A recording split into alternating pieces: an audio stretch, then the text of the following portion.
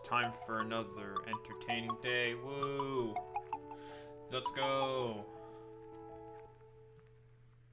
Play some Darktide. I want to level up my weapons and my character. That's what I want to do. Level up weapons and character.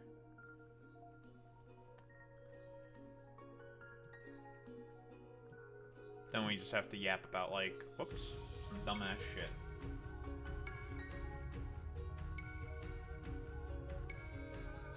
Fun, fun, fun for everyone.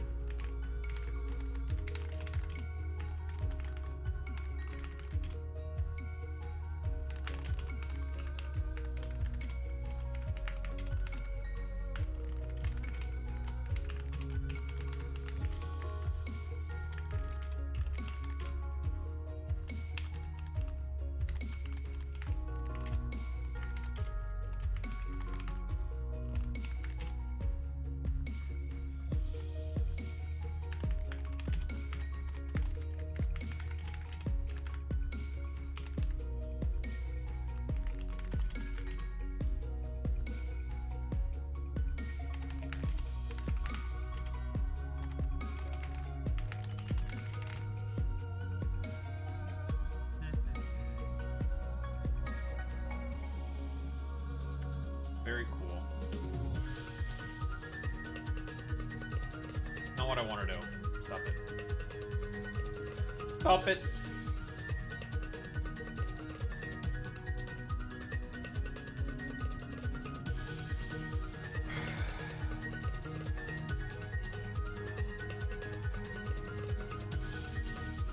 Alright, I'm gonna need you to shut up now.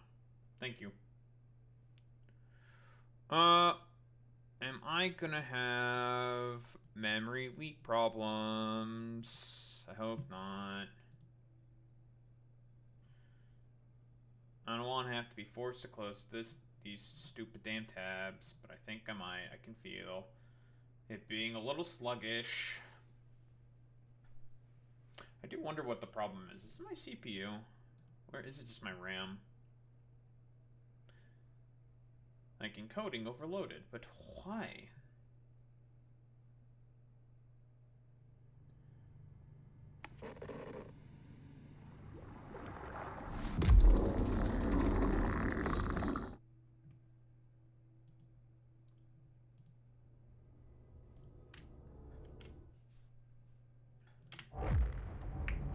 Alright, time to run a straight line and kill things.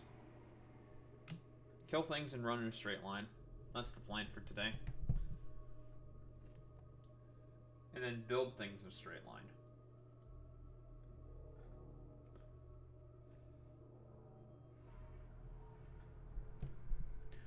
Hive scum. More like hive cum. Nyeh, nyeh, nyeh, nyeh, nyeh, nyeh.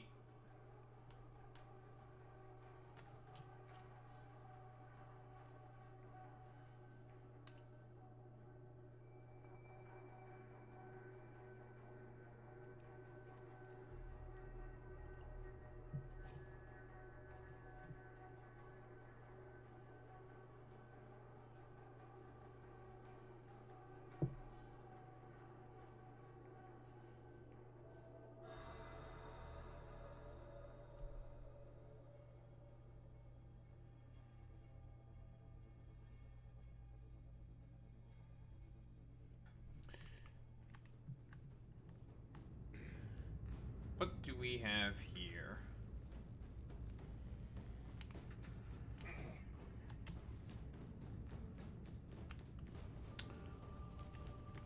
Besides leveling up a fucking character.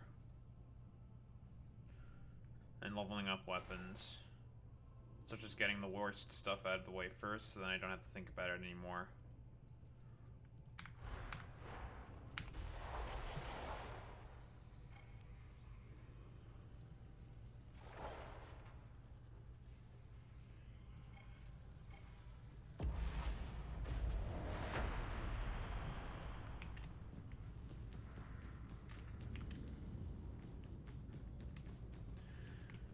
Hair-assy. Sergeant Major! Probably change the category. Warhammer.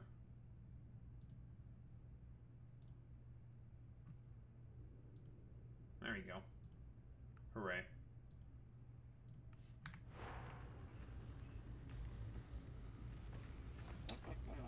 2400. Should be fairly close to getting this shit done.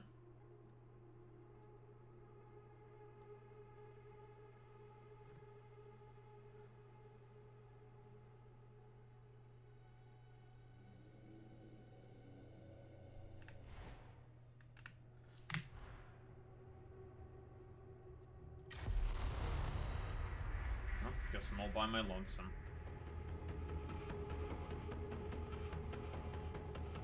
Unlucky.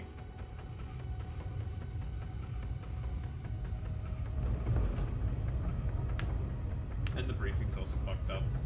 Unlucky.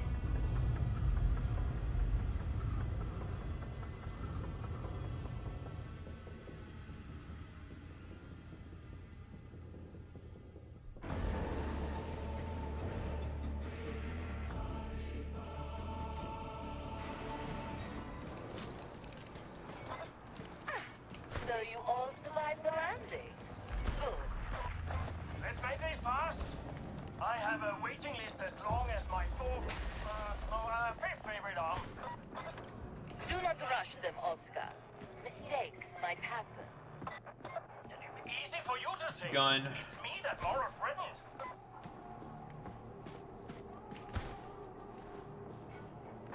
That bridge? I'm getting dizzy just thinking about it. Nothing could blank disappear from your mind. If you like. Burdens are the markers of greatness. I would not lessen myself for the world.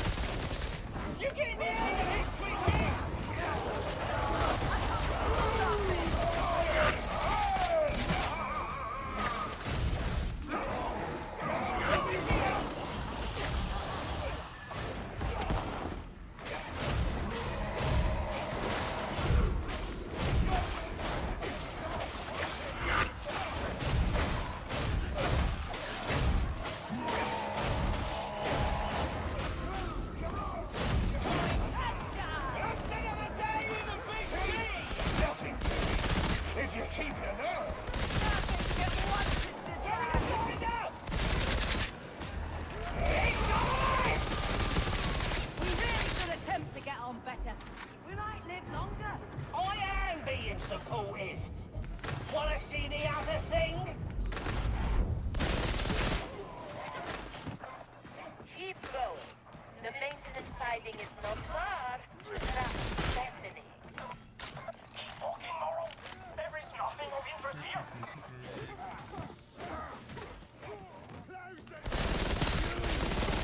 Sliding line!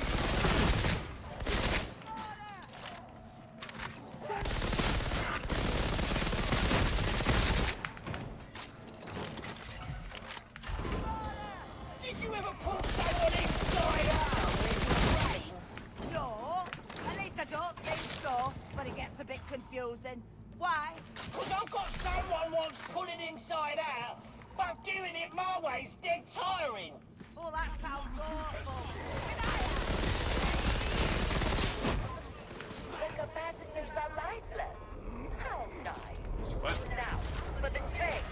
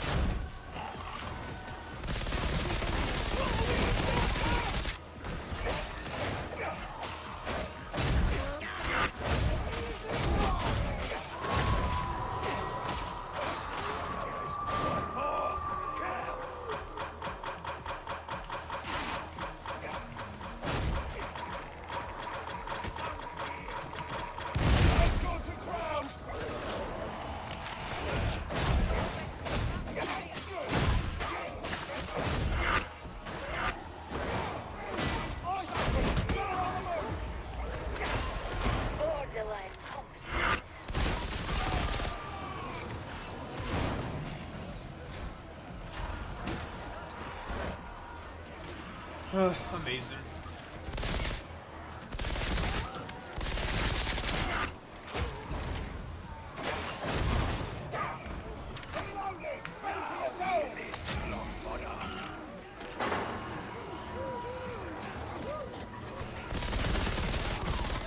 I think it's worth it.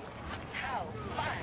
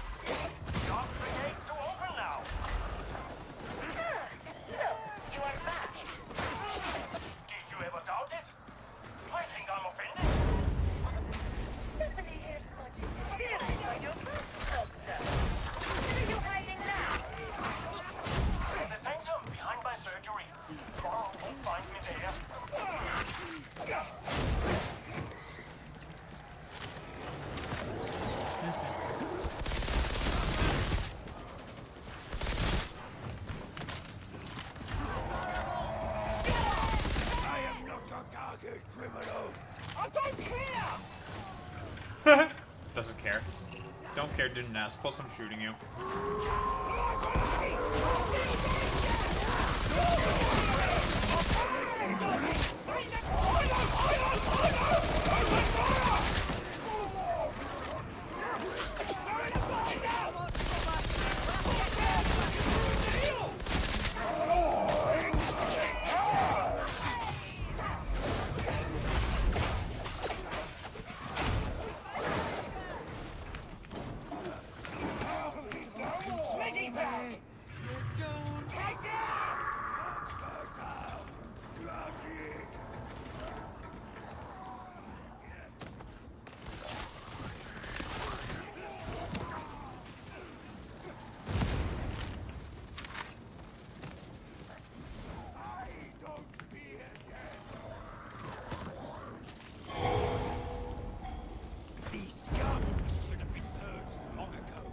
Well, nobody told me.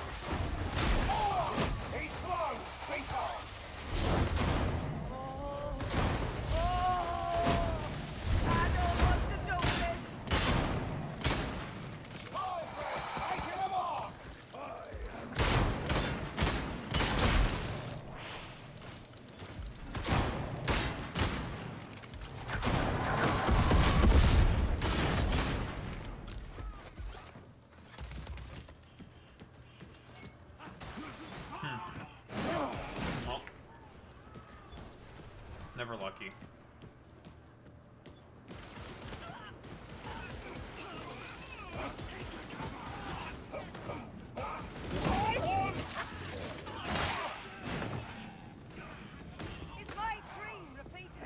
ammo, please!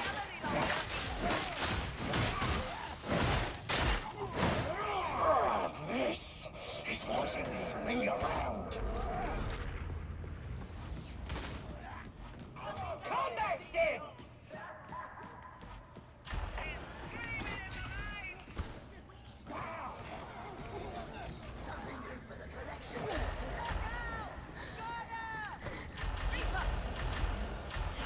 Don't tread you lot. It's a dink.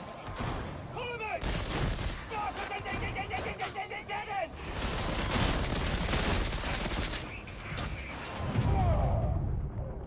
Reaper! Just ignore the demon host!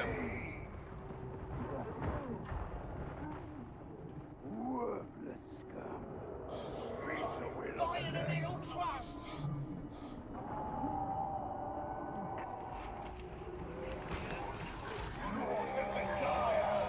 And I ain't gonna be starving you! You don't look like takers!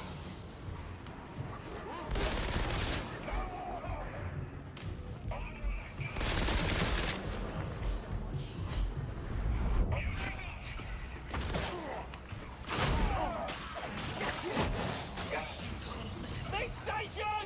System ready. Please proceed. Initializing.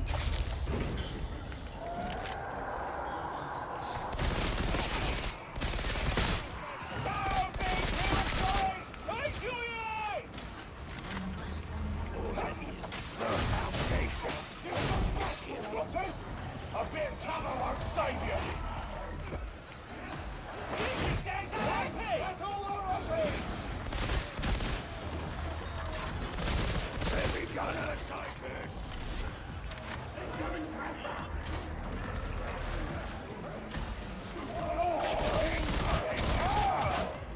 What? Isn't that their style? You don't want to lift legs! Shotgunner! Close quick or normal!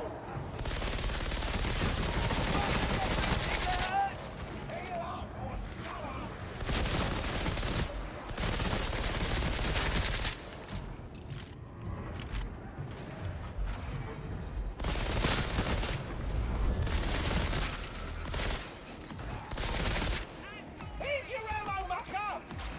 Finishes the bag!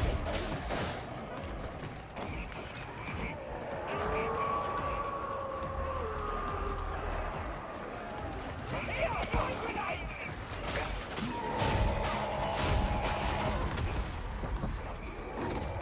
You know, when I go far ahead and they go far ahead, I'm gonna fuck them. Oh, look! A beauty! It's dead. Bounty claim! Sniper! Beauty splattered! Oh, Jesus Christ. I sense hatred out in the darkness. No path back, only forward. I was indeed. You were not. Ammo!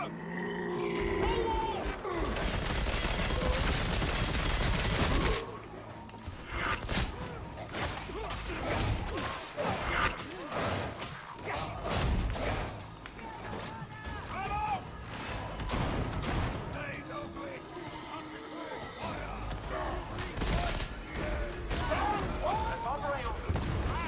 Excellent!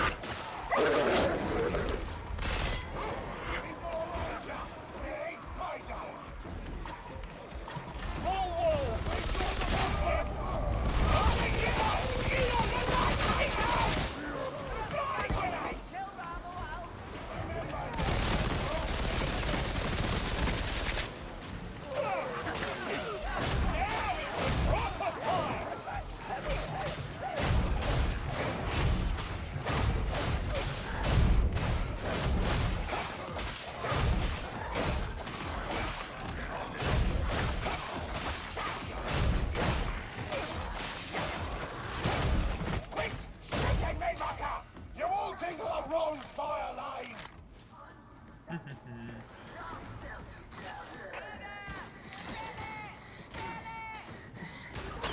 There's a great shadow descending upon Atoma. Reaper! I'm a lot common with this young.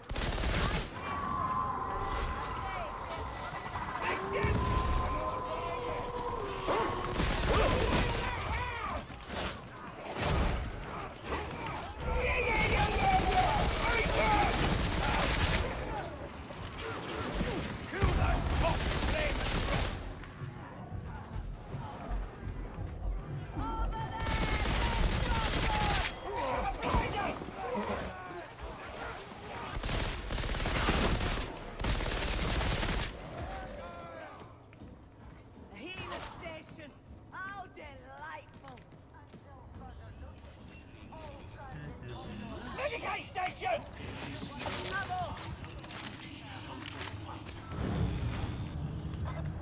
Let Stephanie know if Moro returns. She can change his mind for him. What if it doesn't work? It will only make him more angry.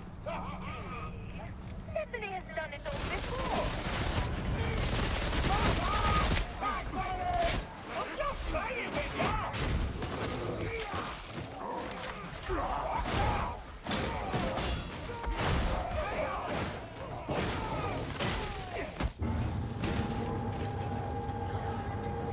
You're pretty good. Nothing wrong with some healthy competition. That was a nice thing to say, wasn't it, beloved?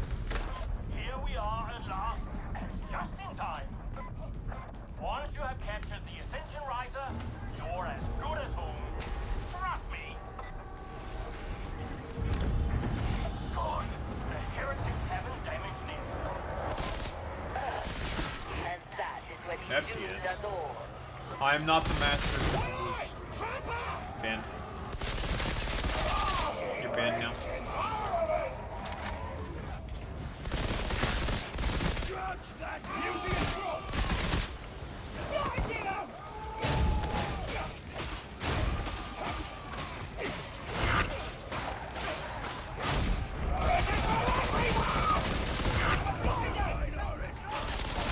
Yeah?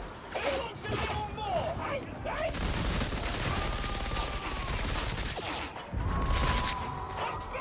Nope. I am not.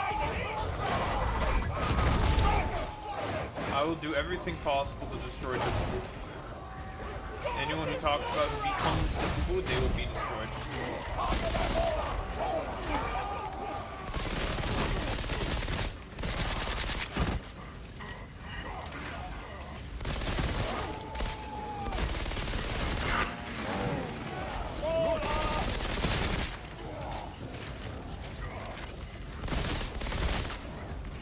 I'm actually Pazuzu, destroyer of all the Boos.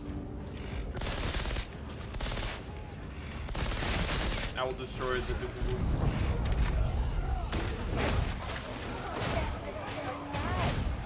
Stephanie is always right. Control! There is some kind of manifestation interfering with the system.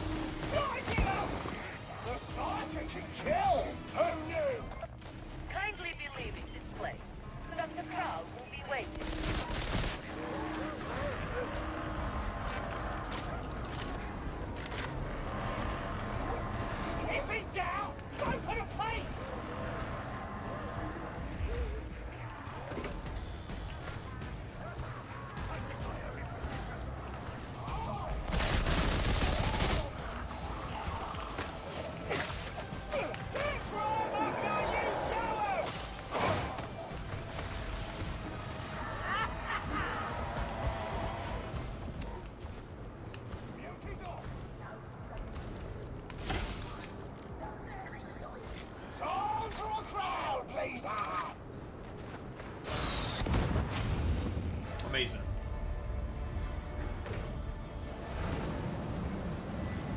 There will be no double boo. Double boo is destroyed. Goodbye forever, double boo.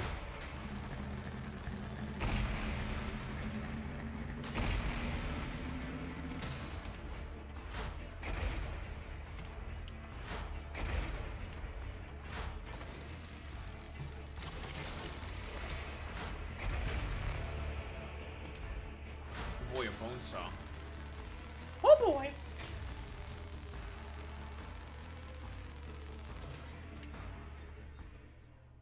Oh boy!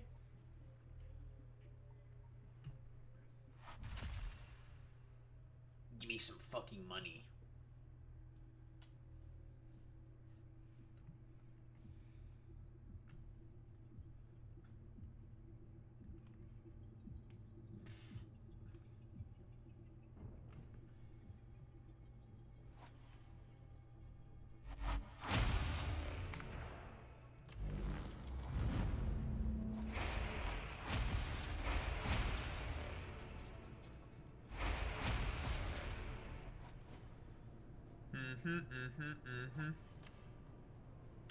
Almost done with that.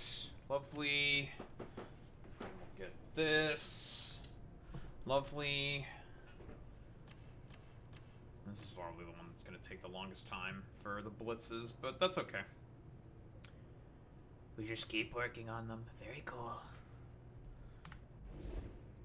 At level 16 now. New stims.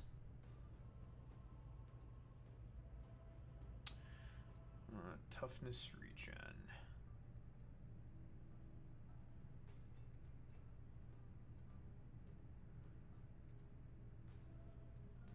Attack speed, weapon swap speed, cooldown regen.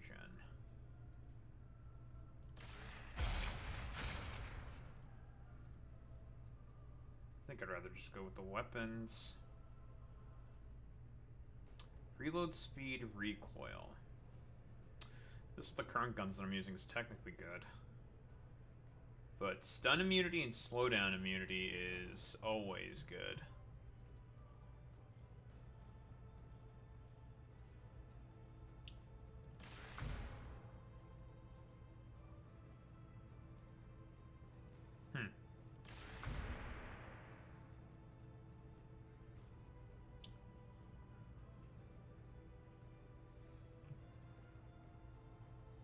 Interesting.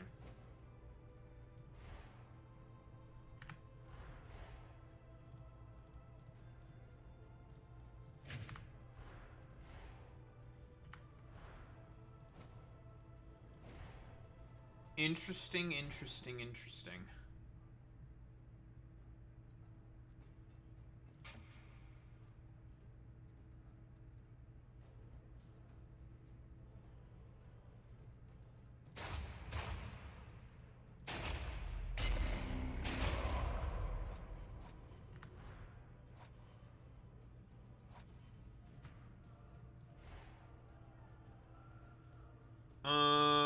Okay, now we can get our level 4 shit.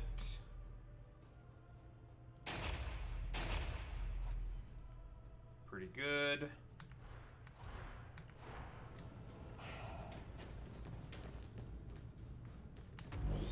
Oh, blessed Omnissiah, favor this tool of war.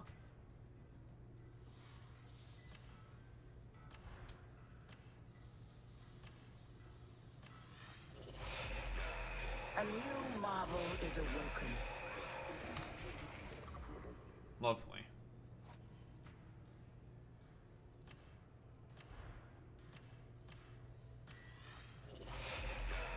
Our prayers have been answered.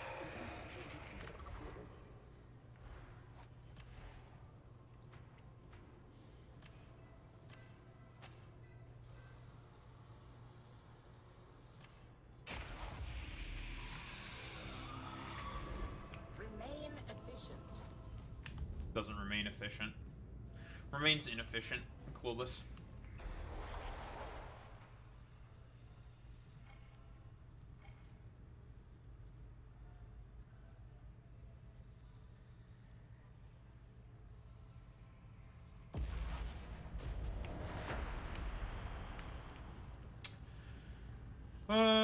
Not too much left for the blessed shrines and the holy relics.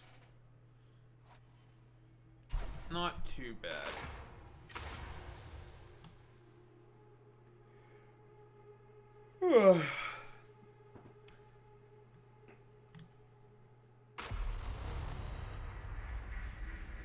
Merbian steel will be crucial to our victory. Thus, we are attempting to replicate the formulation at Manufactorum, HL 1736. Sadly, the spiky ones are proving obdurate and have sabotaged the primary smelter. So I call upon you. Go, mighty heroes, and enact a tome of salvation. No, that doesn't feel like me. I'm not comfortable with being inspiring. Is purposefully uninspiring.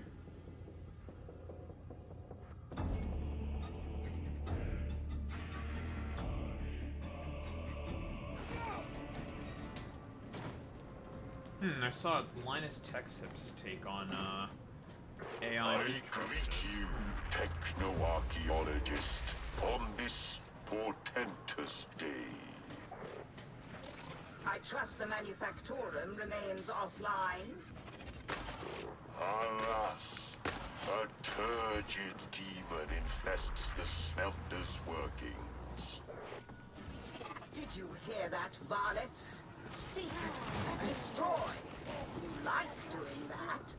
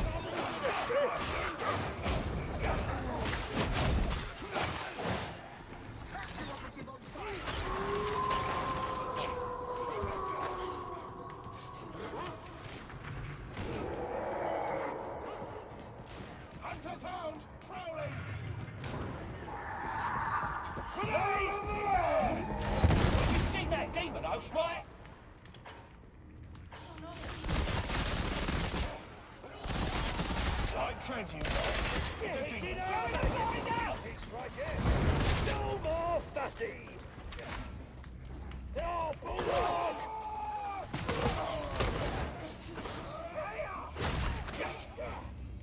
You are all right, brother. And you certainly had work for watching my back. So many smiling faces! No surrender!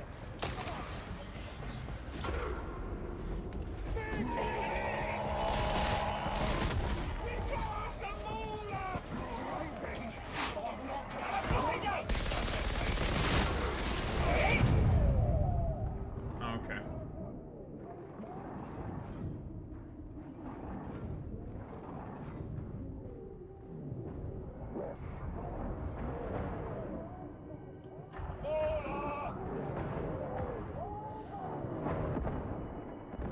Ooh, that's a good rocket. That's good save.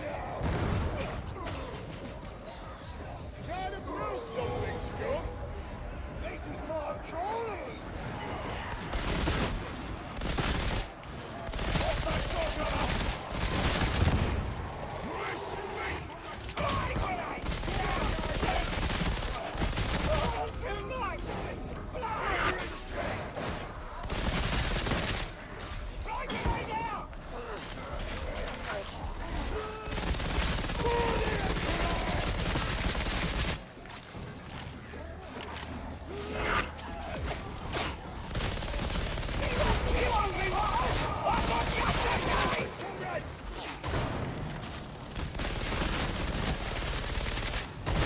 Here she goes!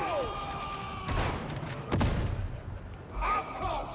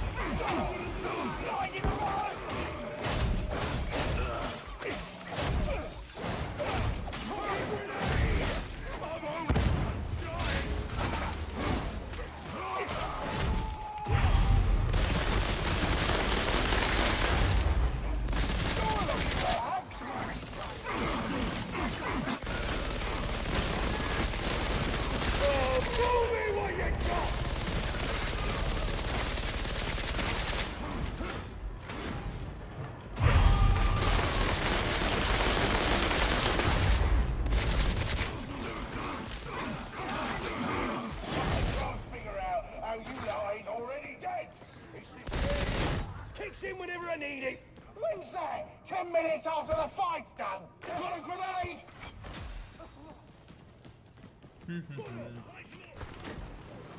Mexican! No surrender!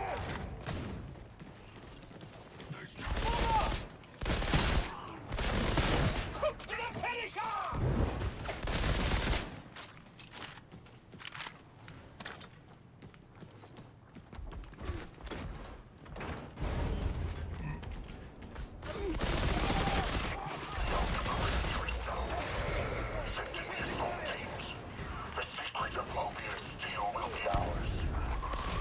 Propitious timing on our part. Be warned, the spiky ones may be more forthright than usual. Enough with the long fightings! Kill! Grenade out! That's all over me! Don't kill! Anyone got one? Yeah, I'm not looking! Not bad! What do you want? Grenade out! Grenade out! Trapper's crawling!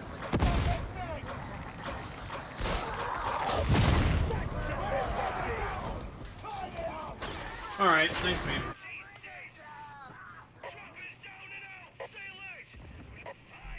I love getting killed by my teammates. Hello, what's this? Don't get in my way. More threats, is it? Heads down! Sniper! Sacrifices!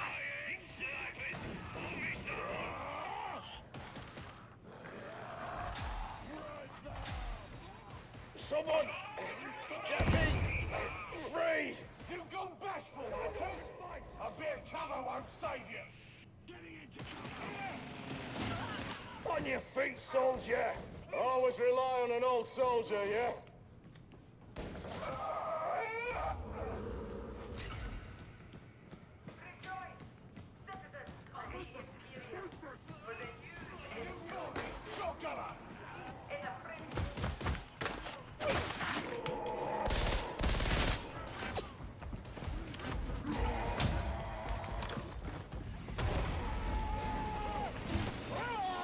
Excited!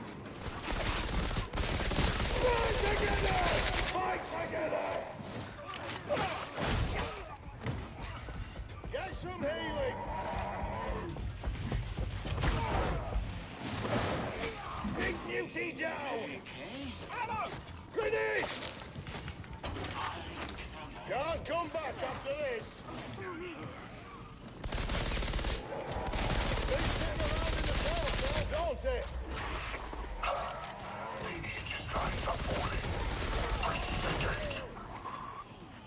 Hurry up and summon that elevator, varlets. We have no time for shilly-shally. Chili's your Shelly.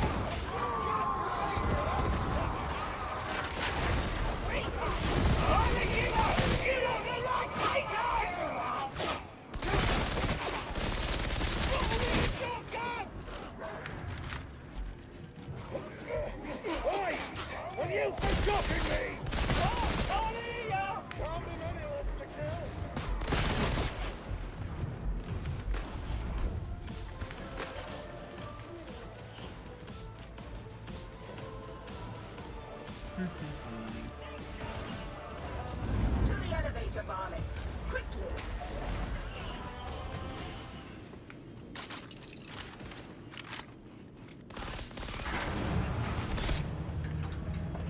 Sometimes good things happen to bad people.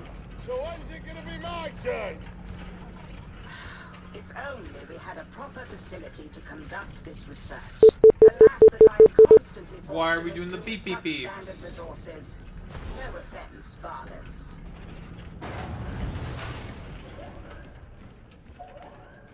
Feels bad, man. Still not sure what you're doing down here. Getting paid. Grenade! Are you? No, we're not all in it for the money. More for you! Will you look at that? You're insulting. You are to drive out the demonic matter from this blessed smelter.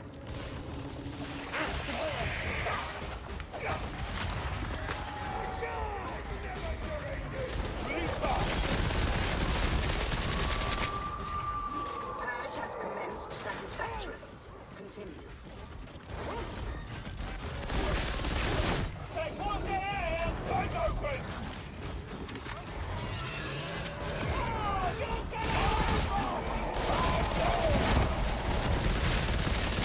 Big music!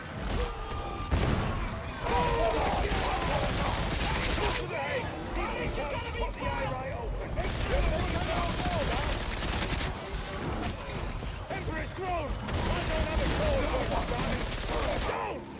He's dead! Oh, ain't that a beautiful sight? Oh, bet you enjoyed that! Medication! Hurry, varlets. Lobian steel is our one advantage. Fur must not take.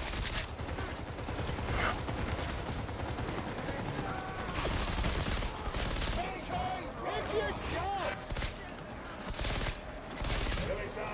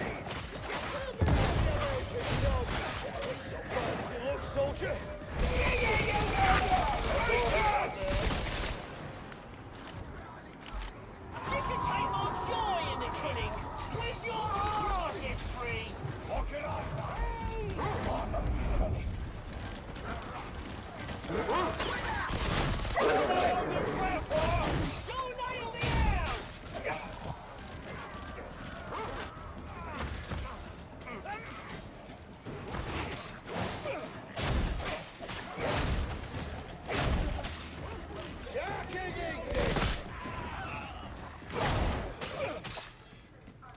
Let's do! Oy, oy, oy.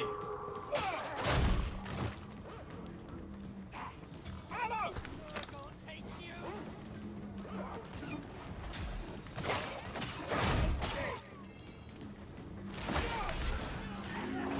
Thanks, yeah! Rage is done! Get off the shotgunner!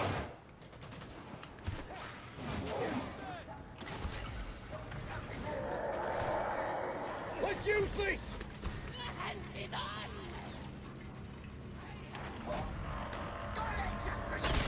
Trapper! Yeah! Who wants to attack? Mark killed! Lady back! We're making good progress! Medical station!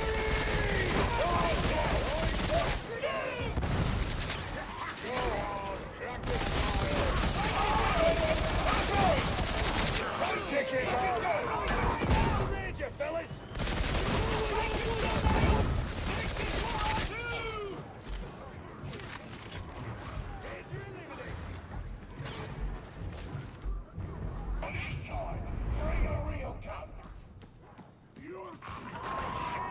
Loyalists are falling back to the inner bastions, sir.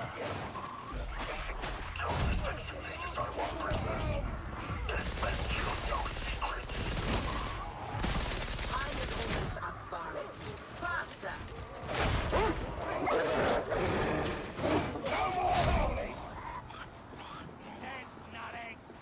Grenade! Don't waste it! We've got a box burst down! Yet more heretic blood besmirches these wondrous halls. The Omnissiah weeps tears of gleaming oil at the sight. I feel certain. Ready for action! To slow down! Oh! By this! And you're losing! Come on, Jay! Like I said, I'll bring it down with rocket! Fine, like you fucking mean it!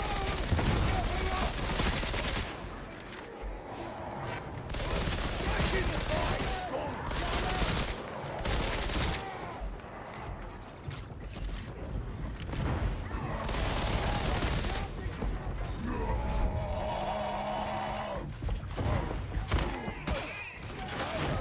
He's gonna come! Bummer! Get the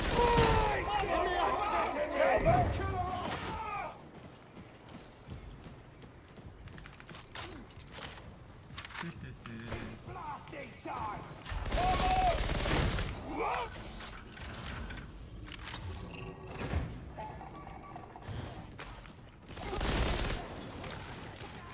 Ammo here, killer!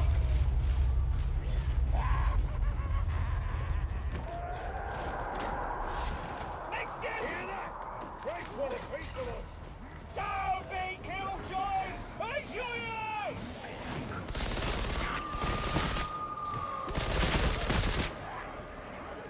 What's a slobberer?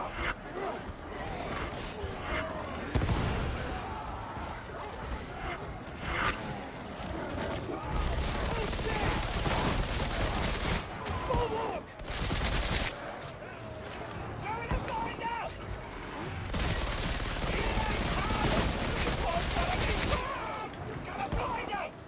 Here, catch this!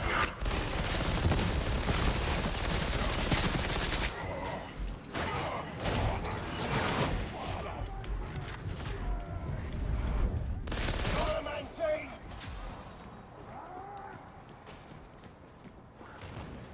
Find the weak points! Come on, Sting! Blood grenade! No surrender!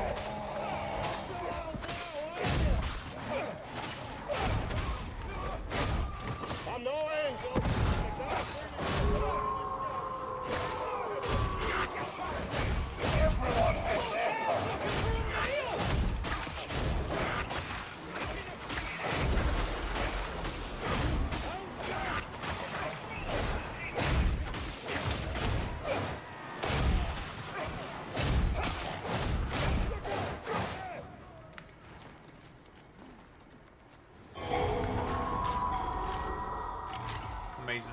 Are you the best they could send?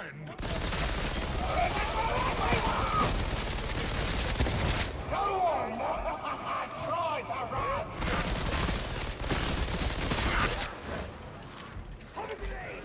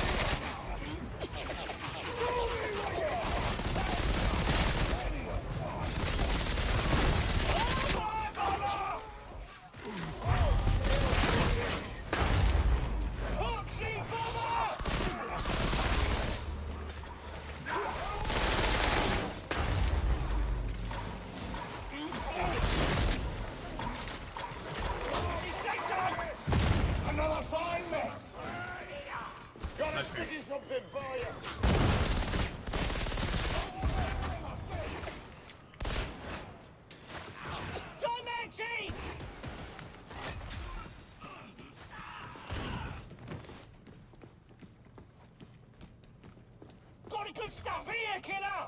There's no substitute for getting a feel for the inside of a ribcage, you know? You're odd. Even for one of us, you're odd. I got my passion. Nothing wrong with that! I guess that's one way to look at it. The smelter awaits your kindness, servitors. We're welcome soon enough.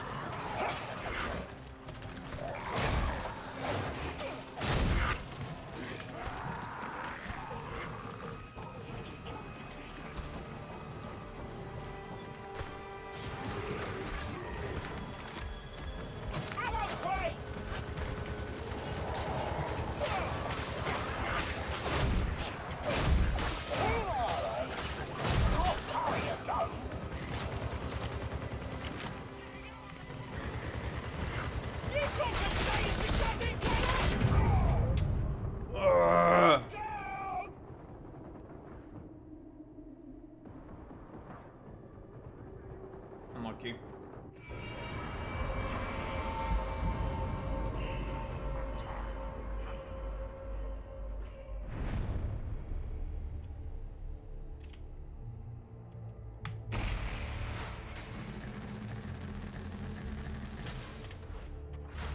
Never fucking lucky, man.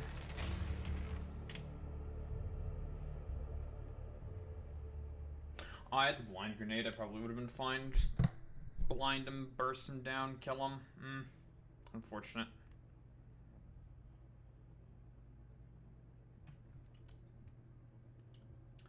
Unfucking lucky, dude.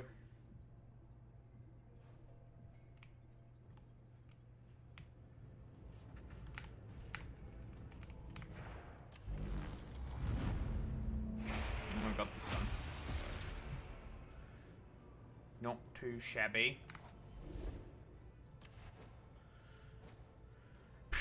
Okay, we switch to this.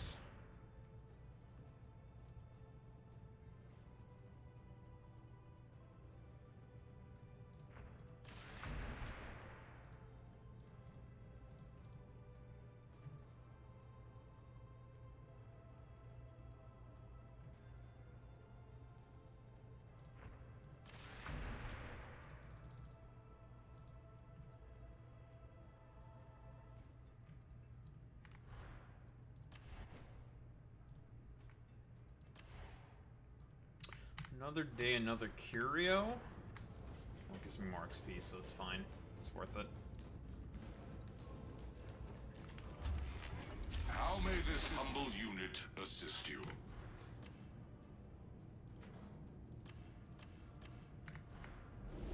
Goodbye.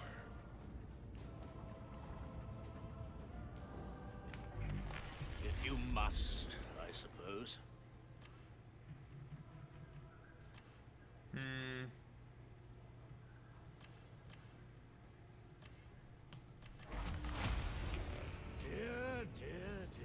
Alright, you get the job done for now. Do you wish your armaments to be refined?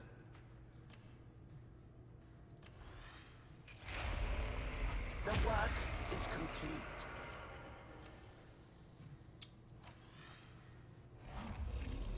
It is done.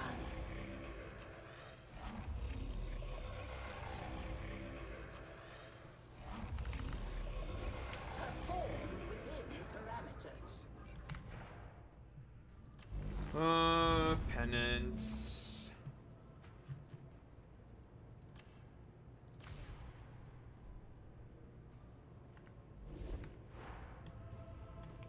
That one's probably gonna be relatively quick.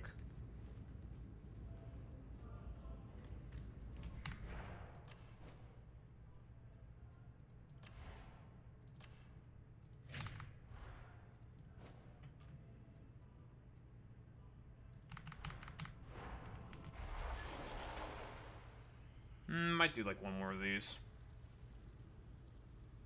Then move on. Move on to other stuff. Yeah, about the Piers Morgan, Nick Fuentes interview, I think is what I'm gonna do. Ugh.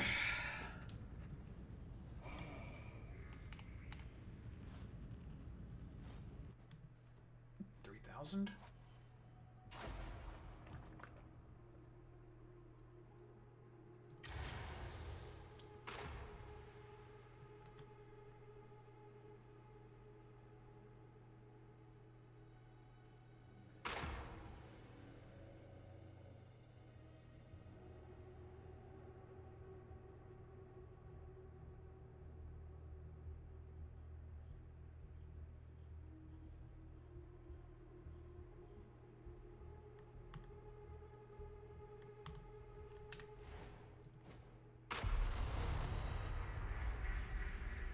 Got a phase tree to poison in that block Baronex.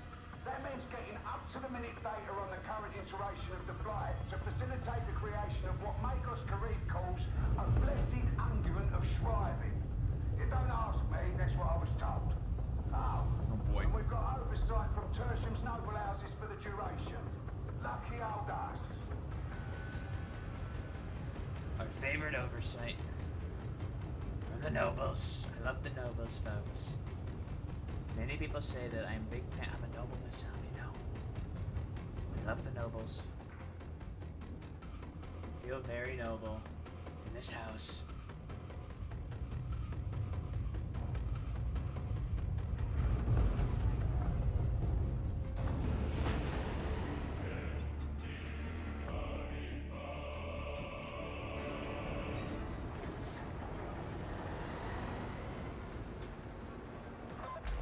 Ragamuffins red, the best Rannoch can provide. Their records are impressive, Excellency. Your opinion was not courted, novitiate, nor your presence wanted. I go where Interrogator Rannoch sends me. I'm glad that stupid. Back to the war.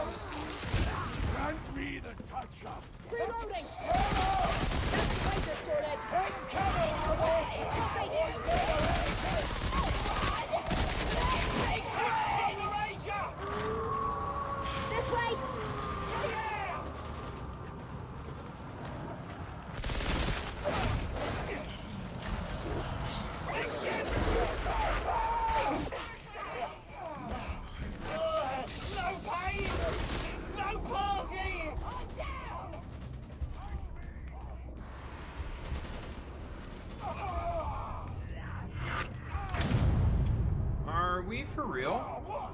Fucking go, you cowards! Just go down! Could be a bit of unpleasantness in that train going. Why have you done that weak stomach?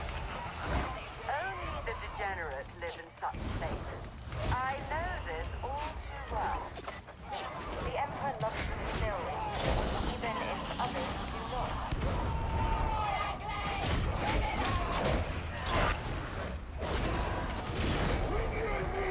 I can get used to this. I always knew you gotta get slaughter when you loosened up. That was a terrible place for that demon to spawn, I'm not gonna You lie. need to pick me up.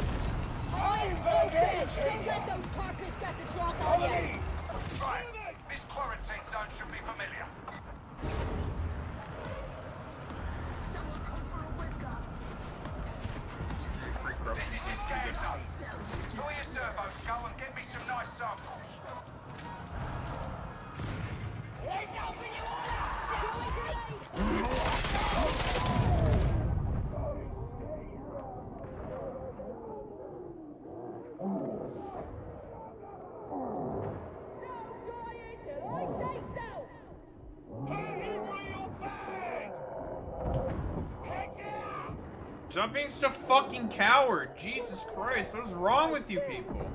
You're still alive. Jesus Christ.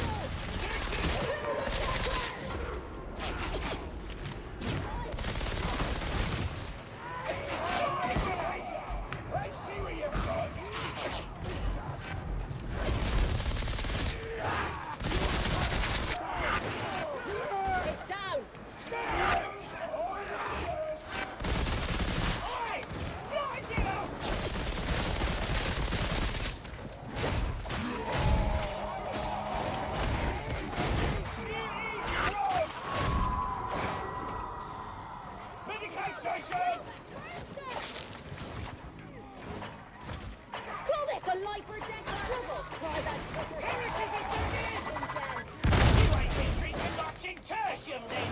We brought for Kinsey. Sounds like a lie. Tell me the good stuff. Oh, you bet.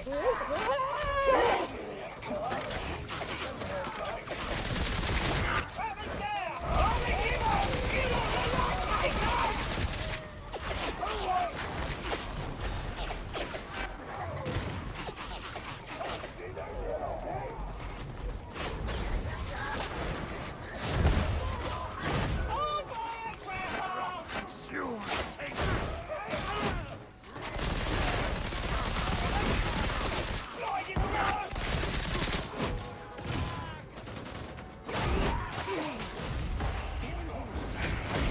What are they fucking doing?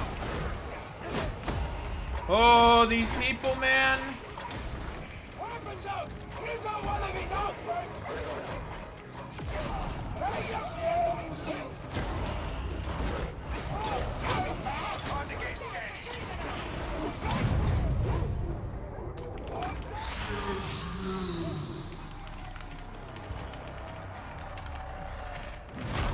Trump's dead. Try not to get breachy. Don't lose sight of the servo skull. You need that cocky thing. Oh my god, dude. Starts both events at the same time. Actually fucking stupid, dude.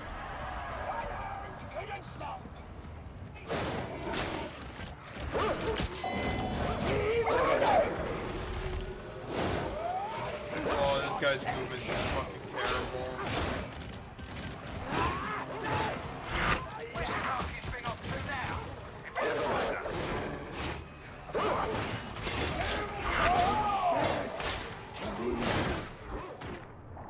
Jesus Christ, man.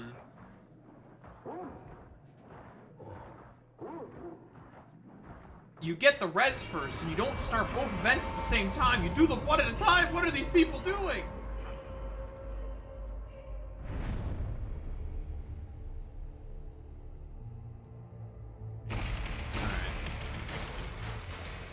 Jesus fuck, man. You listen. Order of events. If there's res you have to do first before you have to do an event, you get the fucking res first. Like, what are you doing? What are you people doing? And then you do one of the events. You don't do both at the same time. Alright. I'm not counting that as the last one. Jesus Christ. Whew, man.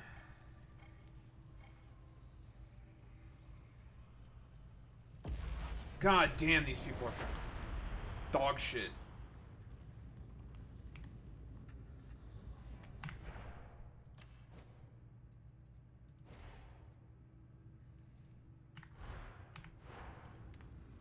Oh, I forgot how bad randoms are at this fucking game. Why I typically play with Ford, dude. Holy shit, randoms are fucking terrible at this game.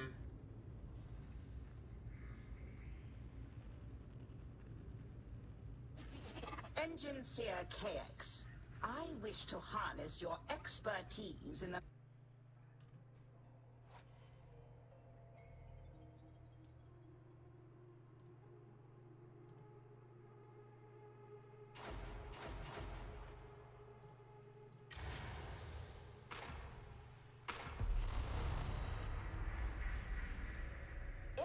identified the approximate location of the Obscura Den, processing and distributing the blighted stills.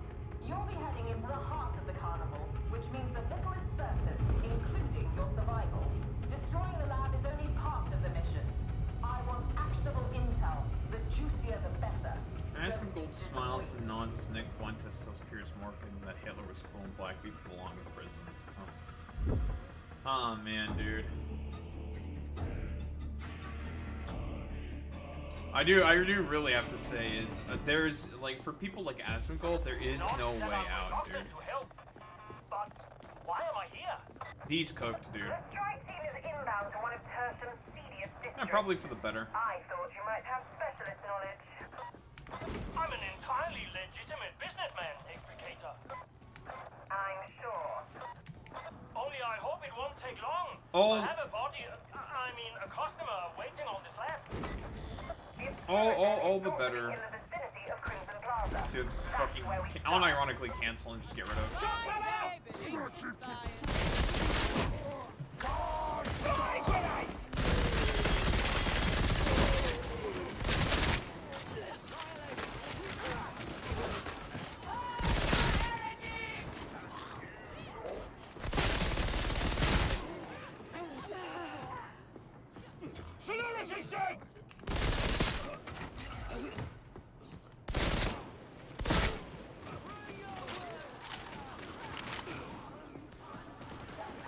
Oh man. Just give me a chance, will ya? You won't regret it!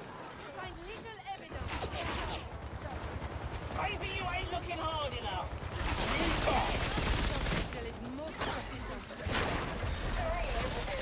This district fell to the Lodians with barely a fight. The lack of scars is treachery. All a mask, complete ravaging rot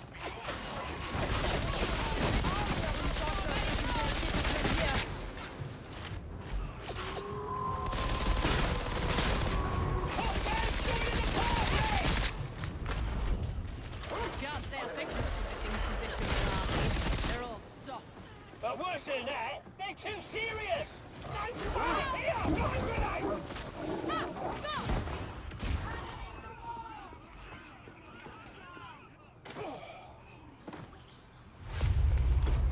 Where are they?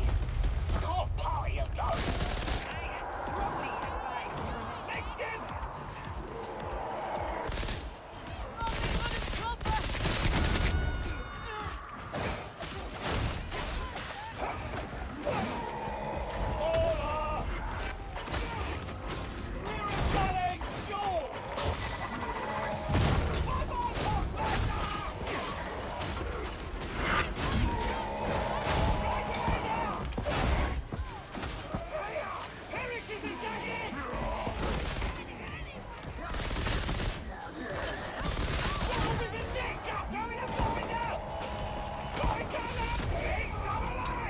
Fucking mutant.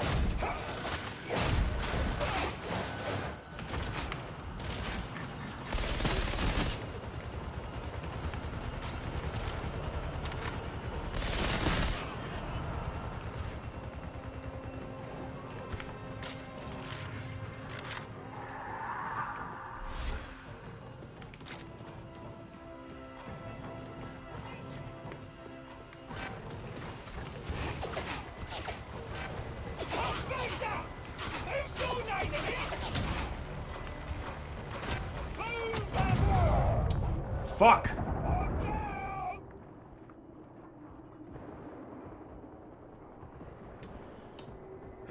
Jesus, man.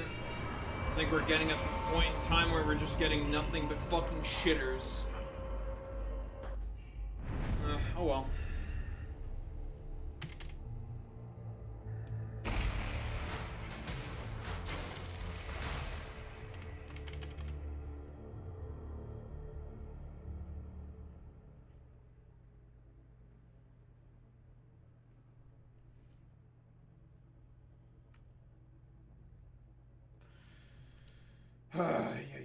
Yeah, dude. Alright, let's try that again.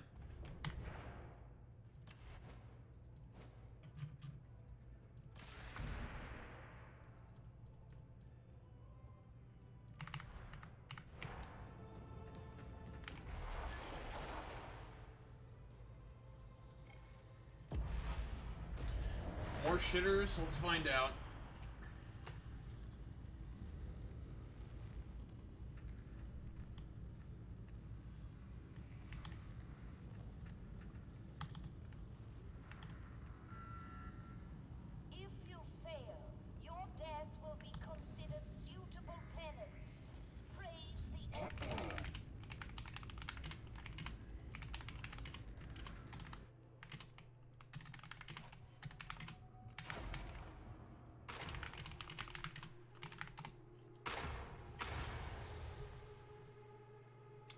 Here we go again.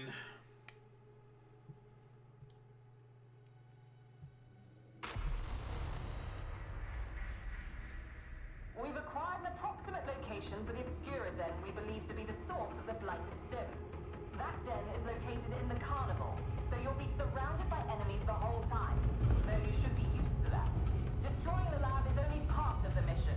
I want actionable intel. The juicier the better. Don't disappoint. Disappoints, Coolest.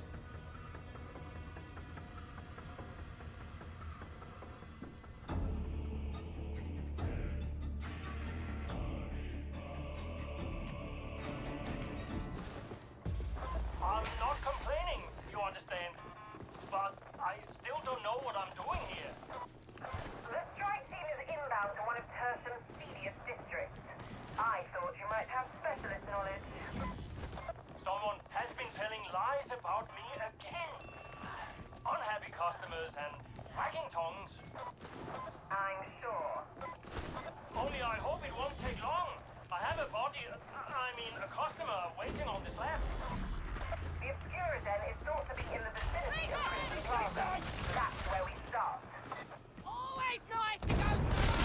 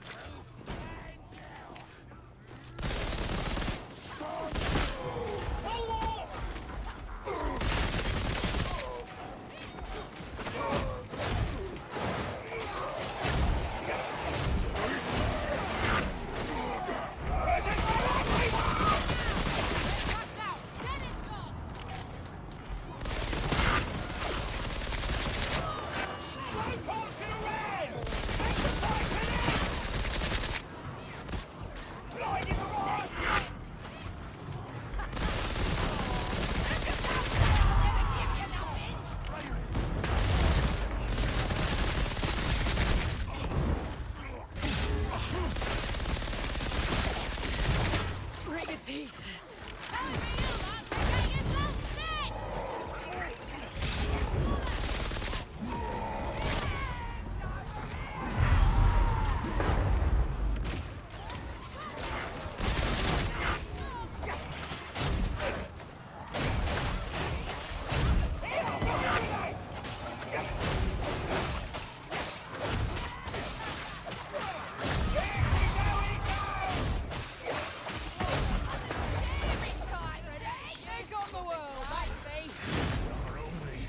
Delaying the inevitable.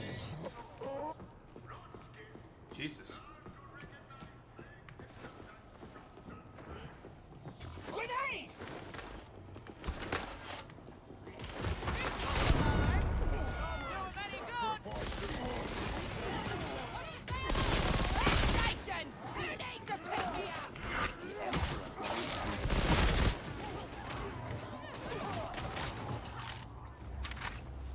Grenade!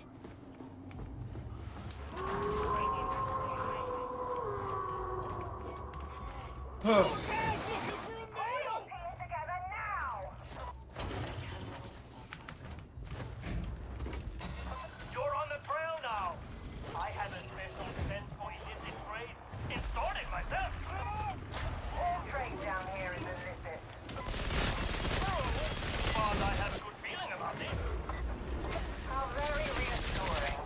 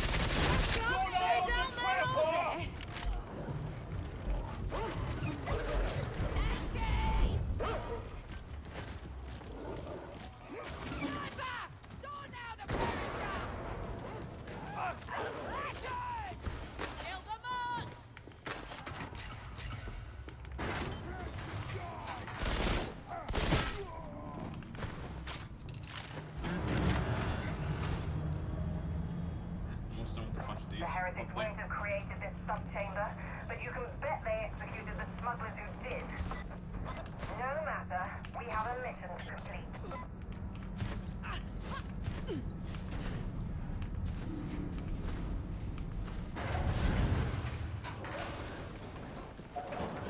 Grenade!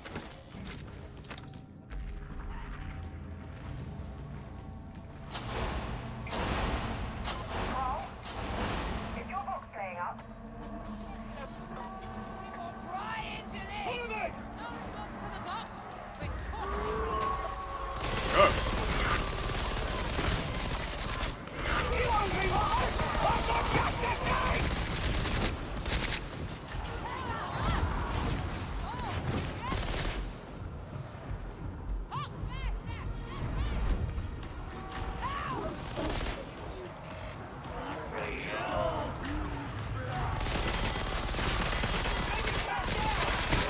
You're hitting armor, young guy! Have a blinder!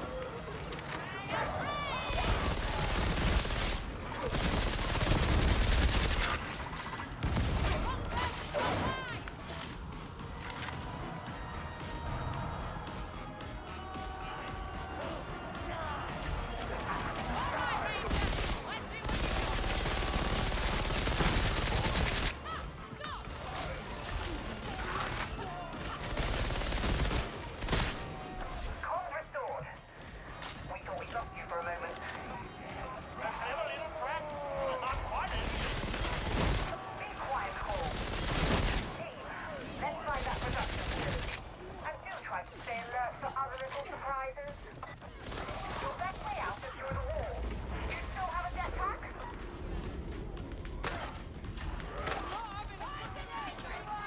Which beats the... For you!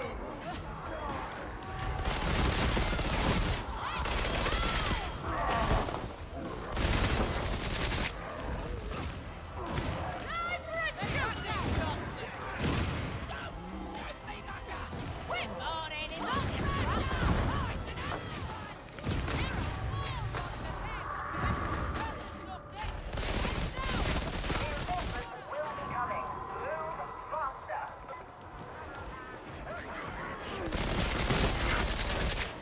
Jamming a blinder! You don't want to listen!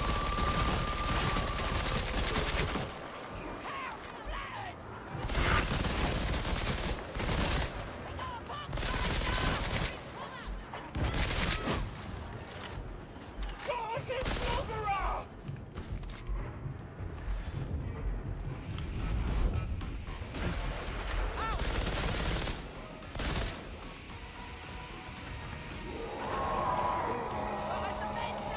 Easy! A locked door.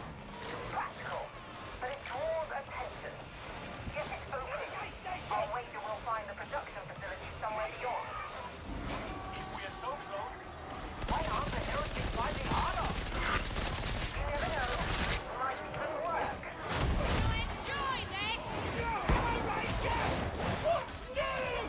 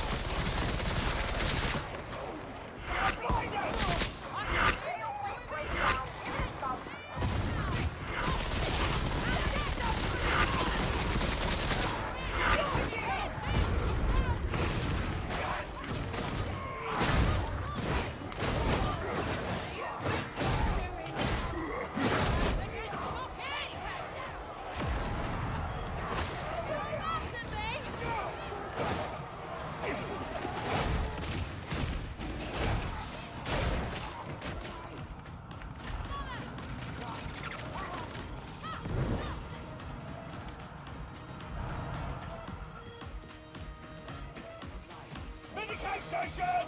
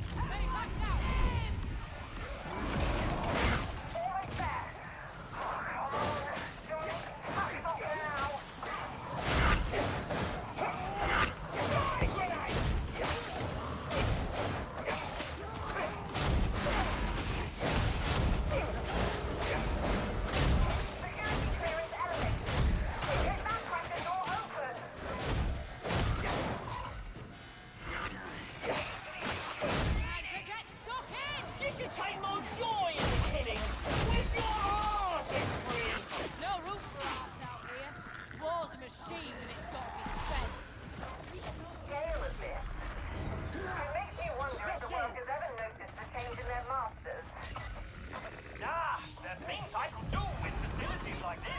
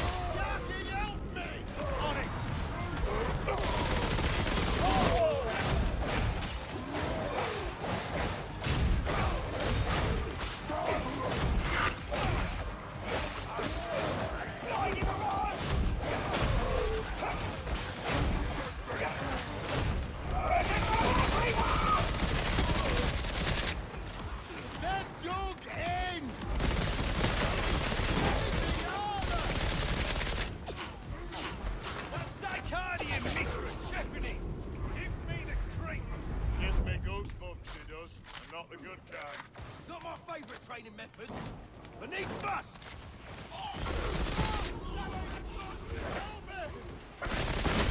Oh, so you need help again, do you? Rely on an old soldier, yeah?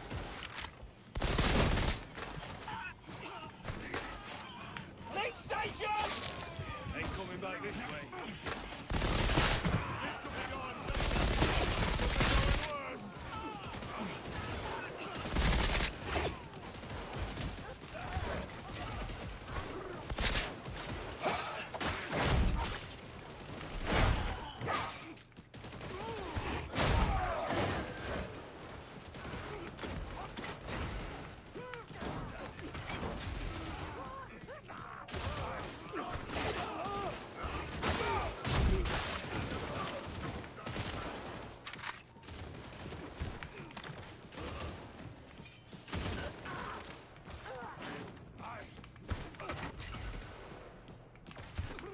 Oh, Jesus Christ. Celebrity's dead! I wouldn't expect more locked door surprises. They won't have expected you to get this far.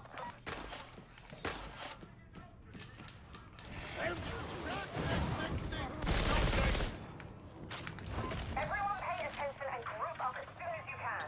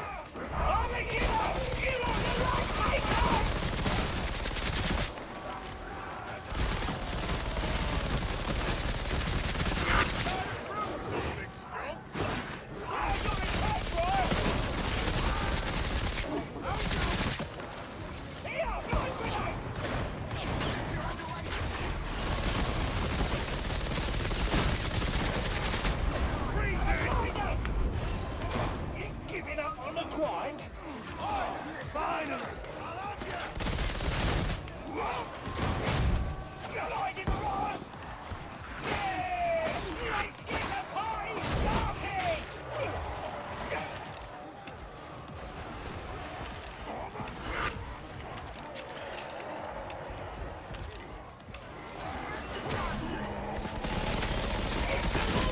I'm shaking it behind them! Heads down! Sniper! Down again! Thought you were a veteran!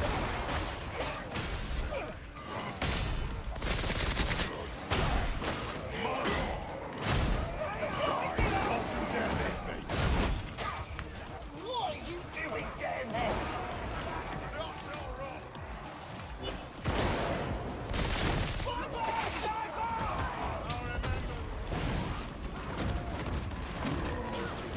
Jesus Christ.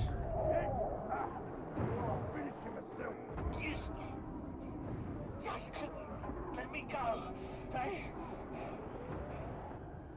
Oi! Did you forget me? Well, that's GG. They've killed the Hardstorm! See me doing it! God. Alright, well, I guess that's the last attempt. We are getting nothing but fucking worthless dog shit now. Well, I guess it's that time of the hour where it's nothing but worthless fucking dog shit time. Fucking Christ. I want a bunch of people will also instantaneously go AFK and fucking quit. Very, very fucking common.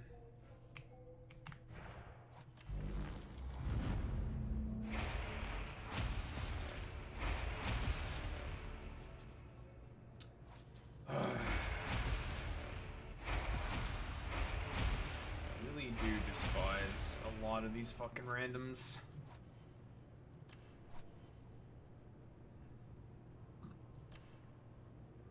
Oh, but we got another fucking dumbass fucking talent done.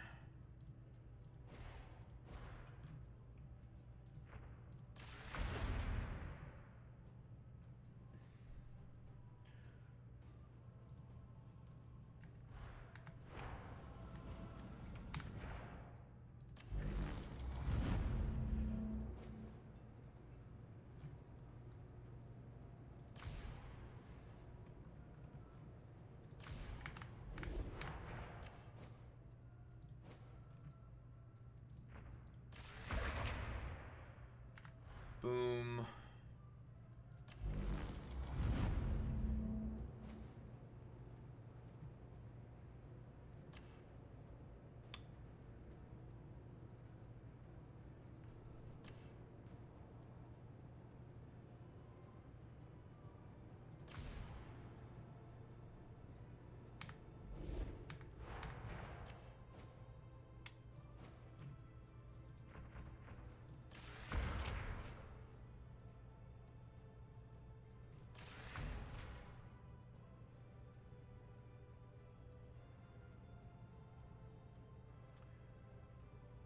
Shout that staggers enemies, cleave.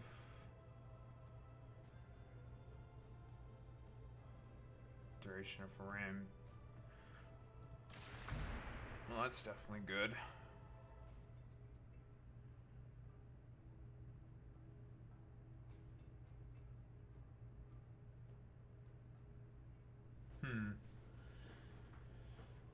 Enter ramp so you get melee stats, but for 7 seconds become vulnerable. Okay, interesting. I don't really have the fucking weapons for this shit, but whatever, it's fine.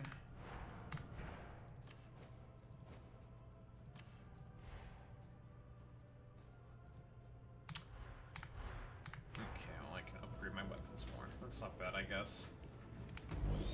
The tools of war are the tools by which the Omnissiah will reshape the galaxy. Oh, Joe Mama? Interesting.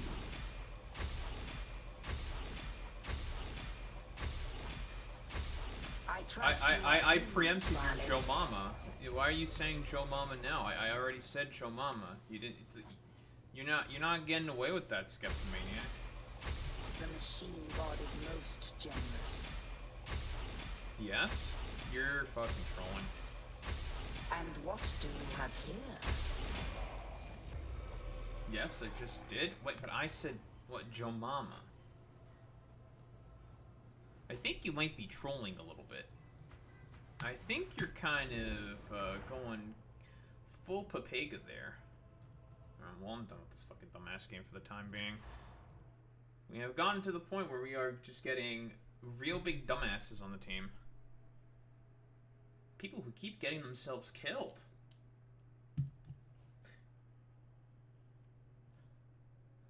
People who keep dying.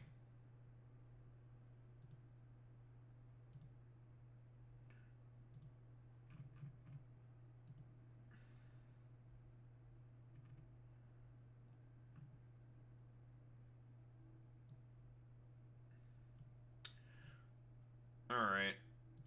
I'm gonna grab some water. I'm gonna go to the bathroom. And then what? We're gonna do the stuff probably in the title card. Well, the Piers Morgan thing's probably gonna be... How long is the Piers Morgan Fuentes thing?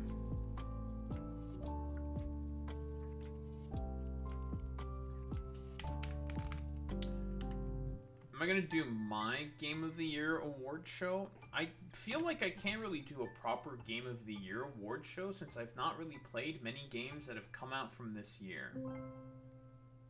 The only one that I've played is Pokemon Legends ZA, so I like the game, which I guess that means it wins by default or something? I don't know. I've not played Clair Obscura or anything. Like, just to be like a host, maybe? No Silksong? I've not played Silksong. Oh, it's a 2-hour interview. I don't want to listen to the full 2-hour fucking interview.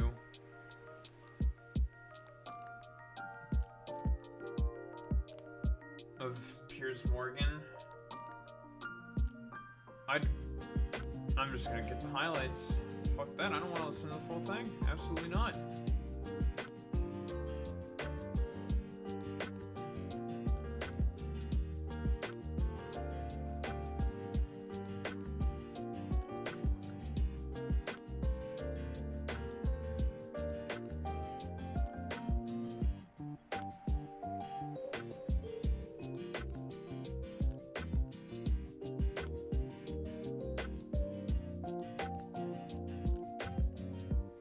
YouTube CO says the platform will proceed with expanded AI moderation tools despite recent backlash. That's gonna be awful. It's all 3IQ speculator, like, stupid investment bullshit.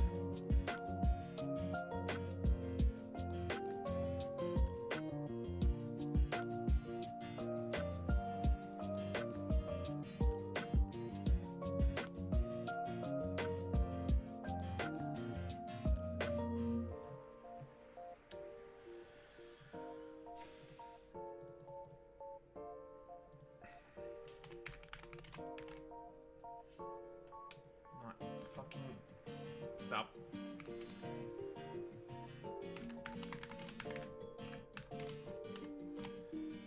I don't want to go through all of the Piers Morgan, Nick Fuentes fucking shit. Fuentes talking about how women are very difficult to take around. Piers Morgan praises Nick Fuentes about Hitler jokes. Oh boy.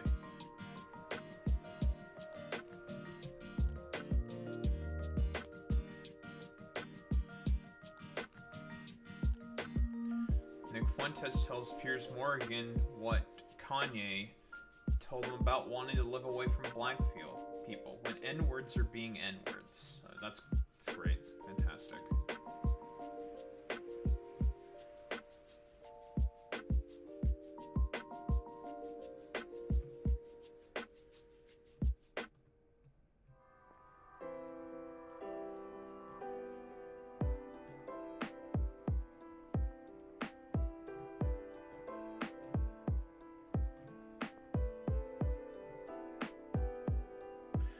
Nick Fuentes explains to Piers Morgan why white people are justified in their racism.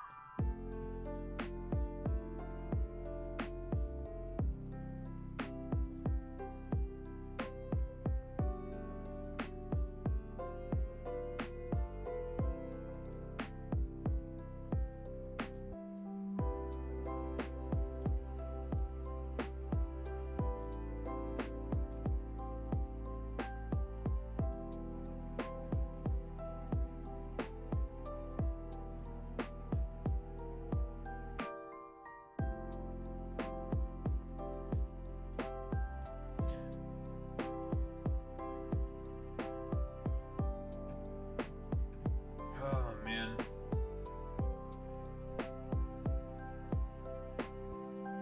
On you. I'll be right back, gamers. Just trying to find some stupid clips, goddammit.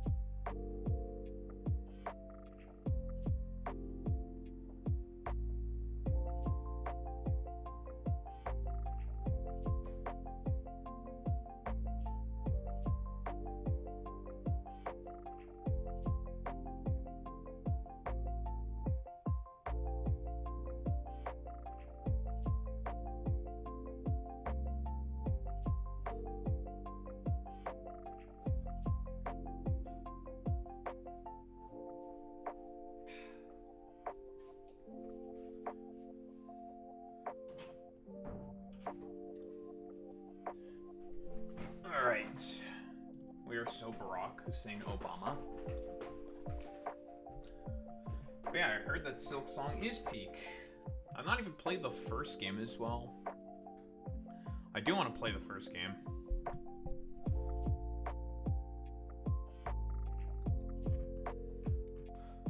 But yeah, I am definitely not watching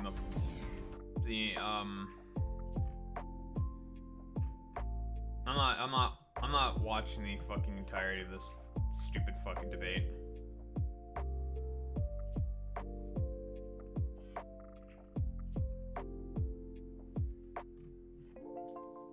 Two hours of Fuentes and Piers Morgan. I'm just gonna watch clips. That is an absolutely fucking not.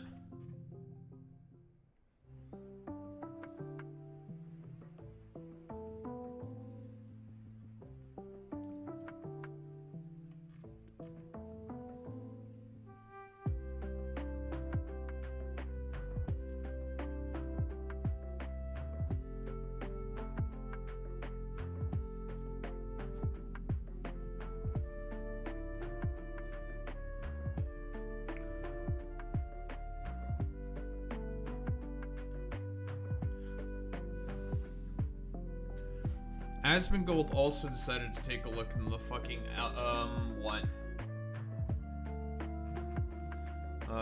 Stupid Piers Morgan interview and just agreed with pretty much everything that dumbass, Nick Fuentes was saying. Overton window has been shifted. I mean, yeah, now it's going to have a significant ratchet back.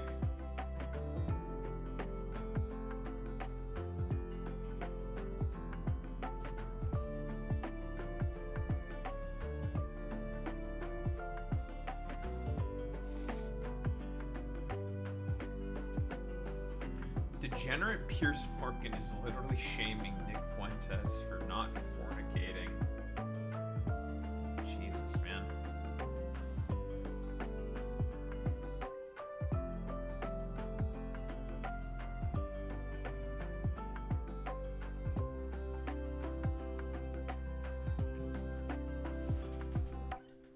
There's a bunch of monkeys flinging shit at one another, dude. It's insane.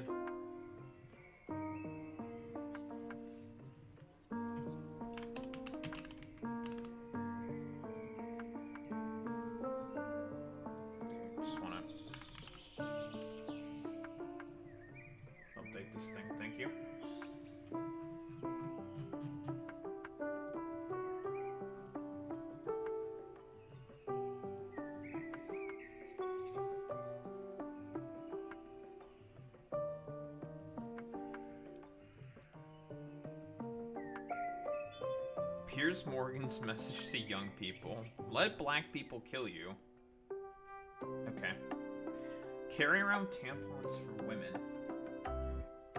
Okay. Have sex out of wedlock.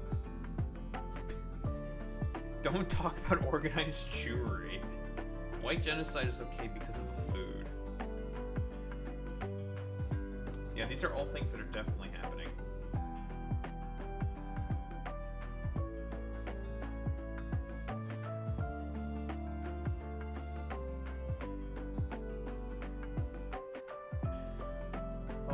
Jesus Christ, man.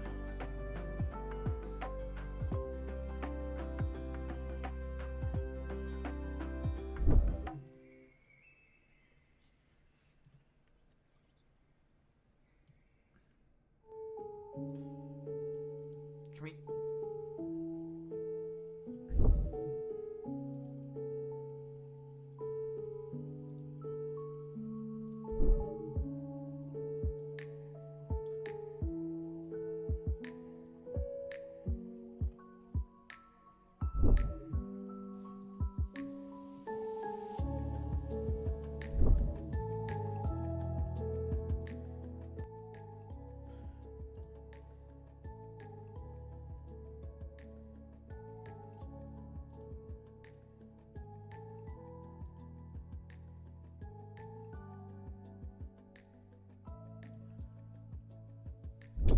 Bro, why is my fucking processor being so stupid right now?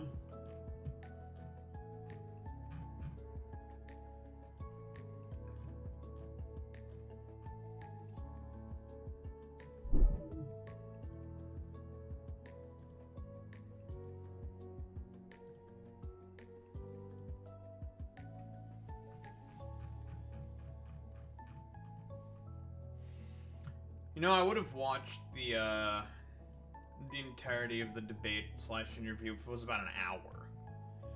2 hours? No, I don't want to.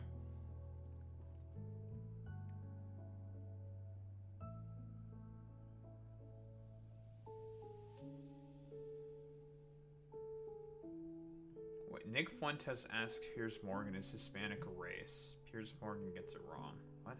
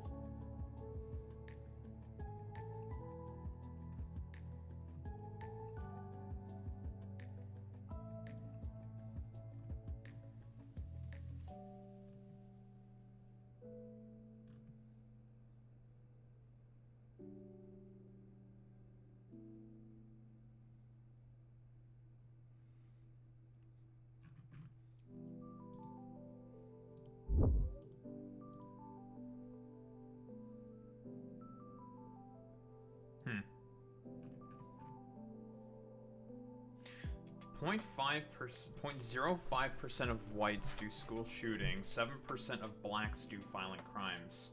I already know that that's just not accurate.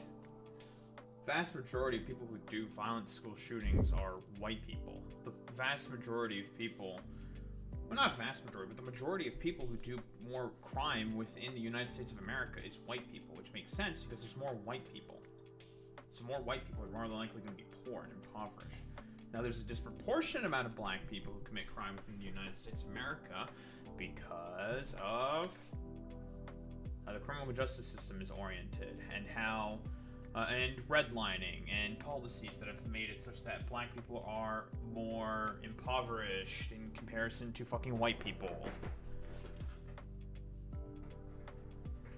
But Fuentes fans are stupid. They don't know that. Well, they probably do know it, but whatever. Like, it's silly.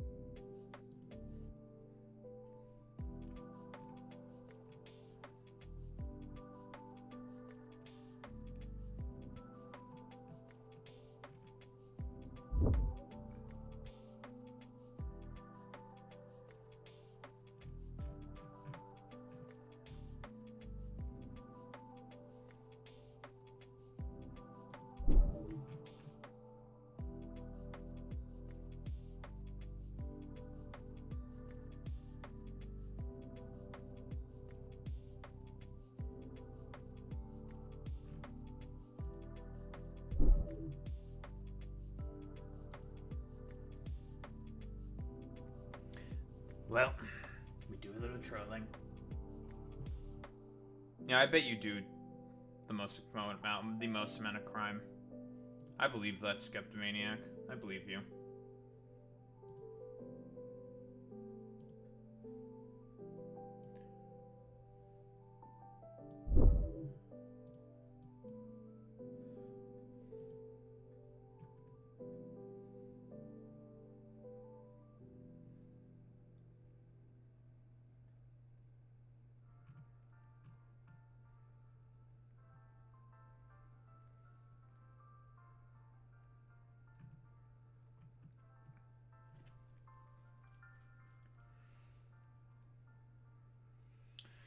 Nick Fuentes explains to Piers Morgan why white people are justified in their quote-unquote racism. My top 3 video games of 2025. Number 4. I don't think that's how the top 3 works, Skeptomaniac. I don't think that's how that works. I did get the bundle with my Switch 2 to also have Mario Kart World, but I've not played Mario Kart World yet. I've not played the game yet. MILF song.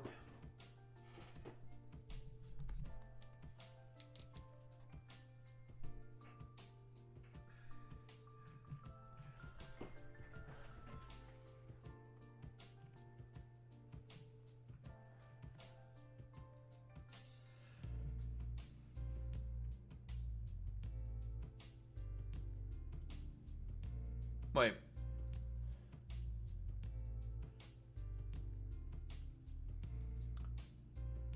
Bloody tampons are cool. Okay, this is a clip I have to take a look at. What?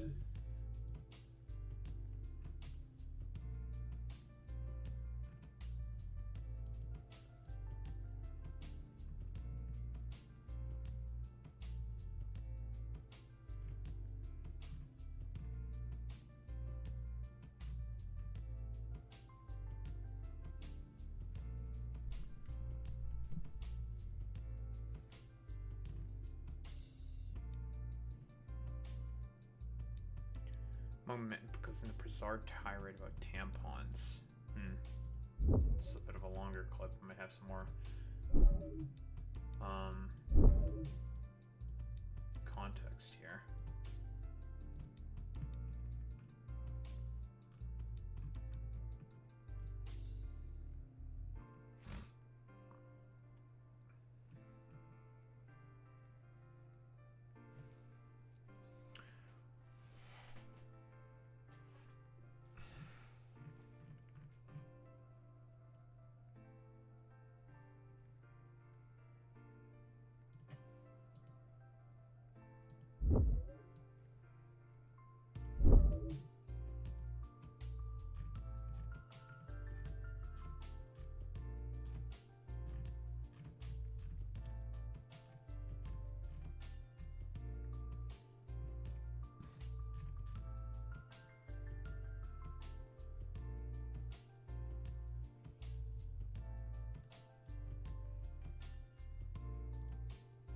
Hmm.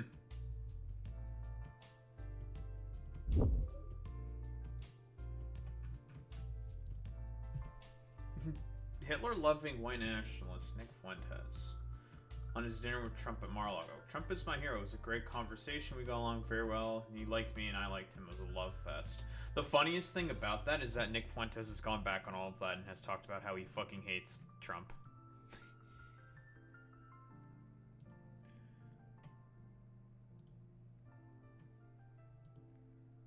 Okay, dude.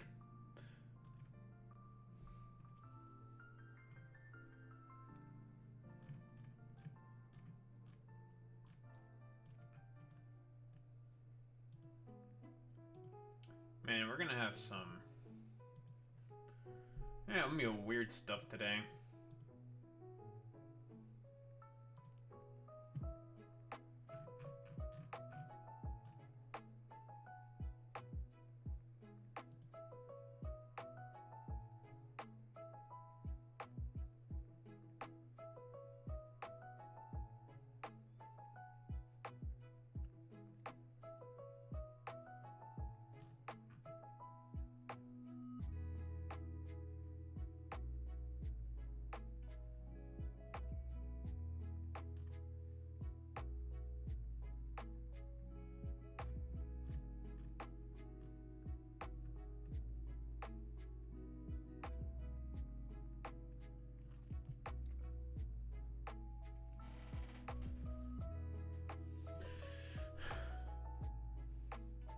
Tim Pool is in debt? Yo, based? Ayo, based?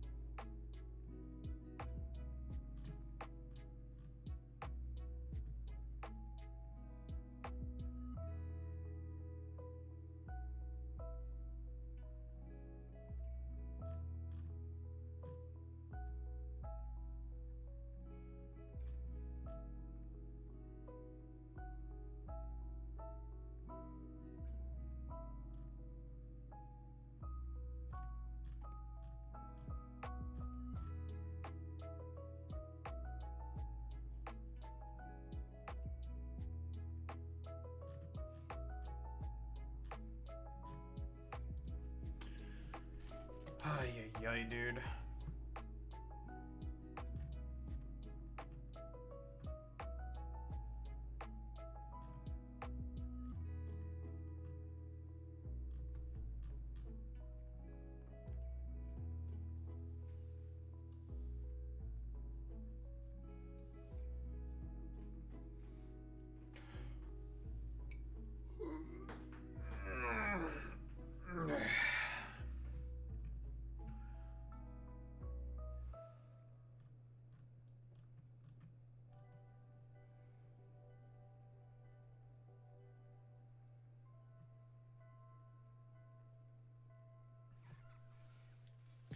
Piers only has shaming attacks and is left foundering when it doesn't work.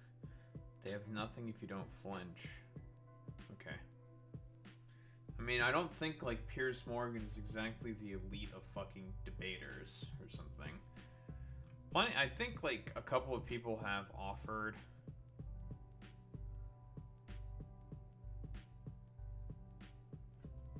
to debate Fuentes who are further on the left, and he doesn't fucking debate any of them because he knows he's stupid.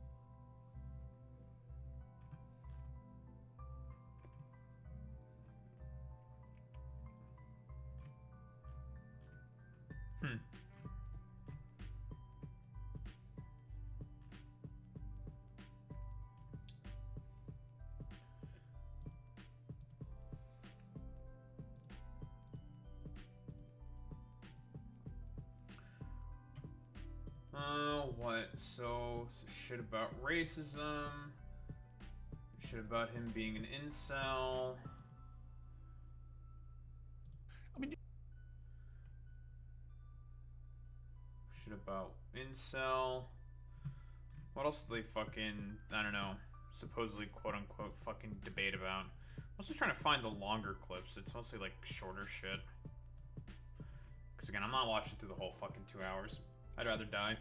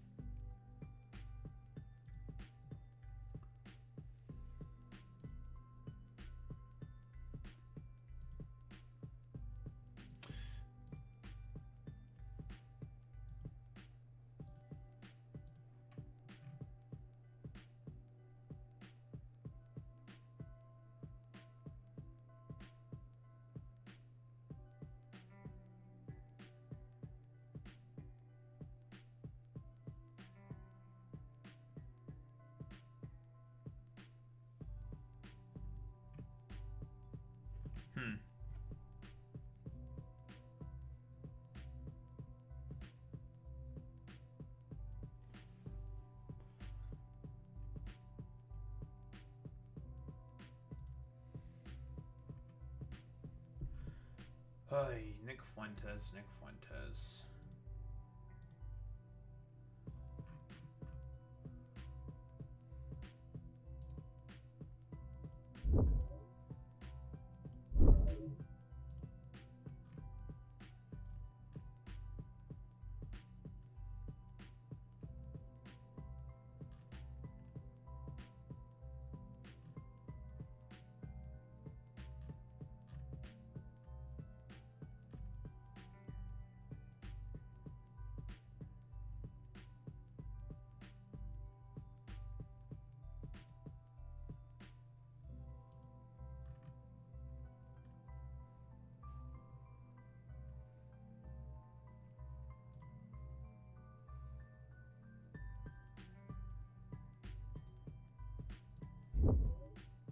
Here we go, the Hitler praising stuff.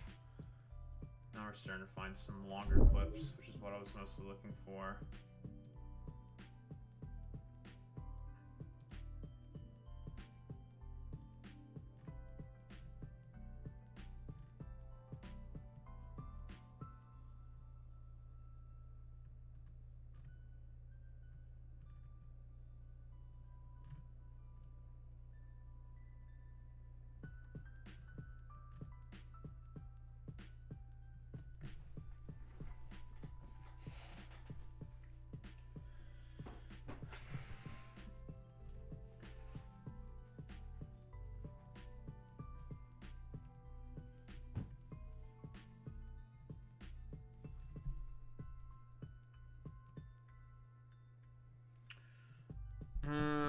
The stupid organized Jewery shit.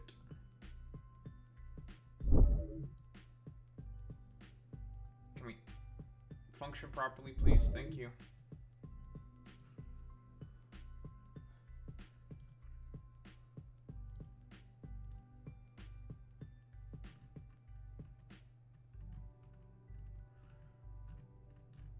Most of the people that are going to be talking about this shit are going to be the 3 IQ Nazis.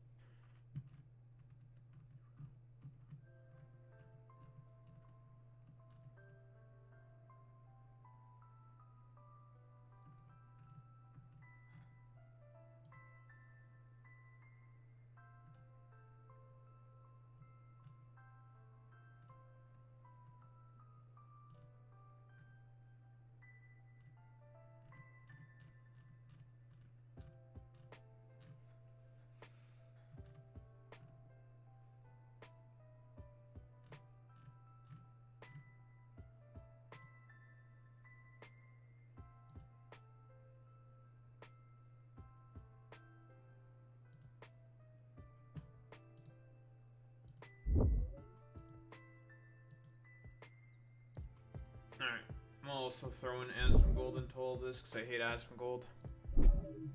I hate him.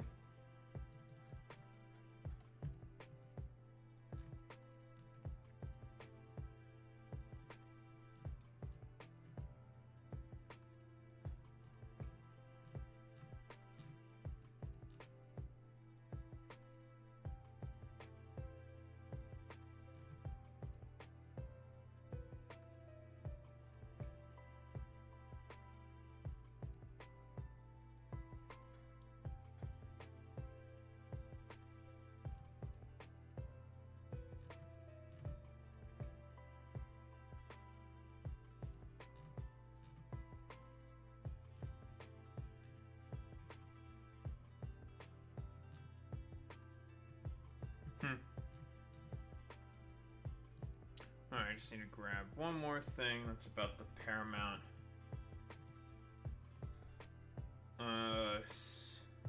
Warner Brothers merger.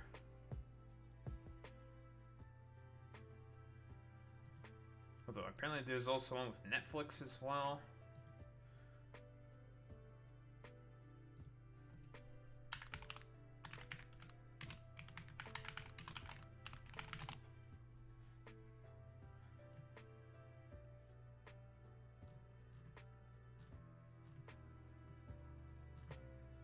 Oh wait, never mind.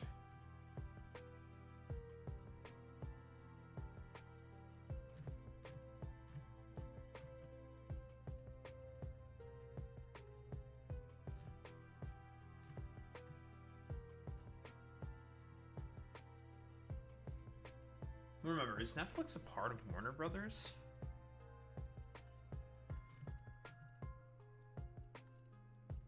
Paramount Discovery. Well, yes, they are. Okay, okay.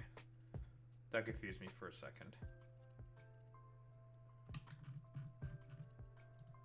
Lovely.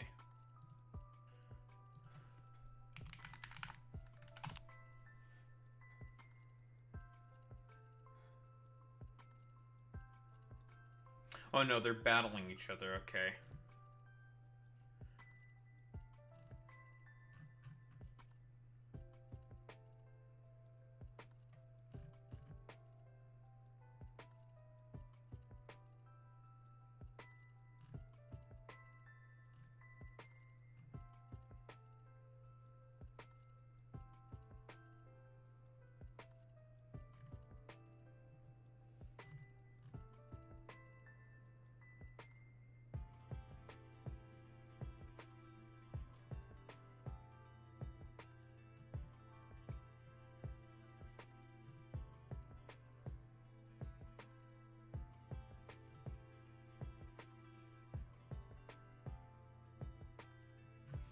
Okay, so Netflix won the bidding war initially, okay, for Warner Brothers, and now Paramount is essentially saying, no, fuck you. We actually want Warner Brothers now, we're going to try to acquire them. And it's trying to do a hostile takeover based off of that. Jesus Christ, dude.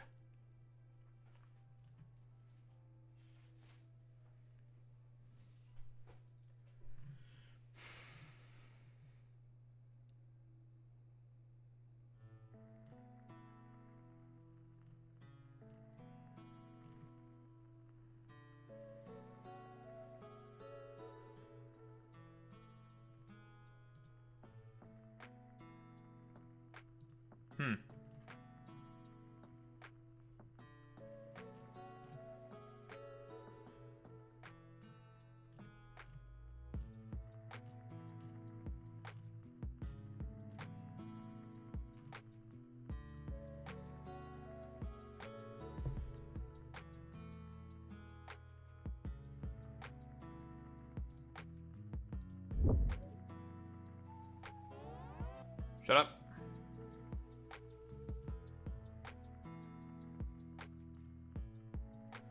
Sir, it's a bit of a shit show, eh?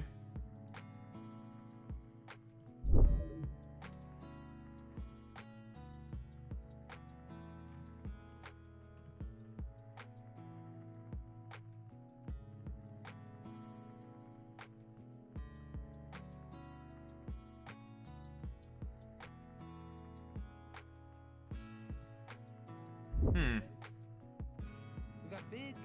What does Philly D actually have to say about this? I'm curious.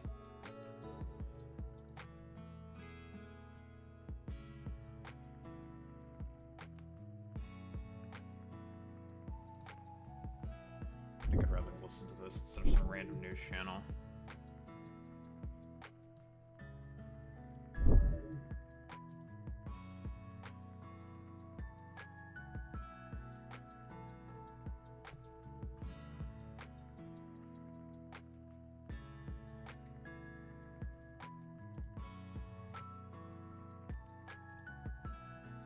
A lot of wanky stuff going on.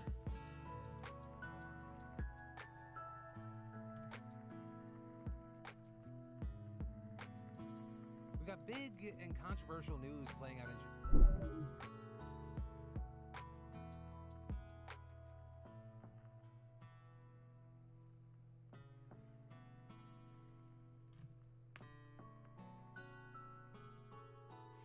in. What does Trump think of this deal?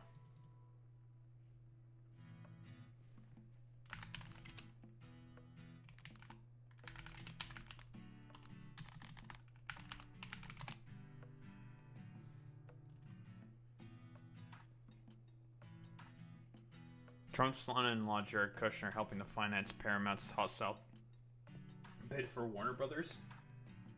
I know why.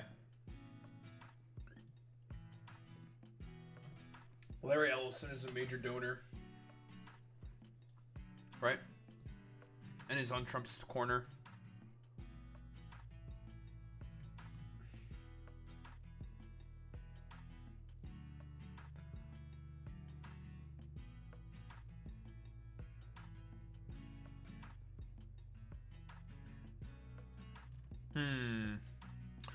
Warner Discovery owns CNN, right? They don't want CNN to keep criticizing him, so he wants Larry Ellison to take it over the company. That makes a lot of sense. Okay.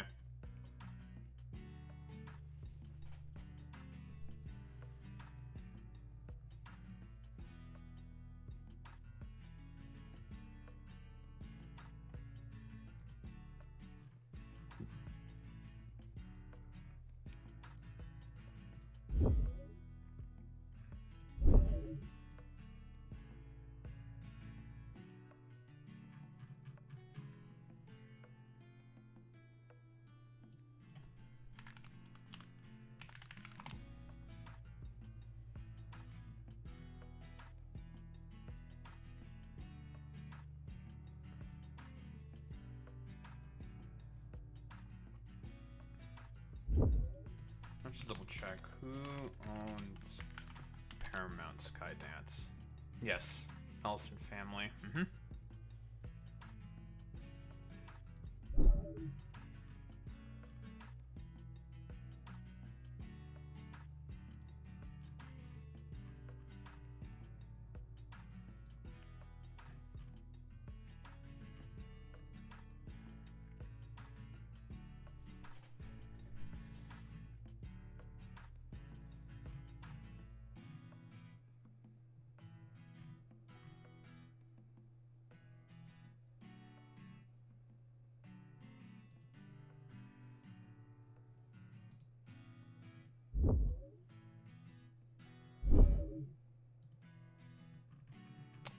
A bit of a crazy ass story, eh? A lot of moving parts here, eh?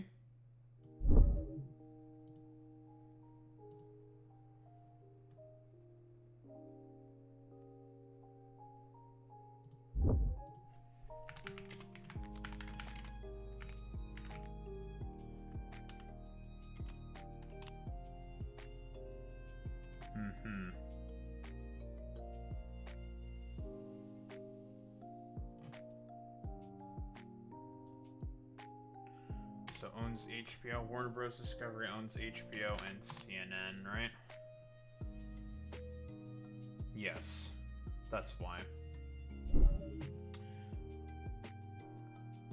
And that's why, Larry Ellison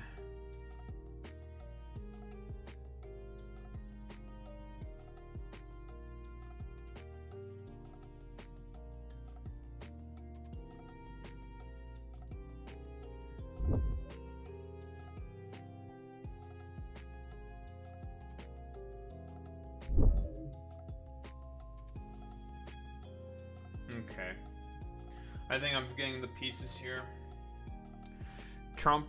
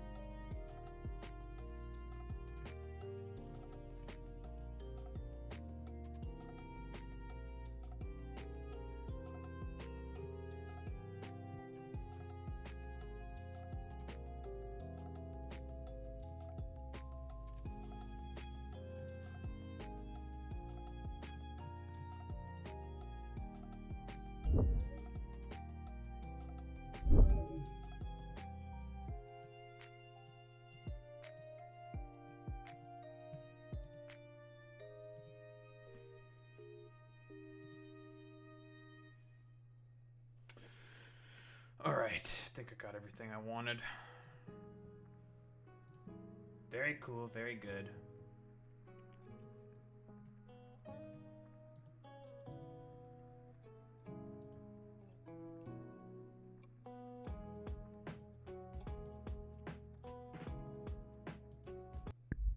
Shut up. No one wants to listen to you anymore. Shut up, silly woman.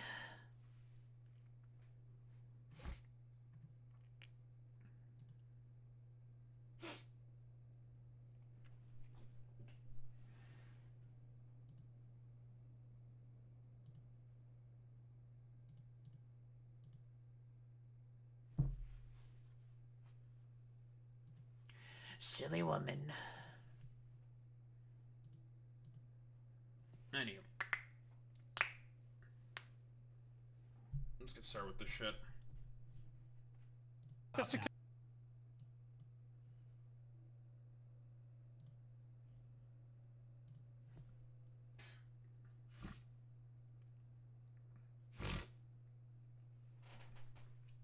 Suffering from a phlegm attack right now. Jesus. Don't really want to suffer from a phlegm attack at the moment. It's annoying.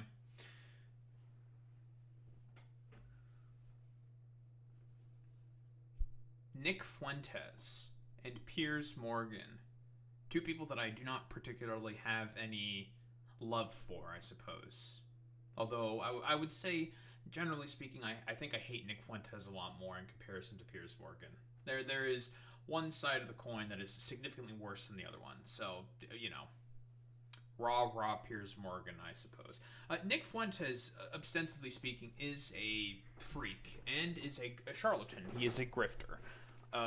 Generally speaking, he doesn't really believe in much of anything. But I don't really expect Piers Morgan to be able to properly catch on to that in particular in this debate. Like, I mean, you can do your gotchas and make Nick look like a fucking moron. Like, yeah, Nick Fuentes hates women, doesn't want to be around them because he's a closeted homosexual. Like, he is incredibly fucking gay. We all know how he was acting around that Catboy Nazi, looking at him longingly and wanting to basically to take the, I don't know, dragon dildo with the semen up his fucking asshole or some shit. Like, we all know that Nick Fuentes in reality is a grifter who keeps talking with the audience that he has for what purpose exactly?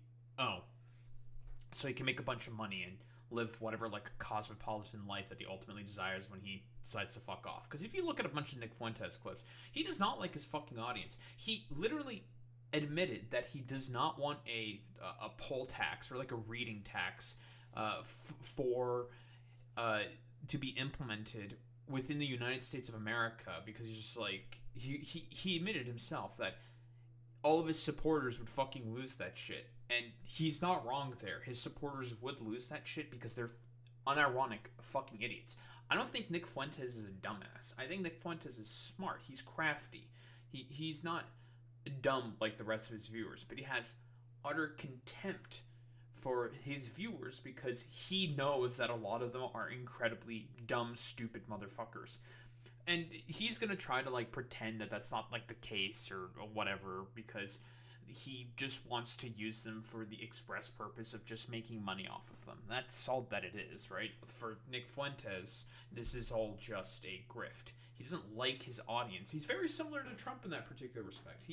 Trump also does not like his audience either, his supporters. He sees them as a bunch of country blumpkins who are incredibly fucking unsophisticated and are all just a bunch of like dupes and morons who are just willing to basically buy anything that he's willing to sell. So he knows he can use them in order to, as a way to make money incredibly easily, and just it's all just as a fucking con job for him. That's all that it is. It's the same thing with Nick Fuentes. And Nick Fuentes has recognized that, and he's willing to fucking scam all of them. Now, the thing is that media, generally speaking, is starting to normalize Nick Fuentes more and more and more. He's starting to gain more prominence more and more and more than ever before because of the failings and the falling apart of the general sort of MAGA coalition. Nick Fuentes recognizes this, and he wants to push everything further to the right. He's very similar to Richard Spencer in that particular case, where Richard Spencer was also successful in the fucking normalization of a lot of far-right sort of ideologies and whatnot, in terms of bringing it into the mainstream, generally speaking. But he is also doing this for the express purpose of being able to concentrate more wealth and power under himself, because he's just going to pick apart at the carcass, the rotting carcass that is the Republican Party, just so he can continue pushing forward with his overall grift. It's all about the grift in the end for Nick Fuentes. But what do we have here? Women are very difficult to be around, shouldn't be allowed to vote, and should just stay home. Dude, the only reason why you're saying this is because you're fucking gay. Like, that's what it is. He's a fucking closeted homosexual who's so far in the closet because he knows that if he comes out as fucking gay, his audience is going to hate him for it. Let's take a look. Just to clear up one of the many theories about you, I've no idea what the answer is and you haven't got to answer. But are you actually attracted to women? I am attracted to women. You're not gay? No. But I will... I don't believe him. I don't believe him for even 3 seconds.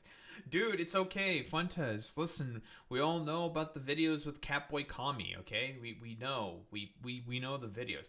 It would have been really funny if Piers had that shit ready on lock, like the screenshot of both of them like looking at each other, smiling. It's just like, dude, there's no fucking way you're not gay, okay? Get the fuck out of here. Actually, you know what? Let me see if I can fucking find it. Let me see. Nick Fuentes Catboy date.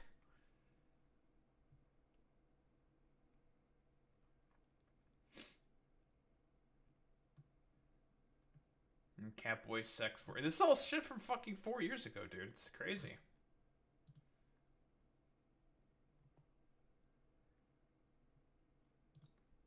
Here. Let me just move myself out of the way real quick. Nick, what's the... Come on, bro. Catboy Kami. Guys, we know. Look at these two. Look at these two little fucking gay boys being gay with one another. Look at them. Look at them. Come on, Nick. You're gay, bro. You're fucking gay, dude. This is why you don't like women. It's because you're a homosexual who fucking hates women. Many such fucking cases. They'll say that women are very difficult to be around. Okay. So, there's that. And do you think they should have the right to vote? I do not. No, absolutely not. They should stay at home? Well, yeah, absolutely. So basically, you're just a misogynist. Again, he says this because that's what his audience is. Does Nick actually believe any of this stuff? That's ultimately a big question mark, because he's gone back and forth on all this stuff constantly. But if there is one thing that he has been generally consistent on, it is this like sort of like general like weird inceldom, right? Ultimately, we have to ask the question: does he actually believe in this? Blah blah blah blah blah. Maybe this is like one of the few things that he actually does believe in, is the fact that he is an incel and he just generally fucking hates women, which is why he has like such a large amount of fucking incel followers, generally speaking, because of his sort of like ostensible, miserable, the weirdness and callous attitudes against the women specifically.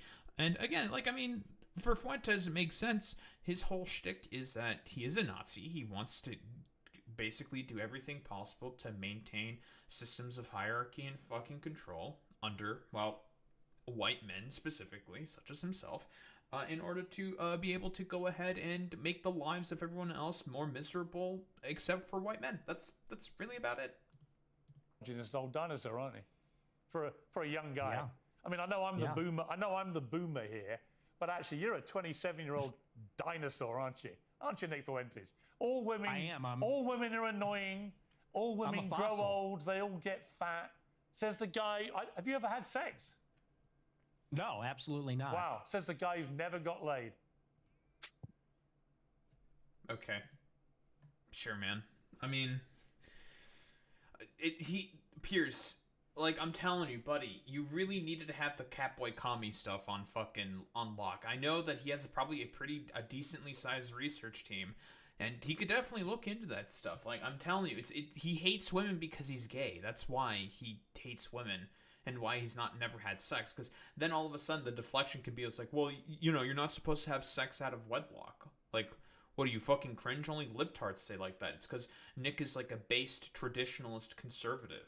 He understands you're not supposed to have sex out of wedlock. Like, dude, no, he just doesn't have sex with women because he's fucking gay. He's a homosexual. That's why. Obviously, we all know about fucking Fuentes with the dinner and Trump at Mar-a-Lago. Now, okay, this is how you know Nick Fuentes doesn't fucking believe in anything. He says that Trump is his hero. You know, he loves Trump and all this shit, even though not that long ago he was shit talking Trump. Like, this is how you know. For Nick Fuentes, he's willing to say and do anything possible in order to be able to have way more power under himself. That is it. And he understands that Trump is incredibly fucking weak, and that Trump never actually believes in America first or MAGA or what have you, whatever fucking schizo nonsense it could be. That in reality, Nick Fuentes only cares about one person and one person. That is himself. That is it. Period. End of story. He wants to do everything possible to concentrate more and more power on himself. If it means praising Trump at a particular point in order to gain more prominence, he'll do it. If it means shitting on Trump in order to gain more prominence, he'll do it. He doesn't give a fuck about any of this. You went to see Trump at Mar-a-Lago with Ye for dinner. What was that like? It was very interesting. They're my two heroes. Ye is my hero. Trump is my hero. Even though he's very disappointing, I still a personal hero of mine. And he's a remarkable person. It was a great conversation. We got along pretty well. He liked me. I liked him. It was a love fest. You went to see... Again, the only reason why Nick is saying this is because he knows that he wants to go after more MAGA voters in order to make them go further to the right. That's the only reason why he's saying any of this stuff. Again, like, he's full of shit. He doesn't actually believe in any of this stuff. Well, apparently these two are also debating shit about crime. What do we have here? Well, apparently the facts. This seems very out of context. 7% of blacks do violent crimes. 0.5%, 0.5% of whites do school shootings. These seem like, okay, I'm just like a quick sort of aside here. These seem rather sort of, I don't know, like separate, like non-correlative, like is this essentially supposed to imply that black people do more school shootings? Well, that's not the case. Most of the school shootings that have happened come from like a bunch of far-right fucking weirdos. If we look at the sort of recent trend of school shootings, it's a little weird. And like, I mean, we've looked at the violent extremist statistics that were compiled from the ADL from about 3 years ago over a 10-year period. The vast majority of violent crime and, well, violent extremist attacks were done by white nationalists specifically. So this seems like kind of weird to say, like disparate, like not very correlative at all. Like it's two random like sort of things or something. It's a little fucking strange. What do we have here? I think they're bad. Who do you think commits the vast majority of the mass shootings? I'm sure it's white people. Right. So how do you feel about that? Mm-hmm. I think that white people do more antisocial violence. I think black people participate in more gang violence. I think that's a difference. What's the difference to the victims? There's no difference to the victim, but it's a different kind of crime, and it's a different proportion also. Do you know what percentage of white people are school shooters? I know that the vast majority of mass shootings in schools in America this century were perpetrated by young white men. And I'm curious whether your advice would be to people who have kids in is my schools. mic working?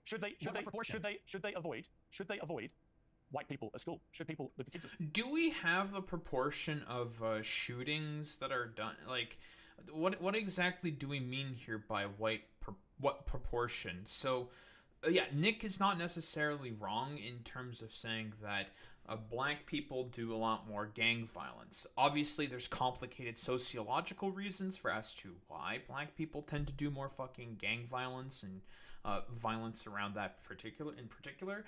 It's called the failures of Reconstruction, redlining. I was gonna say gerrymandering.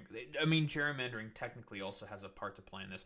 It's not gentrification. That's the term I'm looking for, and a whole bunch of other policies that have made it such that black people are more or less sort of like priced out of being able to participate within society and are not able to have a proper foundation and are not able to have their feet planted in a very solid base.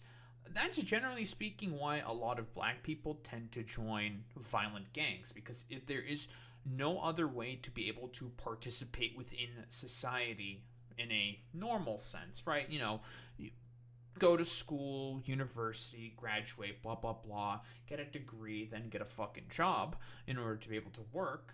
Well, considering the fact that thanks to redlining and all of these other differing policies, making it such that these, and white flight also has a part to play in this as well, making it such that these inner city black enclaves are more dangerous and you can't really do business around there. It makes perfect sense that a lot of these people that live within those places tend to turn to crime in order to be able to survive. It's a systemic problem. Throughout the justice system, throughout banking, throughout even the hiring practices that are done by a lot of people. For example, like if an interviewer sees the name of like, I don't know, like Lamar or Jamar or some other fucking like black sounding name, or like Shaniqua or whatever, they are less likely to get a fucking callback from that fucking business in comparison to someone with like the name of, I don't know, like Stacy or Tyler or fucking John, right? Because it's implied that, oh, well, that's probably a fucking white person. They're more reliable than fucking black people, which is fundamentally fucking racist. This is a systemic issue, fundamentally speaking, that stems all the way back to slavery, right? Like it makes sense. Like I still don't understand what is meant by this 0.05% of whites do school shootings. Like, do we need to like look through the history of all school shootings or something? I'm not really sure what's exactly being meant by this facts here. Maybe the argument here will elucidate on that a little better. School avoid young white men.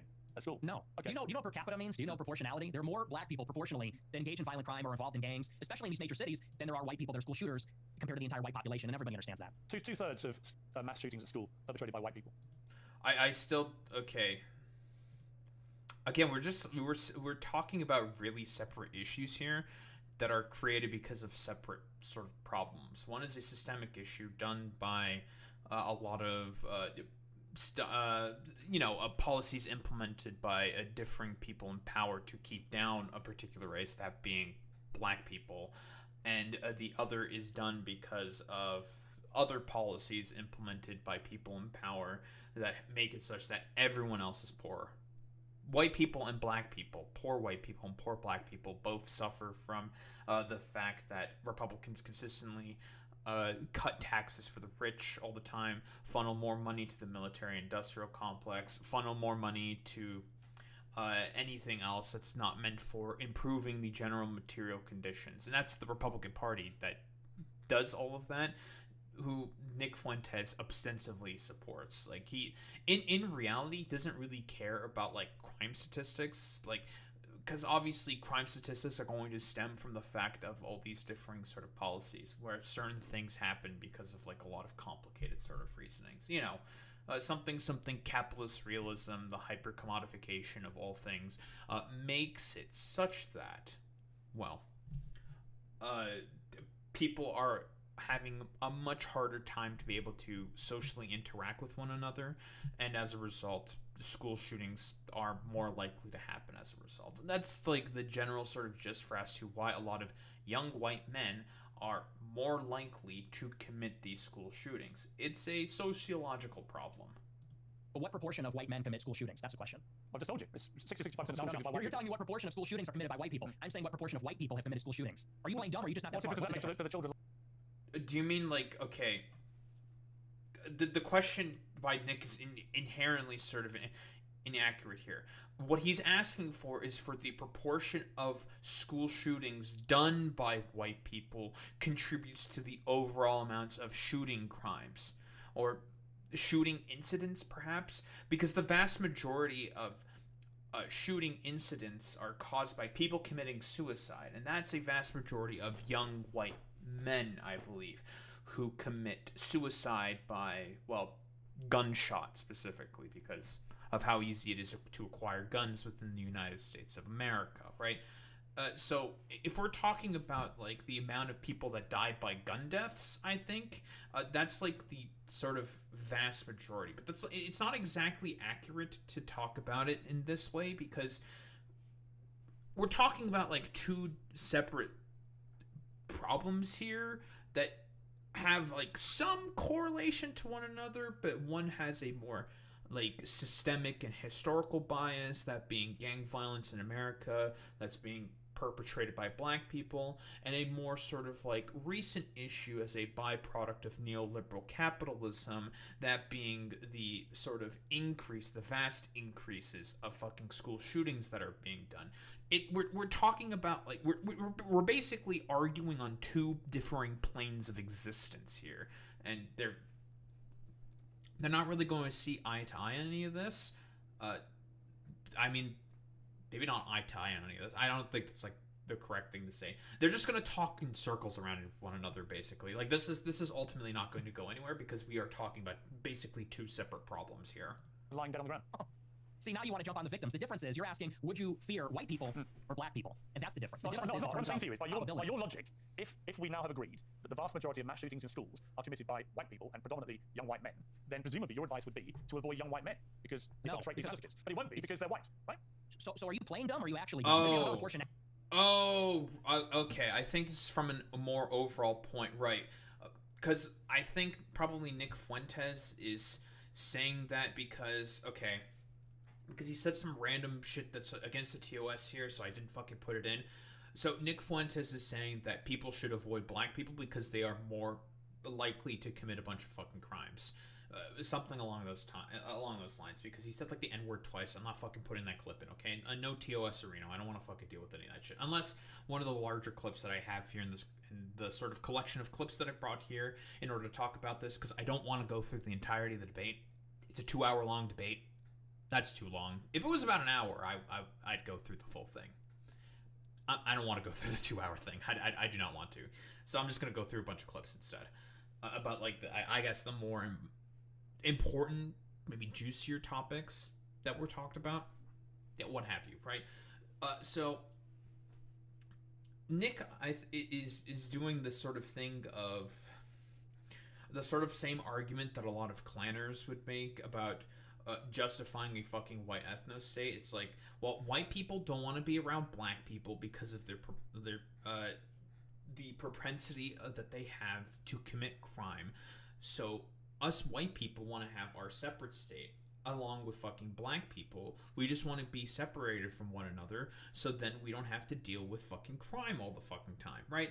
That's like the general sort of gist and argument. Fuentes does ultimately want a white ethno-state. He wants to deport or kill a bunch of differing minority populations that exist within the United States of America, similar to Stephen Miller in that sort of respect. And generally speaking, I think I've already mentioned this before. The reason why black people have a propensity to commit crime is not because of something inherent to their, I don't know, culture or whatever, or something inherent to them being black or whatever. That's nonsense. It's nonsensical. It's stupid. It's ridiculous. It's because of the stuff that I mentioned before. Failures of Reconstruction, the segregationist policies, redlining, gentrification, things that have basically, biases within the criminal justice system, biases within hiring practices as well. There's a whole bunch of differing factors and reasons that have contributed for us to why black people tend to be more impoverished in comparison to white people.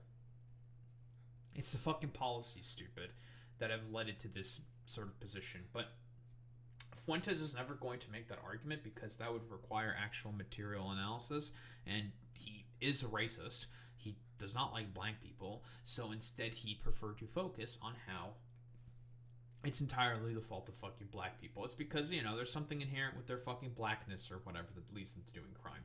It's nonsense, it's ridiculous, it's stupid, obviously, but that's the basic gist of Nick Fuentes' sort of position here. Or at least I'm making a bit of an assumption here for as to what Fuentes said before about, not wanting to interact with fucking black people at all whatsoever. Now, you are because you're, I don't think you are dumb, I think you're smart actually, but you're deliberately avoiding per capita, and everybody knows that's the difference. What proportion of white men are school shooters? It's probably 0.00001%. What proportion of black men have committed violent crimes? It's probably like 5%. I don't know what it is. So, school shootings and violent crimes are different things. A violent crime can be aggravated assault. It can be possession of a weapon. It could be a lot of differing things. School shooting is one thing very specifically, which is why these two guys arguing the differences between the proportionality of black people doing violent crime in comparison to the proportionality of white people doing school shootings, you can't really make that exact same through line because Nick is basically generalizing a lot more. Meanwhile, Piers is just talking about like one very specific thing. The vast majority of school shootings are committed by young white men that are extremists or have been radicalized by sometimes by 4chan, sometimes by online content, sometimes it's just by weird fucking cults online, like fucking 764, right? With the most, honestly, I think it's like 2 of the more recent school shootings that have occurred was because of coercion and grooming done by 764 specifically. That would be the trans woman who detransitioned as well. I'm not 100% certain what exactly happened there. Doing the school shooting. So would that technically be young white man or young white woman? I don't know. Whatever. It doesn't really matter. And also, on the same day when Charlie Kirk got assassinated, there was also a neo-Nazi 16-year-old who did a mass shooting at a high school as well on that exact same day. There was also another one. I'm kind of blanking on which one it is in terms of another school shooting that happened because of, specifically shit from 764. 764. Yeah, 764. That's the name of the cult. Off the top of my head, but it's very high. And I would add to that, even as it concerns schools. Why do you think parents pay a super high property tax to live in a school district where there's white people? Because they know that if they go to the black school, it's going to be the Bloods and the Crips. It's going to be gangs. It's going to be, you talk about school shootings. Nobody talks about all the school shootings that are committed by gangbangers. Well, no, that's, again, like I mentioned before, that's a problem with policy, right? The fact that property crimes are the main thing that fund fucking public schools has made it such that people who are in poorer districts, and this is mostly going to be affecting black people because more black people live in a lot of poor districts. But it also affects white people as well. It's not just black people like get affected by this.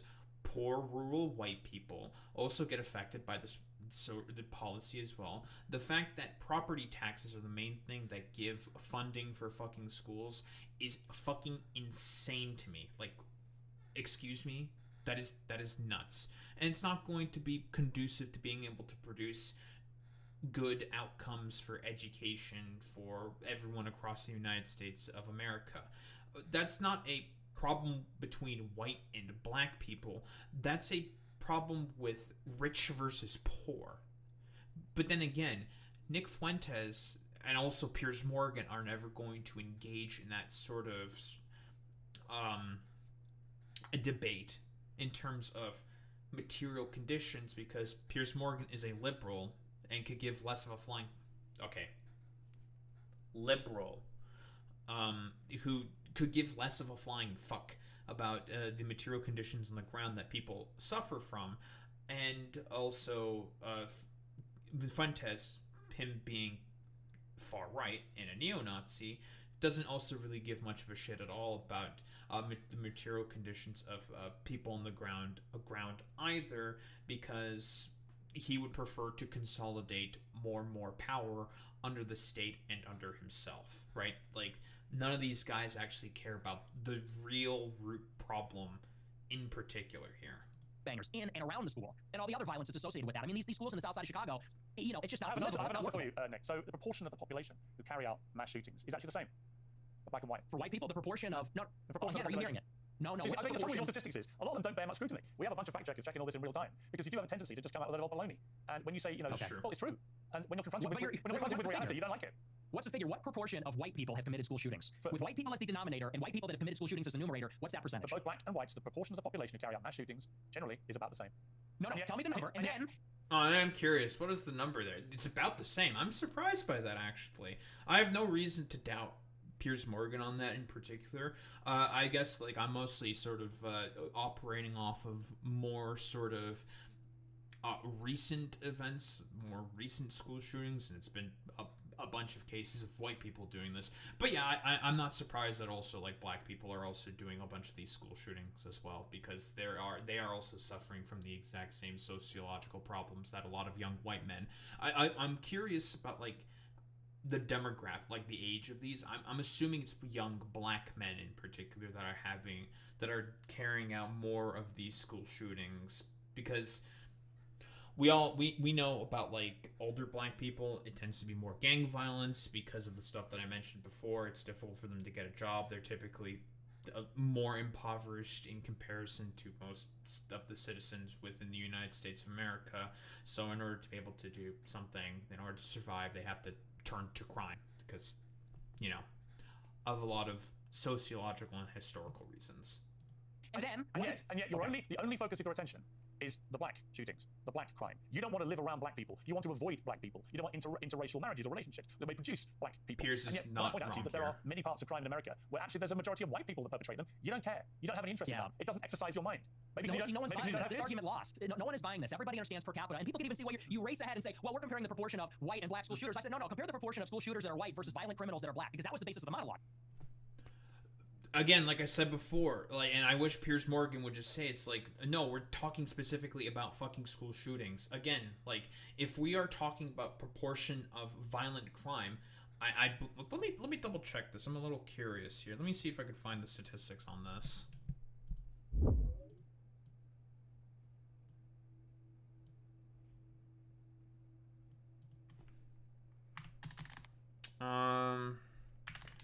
Violent crime statistics America by race.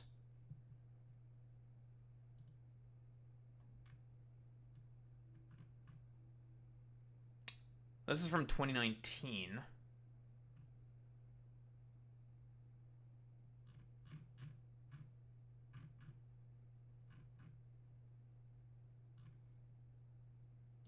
And it's actually not that far off. But I think it said about Okay, so this is from 2019. Black or African American. So about 4 million, 4.7 million white people to 1.8 million black people. So in terms of the number of people doing crime, it's a lot more white people in comparison to black people. Okay, that makes sense because white people are the majority population within the United States of America, and the numbers here are saying in terms of the percentage distributions, 69% are white people, 26% are black people. Okay, that's the total arrests there. So that's like basically everything. So let's see, can we find anything about violent crime? I just want specifically then violent crime. So in terms of overall crimes, it makes sense that it's a lot more white people in comparison to black people in that particular respect, because of the fact that there is a lot more white people in comparison to black people, right? That just makes sense. They're more likely to do more crime, right? You know, makes sense. Let me see. Is there anything in terms of violent crime as well? I want to see if I can find anything about that.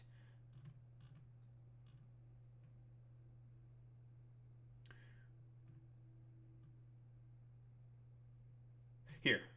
Of adults arrested for murder, 51.3% were black or African American, 45.7% were white, 3% were of other races. I'm curious, do we have like other sort of violent crime statistics as well? Like say rape, what else besides like rape, assaults as well? Let me see if I can find anything here. So rape, majority white, aggravated assault, majority white. What else counts as violent crime? Here, arson. Oh, all of these are actually violent crime. Oh, this is perfect. Lovely. So if we're talking about violent crime, it's a 2-to-1 ratio in comparison of white people to fucking black people. Oh, wait, I'm looking at the total there. No, it's about even. I was not reading the table there correctly. Whoops. Let me do that again. So rape, vast majority white. Robbery, majority black, which makes sense because of, again, the impoverished areas that they live in. Aggravated assault, white people. Burglary, white people. Larceny theft, that would be white people again. Motor vehicle theft, about even, about the same. And then arson, majority white. And violent crime, this is the total in terms of all the violent crime. White people is eking out black people here. Now, this is, of course, in 2019. This is before COVID. The numbers here might be a little bit different. I would like to see if there's any more recent data on this specifically. But if we are going off of 2019 statistics here alone, Nick is just wrong. White people commit more violent crime in comparison to black people, right? 209,000 here as well in comparison to 129 instances of violent crime being committed. Another thing that also has to be considered is also the proportional amounts of arrests that happen on black people in comparison to white people. That's also another thing, because the vast majority of black people get way more exonerations in comparison to white people, right? That's also another aspect that has to be looked at this because of stuff that I've mentioned before, and that is biases within the criminal justice system against black people, right? So it makes sense, again, like with the things that I've been mentioning earlier, considering the fact that white people are the vast majority, not the vast majority, but they are the majority population within the United States of America. It kind of makes sense that they are going to commit more crimes than black people because there's just more of them. And even if we're talking about the per capita sort of statistics here, Nick would also be wrong in that respect as well. I'd have to like look at it exactly, because a lot of the times Nazis and white nationalists are going to be dishonest about this. and they're only going to focus on the cities, the inner cities, and never any of the rural areas.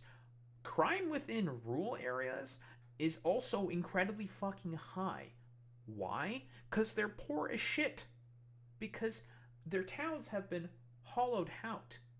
That's why. Makes perfect sense, right? They lost their jobs, they lost their livelihoods, their towns are fucking destitutes. So as a result, these people need to be able to survive, so they're going to commit crimes. It makes fucking sense. It's not about like a race issue in particular. If we want to talk about race and all of this anyways, white people do the vast majority of crimes in comparison to black people, right? They do, because there's just more of them. It makes sense, just statistically speaking. If there's more of a certain population, they're going to do more of a thing because there's just more of them, right? Simple math, very easy. So it makes a lot of sense that they are going to do more crimes as a result, because there's just more of them. Like, I'm kind of like rambling here a little bit. I'm just repeating my points, but yeah, like specifically focusing on like per capita stuff on like completely unrelated bullshit is nonsensical. Fuentes is lying here because he's a racist. Is that you're very likely, if you encounter black people or a young black man in the city, that you're going to be the victim of a violent crime, of a robbery, a mugging, a car theft, a carjacking, or a murder. That's the difference, and it's about proportionality, and everybody sees past that. Because yeah, he's just wrong. Just based off of the 2019 statistics here, he's just wrong, right? Now we can obviously talk about the fact that it is not very recent. This is also pre-COVID, right? COVID might have like changed the numbers here a little bit, right? I don't I grant that, obviously, like duh, but if we're just focusing on like pre-COVID or like 2024 or whatever, I would definitely not expect to see these much change within these numbers. Maybe it might have gone a little bit higher up in terms of the black people, because they were in the cities and they had to be in lockdown for longer because they're more concentrated population centers in comparison to the rural areas. But like I said before, like rural areas are also poor like inner cities as well. It makes sense that there's going to be a lot of crime in there as a byproduct, as a result of the fact that they are just incredibly fucking poor. Again, there's a huge correlation between being poor and doing fucking crime. Rural white people are also going to do a bunch of crime in order to be able to survive. Happens constantly. Because we all live in reality. You want to talk about product of your environment? People that live in New York, Chicago, LA, we live in reality. We live in this environment. We see what it's like. And the threat, the danger, in terms of probability, it's not even comparable. And I would say this, to your point. If you're in a high school and truly, if you see a white person who looks like a little autistic, he's got the SSRI stare, and he reaches for a backpack, people joke and say, run. Similarly, if you see a jalopy pulling up with a bunch of black people in it and they got their pants around the ankles, you're going to run also. And I'm saying the same thing. Bro, okay, Nick, this isn't the fucking 90s anymore. Like, what are you fucking talking about? Yeah, black people go around in their fucking jalopies and their fucking goddamn run-down, beaten-down fucking vehicles in order to just do drive-by shootings against everyone consistently. Like, what the fuck are you talking about? Hey, that's nonsensical, dude. Difference is, the latter happens much more often. It's much more common. You know, in Chicago, there's like 10,000 carjackings and car thefts every day. It's in the thousands. It happens all the time. How many? That's just a fucking lie. I don't know where my resident Chicagoan is. I don't think he's here. I don't think Alex is here to explicitly just debunk this fucking shit. But no, that's nonsensical. Like, I unironically, it's now a bit on this fucking channel for me to constantly ask for the South Side of Chicago crime reports from Alex. Because bro fucking lives there, and it's now like a fucking meme. Like, no, there's not thousands of carjackings. Crime overall in Chicago, in terms of every category of crime, has gone down. I think there's like one thing where it's sort of like stabilized and not gone down, or has like gone slightly up. I don't remember exactly what it is, but I looked at the statistics before. But it's gone down overall from COVID. Because obviously there was an increase during COVID because there was a huge economic upheaval as a result of that. Fuentes is not going to talk about any of that stuff because he's not interested in engaging in any material analysis. Mass shootings committed by autistic SSRI white people, I don't even know. I mean, it's probably in the single digits in the last decade in the city. That's the difference, and everybody knows that. But you're really just trying to carry water for liberal ideology. It's an ideological position. Yeah, like, bullshit. Nick is fucking lying here, specifically. One of the funniest clips I've ever posted. Nick Fuentes amuses himself at the expense of Piers Morgan. Oh, are we doing like some anti-woman shit or something? I've no problem giving a female friend a tampon. Okay, bro. What? like it's more of like the incel shit. Again, the reason why Nick Fuentes hates women, again, Catboy Kami, it's because he's fucking gay. He's a closeted fucking gay man. That's why he fucking hates women. Like that's literally all there is to it. Okay, what do we have here? Do you accept you are a white supremacist? No, absolutely not. You don't think white people are superior to black people? No, I'm a Christian, so I believe everybody is equal before God. Including women? Yes. So you give women equal rights then? No. Great, No. Great. Okay, so you just talked a little bullshit, didn't you? No. Why are you like mad about this? No. You want women to be treated equally before God, but you don't want to give them equal rights. Yeah, because women and men are different. Do you believe there are two genders? It's your view. Do you think there's two genders? I do think there are two genders, yes. Okay, and so you mean there's distinction. There are two distinct genders. I think we should all have the same rights. Well, if they're meaningfully distinct, biologically distinct, and they have different social and biological roles, I think it would follow that we would treat them a little bit differently in the law. Okay, well, here's the thing. Like, did God essentially say that men and women have differing sort of functions, biologically speaking, or something? Not like societally speaking, right? Because they're talking about gender, and they're confusing it with sex. Both of them. A lot of these people consistently do the conflation between gender and sex. Gender is the societal norms that is expected of a particular sex, and sex is what you were born with fucking biologically. A male or female or what have you, blah, blah, blah, blah, blah, right? And gender is about how one presents themselves and conducts themselves in broader sort of general fucking society. God does not have any control over how people of a certain gender conduct themselves or what they do in a society. No, that's determined by us, humanity, not by some random dude in a beanbag chair up in the fucking sky or something. That's this fucking nonsense, dude. Do you think the Catholic Church's teachings reflect that? I do. Yeah, there's no female priests. Have you ever seen that? Do you think that the Catholic Church thinks all women should be deprived of vote? There's no female priests? Is that true? Is that true? I'm curious. Let me double check that. Are there female priests in the Catholic Church? No. No, the Roman Catholic Church does not allow women to be ordained as priests. A position, it states, is based on its understanding of tradition and scripture. Okay. Specifically citing that Jesus chose only men as his apostles, the church maintains that only men can validly receive position or ordination. Despite the official stance, there are groups that have women operating as priests outside of the church's authority, and there is ongoing debate and advocacy for female orientation within and outside the Catholic Church. So officially, the policy of the Catholic Church is to say, no, women cannot be priests, but some churches, I don't know, because of whatever extenuating circumstances, will have female priests outside of the authority of the church, which either the church may or may not care about, like, cracking down on, or just is like, whatever, there's no male in order to take the position of priesthood, so, yeah, fuck it, whatever, let the woman do it. She got her orientation, and her community is okay with that, blah, blah, blah, blah, blah, and then they just move on from there, right? Okay, I mean, that's fair. Vote? Yeah, I think so. No, they don't. I think they do, yeah. You think the Catholic Church position is women shouldn't be allowed to vote?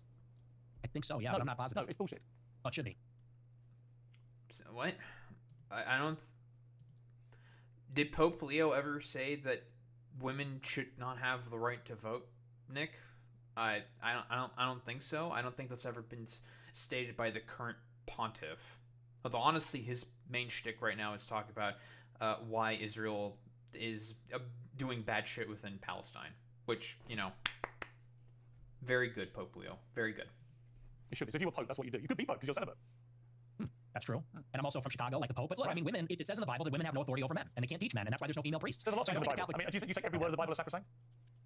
Well, yeah, it's inspired scripture. That's all of it is now. All of it is a theological debate. Well, it is Catholic doctrine that women should not lead and teach. I mean, you're not interacting with what I'm saying. Why okay, I'm just a little curious here because it's men who specifically wrote that, and this is why I need fucking. If only my Christian sort of correspondent was here, so I can answer these questions. Or have some of my questions answered. The thing specifically with a lot of stuff in terms of Catholic and church doctrine, a lot of that has, generally speaking, changed and adapted and has been constantly debated about. Because, like I read earlier, this is also a debate that's currently happened within the Catholic Church. I have no doubt that probably multiple cardinals are debating about it and talking about it right now, right? Like, you're gonna have like the more hardline conservative types because there are more progressive, like left-leaning cardinals that also exist within the Catholic Church. Like, and some of them were like nominated to be fucking pope by Pope Francis, right? And you know, I would say he's like some form of like a liberal progressive Pope Francis, right? He, you know, gave a lot more, like agreed with a lot more like civil liberties and rights, which is why Nick Fuentes also. Because hasn't Nick Fuentes literally done the meme about Vatican II Electric Boogaloo type shit? That he actually does not really respect the authority of the current Vatican Church because they're like, I don't know, like gay, cringe, and fucking liberal. I'm pretty sure he has. So again, anything that he says is just not going to be exactly accurate here and shouldn't be necessarily fucking believed because he doesn't agree with a lot of the shit that the Catholic Church believes in because... Again, he's like he's a Catholic convert, right? He's a neo-Nazi, right? Like he became Catholic because he is using this as a sort of way to get more sort of cred amongst like other right-wing evangelical groups specifically. So he's a convert, obviously, and is a Nazi, obviously. So not really much should be believed from him. In terms of like doctrine here, yeah, like the Roman Catholic Church is not going to ordain any female priests, but if a particular parish, I think is the correct term here, stipulates that we need to have like a female priest in the area because there's no one else to do the fucking job, they're not going to make like a big fuss about it instead, right? Like they're just not really going to give much of a shit about it because there's probably more bigger concerns for them to focus on. Can't women be priests? They should be. Okay, well, you're not Catholic. That's not a Catholic position. I'm not Catholic. Many things I disagree with the Catholic Church. Okay. Well, that kind of is contrary because the whole basis of being Catholic is accepting, you can be a member of a religion and disagree with... But you don't accept the...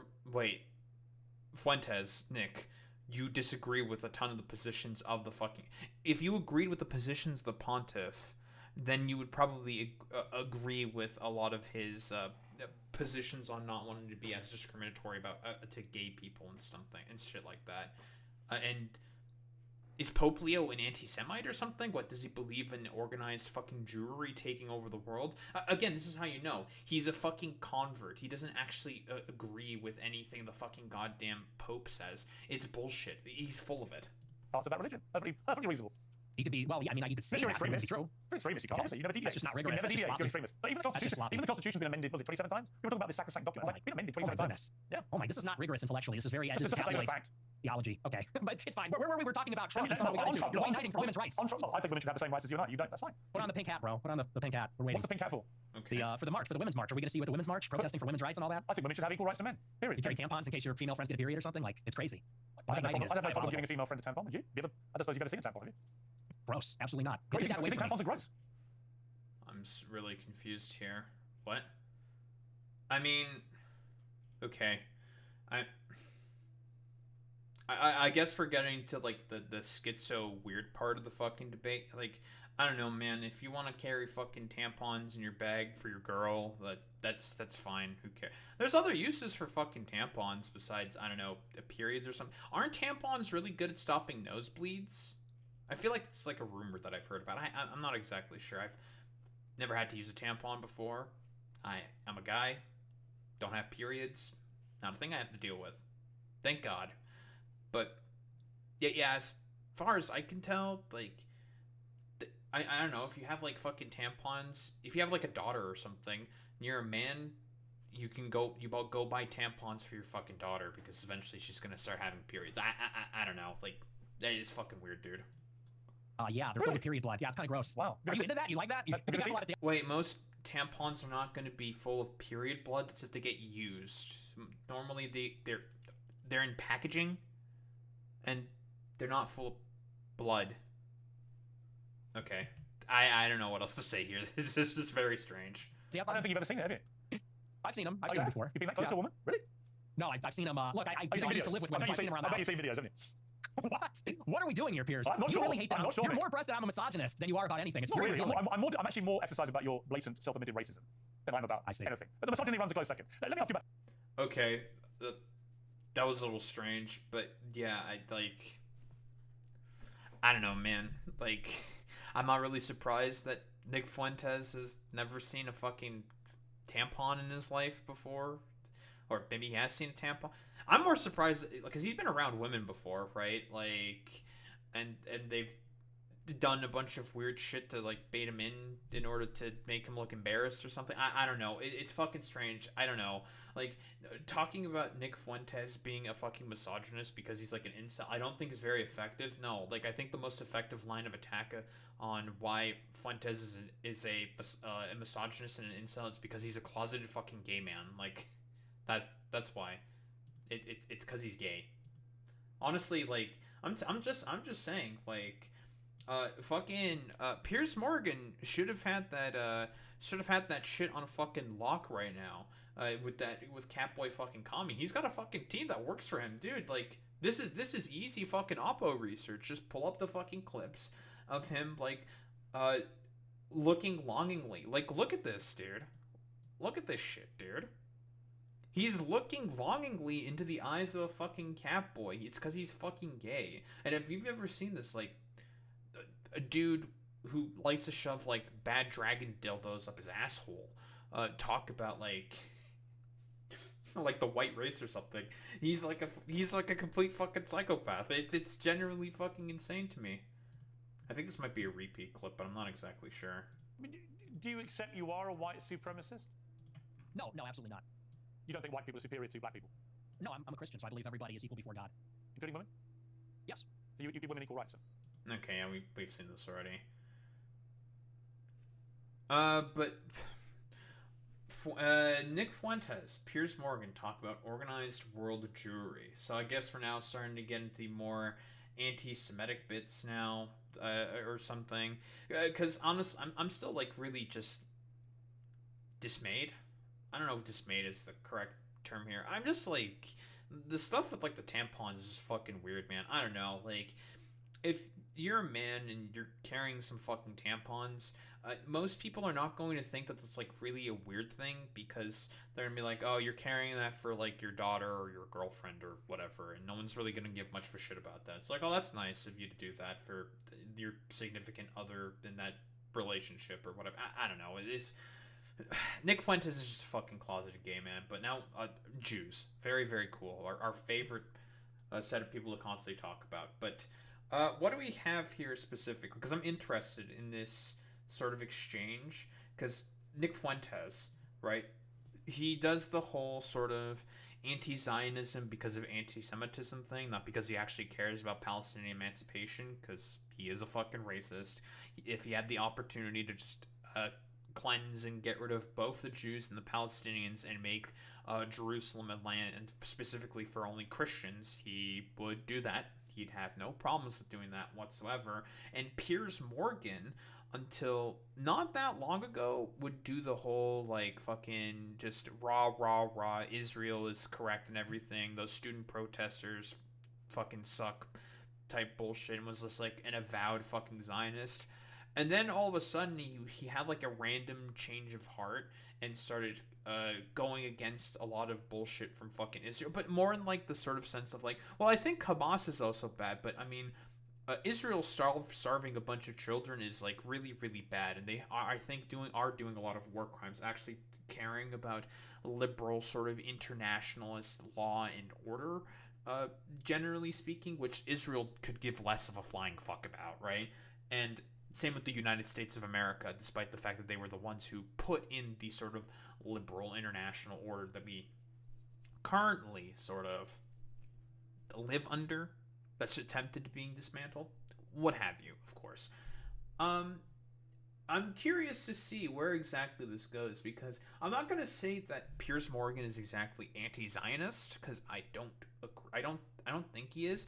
I think it's more so in a recognition of like liberal values, in particular for Piers Morgan, saying like, well, I can't like pretend to call myself a fucking liberal and be okay with the actions of the state of Israel that they're doing, well, starving a bunch of children within Gaza, right? So what do we have here? Just turn to anti-Semitism. In your interview with Stephen Crowder last week, you answered emphatically that you don't hate all Jews. Is that correct? That's your position? Yes. Okay. So I want to play you this clip. Well, I don't hate any Jews. Let me just amend that. I don't hate any Jews. Okay. Let's play this clip. Yeah, obviously, that's like a thing that all these neo-Nazis do all the time. They say they actually don't hate anyone, when their rhetoric and they say couldn't be the exact fucking it could be the fucking exact opposite case. They're liars. Again, you can't believe anything that comes out of these people's mouths. The reason I've had it is because my opposition to world Jewry and Israel is rooted in absolute, uncontestable fact. We have the truth on our side. That's why we're winning. Because we are telling the truth about the historical antagonism between Jews and Europeans, between Jews and Christians. The theological, historical, racial, cultural, and political antagonisms between organized Jewry and the Christians. Organized Jew. Well, if we're talking about a lot of the anti-Semitism, the sort of theological fucking debates and all this nonsense, it's not about that. The conspiracy theory of fucking blood libel was conjured up by random fucking Christians during the Middle Ages in order to justify basically kicking out a bunch of Jews from within a bunch of Christian kingdoms during around the times of the fucking Crusades. Like, that's the justification there specifically. Like, it's complete fucking nonsense in particular. That's why, like, the statistic, for example, of like Jews getting kicked out of a bunch of countries, it's mostly born out of just random fucking nonsense and interpretations done by like specific people within positions of power of the institution of the church. It's, for the most part, fucking bullshit. It's mostly fucking Latin Christians that would do this, which is why he's a fucking Catholic, or Catholic, quote unquote, and he's a convert, right? 9 times out of 10, these Catholic convert types are all fucking Nazis, right? Because they saw the fact that it was mostly Latinized Christian kingdoms that were the main people that were kicking the fucking Jews out of their fucking kingdoms, and they were just like, oh shit, oh fuck yeah, yeah, that's awesome, yeah, fuck those stupid Jews, yeah, they are probably the ones who were actually, I don't know, dining on the blood of fucking children during the 1100s or whatever fucking bullshit. It's fucking nonsense, right? Like, if something is happening, it's either because of like divine punishment from God, or it's because of the Jews when it comes to like medieval European fucking kingdoms during the time of the fucking Dark Ages, because everything was just like backwards and fucking stupid during those times. Jewry and Europeans. And the reason that we are winning that argument is because it's real, it's true. I can prove it. I can show you. I can name the names. I can show you the paper. Okay, well, see, okay, here's the problem with that. No. The reason why this argument is more effective now more than ever is because you can point to an entity like Israel and say, look at what Israel is doing. Look at the fucking antagonisms and how they're bombing Christians in fucking Palestine, right? That's fucking terrible. We fucking hate that. And they're just doing this because they're Jewish. They are the Jewish state of Israel, when in reality, that's not the reasoning at all whatsoever that Israel is doing this. A lot of it is because of military-industrial complex ties. By the way, he also really despises Trump for being a fucking Zionist as well. So again, like when he mentioned earlier that Trump is his fucking hero, like, just stick a little fucking pin in that as well. Should tell you how this is, again, for the express purpose of pushing the envelope and bringing people further and further and further to the right with his, like, America First movement, or his America fucking Nazi movement, because it's what it is in reality. It is all done for the express purpose of being able to gather more power under himself so he can have more prominence and more money and more fucking clout off of it. That is why. And he's picking at the rotting carcass of the Republican Party in order to be able to justify this. That is the main reasoning. Paper trail, the money. That is why we're winning. That is why all of this is raising the consciousness. When you say you have this opposition to world Jewry, I mean, it's one thing to criticize, for example, the Israeli government over what's been doing in Gaza. I've done that myself. When you talk about world Jewry, I presume you're talking about the 15 million Jews in the world, and you are opposed to them. How does that square with your position that you don't hate any Jews? Again, yeah, like, because every fucking Jew agrees with what the positions of the state of Israel. Like, it's fucking, it's nonsensical. It's fucking stupid. Like, yeah, man, totally. The actions of the state of Israel is exactly what is going on. Every Jew wants to do the exact same things as to what Israel wants. Like, again, there's a ton of fucking anti-Zionist Jews that exist that do not agree with what Israel is doing.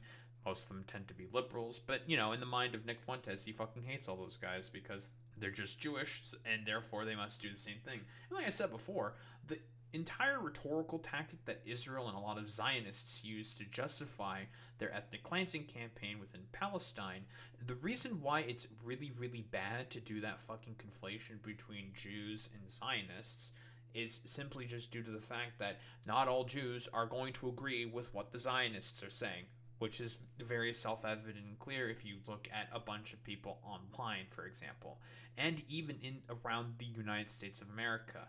Again, 9% approval rating of the actions of the state of Israel within the Democratic Party. Vast majority of American Jews vote for the Democratic Party.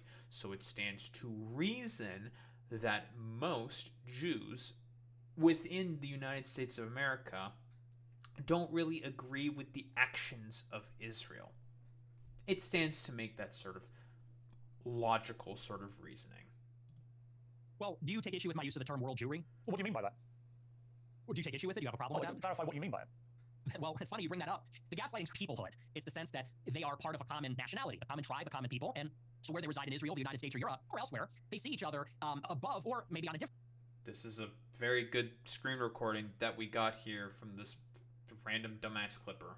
level, alongside their nationality, their state, wherever they reside. If they're in Germany, France, the United States, they see themselves as part of a transnational nation, of an international nation. The Jews in America, the Jews in Israel. So this is the common sort of position that the Nazis do. They specifically focus on racial and national sort of criticisms here, when that is just not really the fucking case. Again, most Jews in America, and I would also make the fucking bet that most Jews within Europe do not agree with the actions of Israel. I mostly refer to the Jews within America because those are the statistics that I have a sort of better focus on. But I believe in terms of the approval rating with the actions of Israel within Europe is worse than that within America, because Europeans have to deal with Israelis. Israelis very often, a lot of rich Israelis specifically, very often vacation within Europe and also participate in European servers when they play fucking video games. And for the most part, most Europeans do not like Israelis because they see them as incredibly fucking entitled, snooty, annoying fucking losers, because they're a bunch of people living in a fucking state that is there for the express purpose of a colonial outpost for the United States of America to project power within the region, and also because of all the military-industrial complex ties that exist between Israel, the United States, as well as intelligence ties as well, and as it is a perfect outpost for the United States to be able to test new military technology on an unwilling populace, and also to test differing surveillance and intelligence technologies and techniques on another, again, unwilling fucking populace, and then bring that all eventually to the fucking mainland, to the home front. This is, again, a perfect example of this. Jamal Khashoggi, who is a Saudi Arabian American fucking journalist, he got fucking detected by the Saudi Arabians because he is an opinion columnist who has consistently criticized the actions of the government of Saudi Arabia. He's done a lot of fucking criticisms of them, and he, generally speaking, has done a lot of those at the behest of Mohammed bin Salman. Mohammed bin Salman does not like this dude. He used Israeli spyware to find him and hack him up with a fucking bone saw and killed the fucking guy, and then just disposed of the body. So, again, it's because of those reasonings for as to why people do not like Israel, generally speaking. And they're just kind of fucking dickheads, broadly speaking. Like, they're just fucking assholes. They identify as Israeli or American, but they also have something in common. They identify as part of a common nation, which I would say there's a world Jewish population. It's world Jewry. And world Jewry has representatives. There is such a thing as the World Jewish Congress, where they actually elect, it's democratic, all the local Jewish organizations elect representatives to represent proportionally the Jewish population in their area at the World Jewish Congress. And it's sort of like Davos. It's like the World Economic Forum, but it's exclusively for members of the Jewish nation that exists across the world. And so that's a real thing. And I didn't make that up, and that didn't come from 4chan. It's like I said in that clip. I read what they write. I read their books. I watch these speeches. I watch a speech from Barry Weiss. I pay very close attention. So that's what I mean by that. There is such a thing as it's a nation. Yeah, but not every... Again, this is nonsense. Like, done by Jewish organizations. Does that mean the average common Jewish citizen has a say or a vote within what the ADL believes, the Free Press believes, or all these other fucking Zionist organizations believe, Nick? No, they fucking don't. That's nonsensical. They don't have any say in any of that whatsoever, right? Again, lots of anti-Zionist Jews out there. They have no fucking say in any of this. He's conflating all of them, right? Saying that, again, every Jew is a fucking Zionist, and all of the fucking Zionist organizations have the Jewish World Congress in order to talk about, like, Jewish fucking issues. This nonsense. Most Jews, or I would probably make, I'm not sure if most Jews, a lot of Jews do not agree with the actions of the fucking Zionists or the Zionist organizations. You want to know who fucking agrees with the positions of the Zionist organizations? It's evangelical Christians. Evangelical fucking Christians. Those are your fucking guys, Nick. Well, that's a little interesting. But he's not going to fucking mention any of those guys. Like, buddy, like, the biggest pro-Zionist advocacy group within the United States of America is Kufi, Christians for Majority in Israel or something, and that's run by a Christian evangelical. Well, that's a little odd. I wonder why that's the case. Oh, because again, they have like their doomsday sort of occult thing that they have to justify, and they need an ethno-state within Israel in order to have their sort of like doomsday sort of cult be made manifest. That's what it is. That exists across borders on a global scale. They're organized, and they have a national self-interest as that nation, as that tribe. So if you don't hate any Jews, what do you like about them? I like a lot of things about them. I think they're funny. I think they're smart. I think that they're pretty remarkable people. And as Christians, especially as Catholics, we say they're remarkable. And this has been adjudicated in Catholic doctrine for thousands of years. We say that they're a witness people. And so we actually, there's provisions inside of Catholic doctrine that says we need to give them special protections because they were a witness to Christ and they've been persecuted and segregated. And that's why there's a lot of paranoia. There's a lot of distrust. There's maybe some sense of chauvinism among Jewish people. So there is, like I said in that clip, there is an historical antagonism between these two peoples, between Christendom and Jewry. And that has always been the case in Europe. But I don't hate them. And I think I actually sort of understand them. Yeah, but it's mostly based off of, like, a ridiculous conspiracy theory. Also, like, this fucking clip is dog shit. Jesus Christ, dude. Not connected whatsoever. Yeah, no, but that's... The antagonisms is because of Latin Christians coming up with, like, idiotic fucking conspiracies about Jewish people. Again, blood libel. That's a conspiracy theory. The sort of... forcing Jewish people to be fucking bankers, specifically within the Holy Roman Empire. That was done by Latin fucking Christians, right? This didn't really happen as much within the Middle East or within Orthodox churches as well. They didn't really push a lot of those conspiracy theories. Again, that's just a Latin Christian thing. Like, that's nonsensical. In a weird way, I think that because I've studied a lot of their politics, I think I really kind of know them in a way. It doesn't come from a place of hatred. Do you have any Jewish friends? I do. He does, of course. Well, you know, lots of Jewish people. First off, I don't fucking believe him in particular, but yeah, dude, it's fucking nonsensical. Like, it's weird, man. It's weird.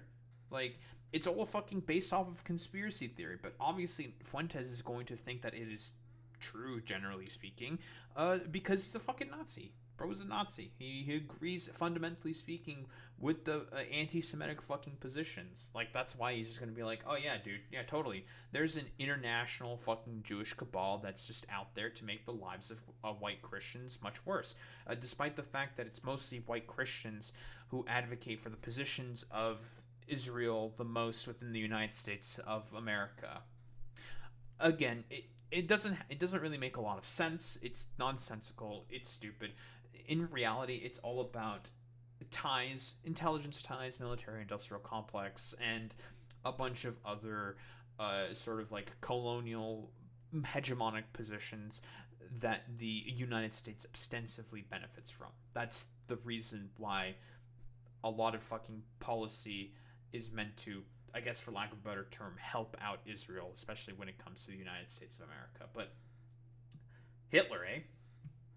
Piers Morgan, are you joking when you think that Hitler was actually very fucking cool? He was cool. The thing with my generation is that we're done with the pearl clutching. I have bad news for you, Nick. Most of Gen Z and millennials, I don't think they think Hitler is cool.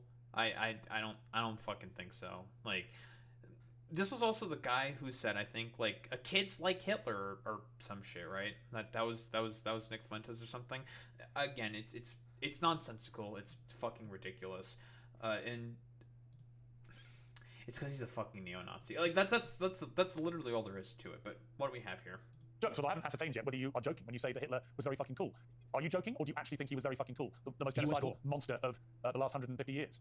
Yeah, the thing is, my generation, we're just done with the pearl clutching. You know, you might be, but then your generation hasn't gone. Again, like, that's just an excuse. He just wants to do everything possible to justify his, like, strange love for Hitler because it's because he's a Nazi. He's just a Nazi. Gone through what Danny Finkelstein's family went through, so yeah. maybe the pearl clutching has a way to go for families whose family members. Oh my gosh, yeah, we got all that. Me mom, like, I don't even know who this person is. Why is this person talking to me? This old British guy is saying me mom got killed by Hitler. He doesn't find it funny when you say Hitler's very fucking cool. I don't care. I don't know care. You don't care. That's fine. You don't have to care, but he does care. Does that guy care about America? Does that guy care about me and my country and my family? No. He cares what you, a prominent conservative in America, has to say about Adolf Hitler. And what do you mean by Hitler is very fucking cool? Because I think he's very fucking a monster. Well, I mean, yeah, British people are also, like, there's sort of like lessons, because again, bombing of London, blah blah blah, the reason why British really do not like fucking Hitler, and then they eventually discover all the stuff with the Holocaust, blah blah blah blah blah, they were at war with one another, yada yada yada, but very obvious. Makes sense that a lot of them would, generally speaking, really fucking hate Hitler. Makes a lot of sense. There's a lot of bad blood, obviously, and besides the murdering of millions upon millions of people, it's a good thing that Piers Morgan is talking about the totality of people that got murdered by Hitler, because again, a lot of people like to tend to focus on the 6 million Jews that he killed specifically. Obviously, very bad. He is an anti-Semite, yada yada yada. We all know this, but he killed a lot more people besides Jewish people. Homosexual people, disabled people. He killed a lot of Slavs as well. Lots and lots of Slavs. And people who he perceived as, like, quote-unquote fucking communists, enemies of the state, yada yada yada. Like, Hitler was a general, complete, utter monster. And Fuentes likes that because, again, he wants to do the exact same thing as Hitler. He just wants to kill a bunch of people within the United States of America. And funnily enough, again, as has been said before, a lot of the inspirations that Hitler and the Nazis had in terms of their policies of trying to basically otherize people without putting it into law or whatever, came from America specifically.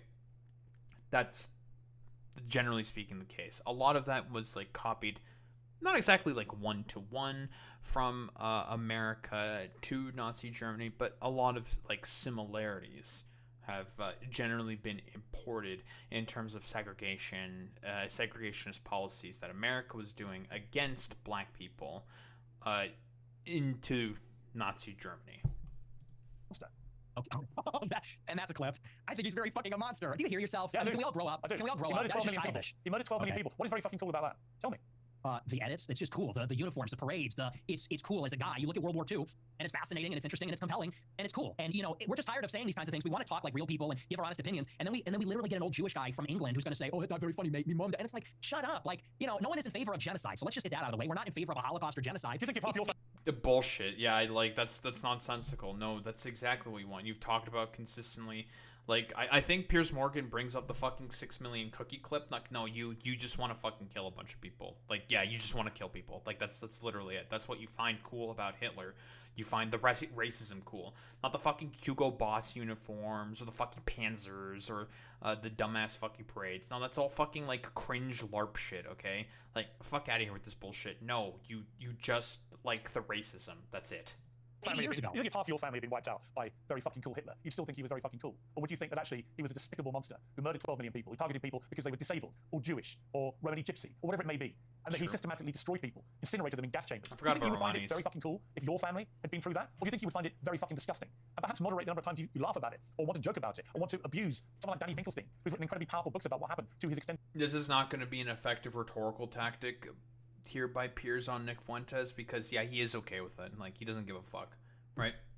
Yeah, he does want to kill a bunch of people who are Jewish. Yeah, like it's sometimes it is Occam's razor. Like, unironically, yeah, he sees Jewish people and he just wants to fucking kill them. Like that's literally Nick Fuentes in a nutshell.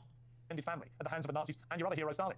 See, my point to you, Nick Fuentes, is that in parts of this interview, you try to come... Oh, yeah, I forgot about that. Hey, yeah, Tankies, you might want to take some fucking notes. Yeah, his favorite fucking goddamn dictator, Fuentes that is, was Stalin in reality.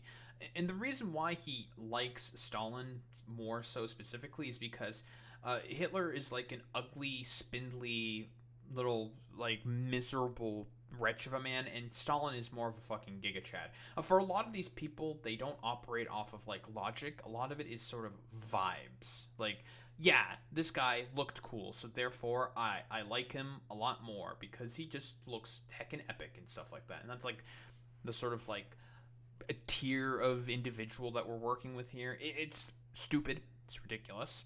Obviously. It's nonsensical. But, hey, thank you, the death of subjectivity, and also the death of education and critical thinking in America that has made it such that we have gotten to this sort of position, because that's pretty much the main reasoning for as to why it is like this. But I digress. Yeah, the sort of thing is here is that, yeah, Fuentes just wants to kill a bunch of people. He's a very, very simple creature, very simple man. He just wants to fucking murder a bunch of people who he perceives to be as his sort of, like, enemies. People that he does not fucking like, right? And it's deconstructing the logic of it is a waste of time, generally speaking. It's just hatred. That's it. It's all just fucking hatred. Like, that's all there is to it. Come across as moderate. But every now and again, the mask slips. And it's slipped again here with what you say about Hitler. There's nothing very fucking cool about Hitler. We know that from history now. We know what he did. Oh, and I remember what I was going to say about Stalin. Yeah, Stalin's story is extremely similar to that of Hitler. Hitler was born in Austria. Stalin was born in Georgia, right? Both were a part of their separate empires at the time. Both were incredibly nationalistic for their fucking empires at the time. Both of them were able to ascend to power of their empires at the time. And as a result, it did terrible, abhorrent policies against minority populations within there because of just nationalistic, racist fucking reasons. That's why Nick Fuentes is a big fan of Stalin. You've already conceded. It's just that, like, he likes Stalin more in comparison to Hitler because Stalin was not an ugly, like, little, like, gremlin goblin like Hitler was. That he murdered at least 6 million Jews. So when you say he's very fucking cool, Jewish people watch this and go, this guy's disgusting. Why would he say this about someone who perpetrated such an evil? And what's the real answer? Why do you? Is it just for clicks? Is it for money? Is it just for fun? For shits and giggles? What is it? What motivates you to say? It's just because he's evil, man. Fuentes is just evil. That's it. It really is just that simple. He's just evil. Something like Hitler was very fucking cool. It's for this. It's for all of this. And the lack of self-awareness is amazing. You're a boomer. You're a 60-year-old boomer. And we spent maybe 3 minutes on you saying, he's a really fucking monster. He incinerated people. And I'm sitting here saying, it's not that serious. It's not that deep. And not what that I'm serious. getting at... Not that serious. Do you want to say more about he's a monster? You're not kid yourself anymore. You're not a teenager. I know. Right? You're nearly 30, to be clear. Yeah, okay? You're a fully formed adult who has a brain. Yeah, like, again, this is... Like, Piers, what Piers is saying here isn't wrong, but this rhetorical tactic's just not going to fucking work. It's not. Because Nick Fuentes, he just stands on cruelty. Like, doing the whole pearl clutching shit over this is, albeit correct. I don't disagree with that whatsoever, but it's not going to work because, again, cruelty is the point. He just wants to be cruel. He just wants to kill people. Like, that's literally it. Right? And at some stage, that brain is taking you off these Is rabbit this an holes. interview or is this a lecture? Can I respond to what you're saying? No. I mean, you're not going to respond to anything that Piers is saying. You're just going to keep saying that Hitler is actually epic and hella fucking cool for murdering people or something. But, you know, that's like the sort of, like, gist with, I guess, this debate. It's mostly just, like, going around in a fucking circle. Like, this is not going to be really effective. I don't think really anyone's mind is going to be changed on this whatsoever.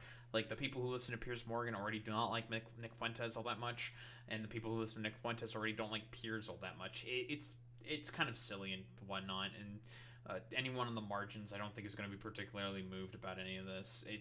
I don't know. Like, I don't think, like, anyone did anything... Not anyone. That's not correct to say. I don't think Piers, in terms of, like, rhetoric, did anything, like, incorrect in particular. Nick Fuentes just lies. Like, he's a liar. Like, he lied about crime statistics. He's lying about the reasons for as to why he doesn't like fucking Jews, and he's lying about the reasons as to why he doesn't like women. It's like, no, Nick, you don't like women because you're a fucking closeted gay man, dude. It's because you're fucking gay, bro. You want to fuck, you just want to fuck men. It's okay, dude. Just come out of the closet, little man. Like, that's all you have to do. You're gonna be happier in your life if you decide to drop all the weird Nazi shit. You go to, like, I don't know, like West Hollywood, or maybe like some part of, I don't know where the gay parts of New York are. You go to like New York or something, you become like a cosmopolitan homosexual, and you'll probably be much happier in your fucking life. I guarantee that, instead of like doing this stupid bullshit that you currently do right now. But why don't we go into someone else who also reacted to this debate? Asmongold, our current sort of emerging neo-Nazi, white nationalist, who really, really likes Nick Fuentes now. I know he's been consistently saying that he wants to collaborate with Nick Fuentes on Twitch. And I say, go ahead, Asmongold. Get yourself fucking permanently banned off of Twitch. You should do that, right? With this, like, collaboration that you want to do with fucking Nick Fuentes. And again, this is coming off of the heels of him talking about I don't know, doing a quote-unquote 3/5 compromise for Indians within social media. Again, like, IP spoofing is a thing, VPNs are a fucking thing. Asmongold, how do you know that an Indian is going to be an Indian when they're participating within social media? Like, how do you know that? You have no fucking idea. How would you implement that policy? It's nonsensical. But yeah, apparently he was like smiling and nodding and being a giddy little fanboy. And like I said before, with Asmongold specifically, when he gets when this cultural moment recedes, and I think it's starting to recede a little bit, there is no climbing out of this. His center stick that he did before, going down the alt-right pipeline in this sort of conventional sense, getting into anti-woke content, and then going further down the pipeline as a result of getting into anti-woke content, is he's not going to be able to climb out of that shit. Not going to fucking happen. It's over for him. He's going to be forever remembered as like a miserable little cockroach who is a white nationalist and is a praiser of fucking Nick Fuentes, and also like incredibly fucking stupid. Which, I mean, I like Fuentes, I think, by like all respects, is probably not going to really like people like Asmongold, because he is really dumb. Like, if you've ever seen Asmongold talk about political topics, he has no idea what he's talking about. He is a fucking complete dunce cap. He's a moron. He is an idiot. He has no idea what he's referring to when he talks about certain political positions, because he doesn't know any of this stuff. He doesn't know the history. He's a World of Warcraft streamer who sat in his own fucking shit and piss all during I don't know, like a 12-hour-a-day fucking gaming sessions on World of Warcraft. Again, he has 36,000 hours in the fucking game. Let that fucking sink in. And he is not going to be able to engage with a lot of these complicated, important topics with these sort of necessary acumen and grace. Not grace, that's not correct to say, but with the necessary sort of positions needed in order to be able to come up with good opinions and good judgments in terms of being able to formulate sort of political takes on something. He's just going to agree with like whatever the stupid far-right moron is saying and whatever lies they say, because he himself is fundamentally like intellectually incurious, because he managed to luck into this like streaming career while wallowing away in his own shit. Anywho, what does he have to say? You think Hitler was very fucking cool? Yes, I do. You think Hitler was very fucking cool? Yes, I do. Yeah, one of them. And I'm tired of pretending. I just wanted a big version of this. There we go. You think Hitler was very fucking cool? Yes, I do. You think Hitler was so very fucking cool? Yes, I do. Yeah, one of them. And I'm tired of pretending he's not. Yeah, we all know that his chat is filled with a bunch of fucking neo-Nazis because of the thing that I mentioned before. And this is a thing as how the alt-right pipeline was fundamentally designed by 4chan, right? A lot of these people will very, very often come into the channel of the person who wants to go along the alt-right pipeline, who has their entry point through anti-woke content or whatnot and whatever, in order to push them further down along the pipeline to become more far right. First, it starts with being anti-woke or like PUA, alpha male fucking bullshit. Then they start to feed you stuff about fucking crime statistics, stuff about race realism, about race science, and all this fucking bullshit. And then we start to get into the neo-Nazi sort of conspiracy theories. This is just like a random example. It differs from person to person, but that's generally speaking how it happens. And Asmongold is more or less at the bottom of the sort of like pipeline. He hasn't reached the absolute sort of bottom, because Asmongold, as much as people call him a Nazi, the only reason why I do not call him a Nazi, I call him a white nationalist. The reason why he's not a Nazi is because he doesn't do a lot of the sort of spreading of neo-Nazi sort of conspiracy theories about Jewish people. He doesn't do that. Yet. He might do it eventually. I don't really know exactly. Because again, remember, a famous example, he got banned for 2 weeks for saying that Israel is correct in bombing the fucking Palestinians because of the inferiority of the culture of the Palestinians, right? An explicitly might makes right position that is pro-fucking Zionist. And is Asmongold actually a fucking Zionist? I don't fucking know. Like, does Asmongold even know what a Zionist is? Probably not. I don't think he really cares about that in particular because he's too much of an idiot to understand any of those positions. The reason why I say he's a white nationalist is because he wants to basically deport a bunch of fucking people who are doing fucking illegal crimes, or what he perceives to be fucking illegal crimes, or illegal fucking migrants. Asmongold, problem with that. Most of the people that are getting fucking deported and put into ICE detention, generally speaking, don't have any fucking criminal convictions. And that's the vast majority of them. 73% of them, no fucking criminal convictions, right? So he's talking about, like, yeah, it's about enforcing the fucking law. Bullshit. And it's not about enforcing the fucking law. What they're doing is explicitly illegal and is against the Fourth Amendment of the Constitution. Unfortunately, the Supreme Court has basically said that it is okay for ICE to just basically racially profile people. They see someone who's a little too Hispanic or whatever and speaks a little bit of Spanish. Well, therefore they have to be fucking guilty because they're a Hispanic or whatever. So, thank you, Supreme Court. Very, very fucking cool. And as a result, he thinks, like, yeah, this is the law that's being maintained by the United States government. It's like, but it's not. Every constitutional expert and legal expert agrees that the decision of the Supreme Court is fucking nonsensical. They're just doing this because they're a fucking partisan entity. But I digress. The reason why I call him a white nationalist is because of that specifically. Also that, and he wants like protesters to get shot for expressing their First Amendment rights. So there's that as well. And I don't call him a fucking neo-Nazi. Not yet, at least, because he doesn't do the neo-Nazi sort of conspiracy theories. The only instance of that actually fucking happening is him talking about the reasons why the Institute of Sexology of Magnus Hirschfeld ended up being burnt down. He said it was because of the content within the institute not being written in German when it was written in Jewish. His quote, not mine. Stupid. That is not the reason why it got fucking burnt down, and that is a neo-Nazi fucking conspiracy theory. That's not the main reason. Obviously, like, Magnus Hirschfeld did most of his work in Germany. Obviously, he wrote most of the stuff that he wrote in fucking German. Duh.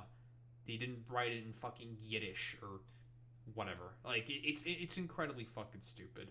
But does Asmongold know about any of this history? No, because he's critically fucking undereducated, right? He dropped out of fucking college, right? I think he, like, passed high school, like, barely passed high school or some shit, and he ended up dropping out of fucking college, right? So, became a fucking streamer after that and lucked into success that way. So it's incredibly stupid. Like he doesn't know about any of the history or any of the positions about anyone in terms of this, and critically lacks a lot of education when it comes to stuff like this. So anything that he says about that should be inherently suspect and criticized as being incredibly fucking stupid.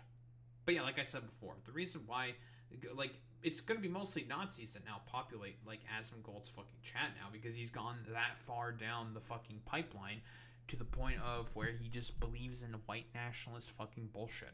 That's the reason why. Well, to be honest, this is the problem, you see. It's a bit like when you just say, I'm a racist. You're a racist who thinks Hitler's cool, but you're not anti-Semitic. If you're a Jewish person watching this, what are they thinking? Do you think...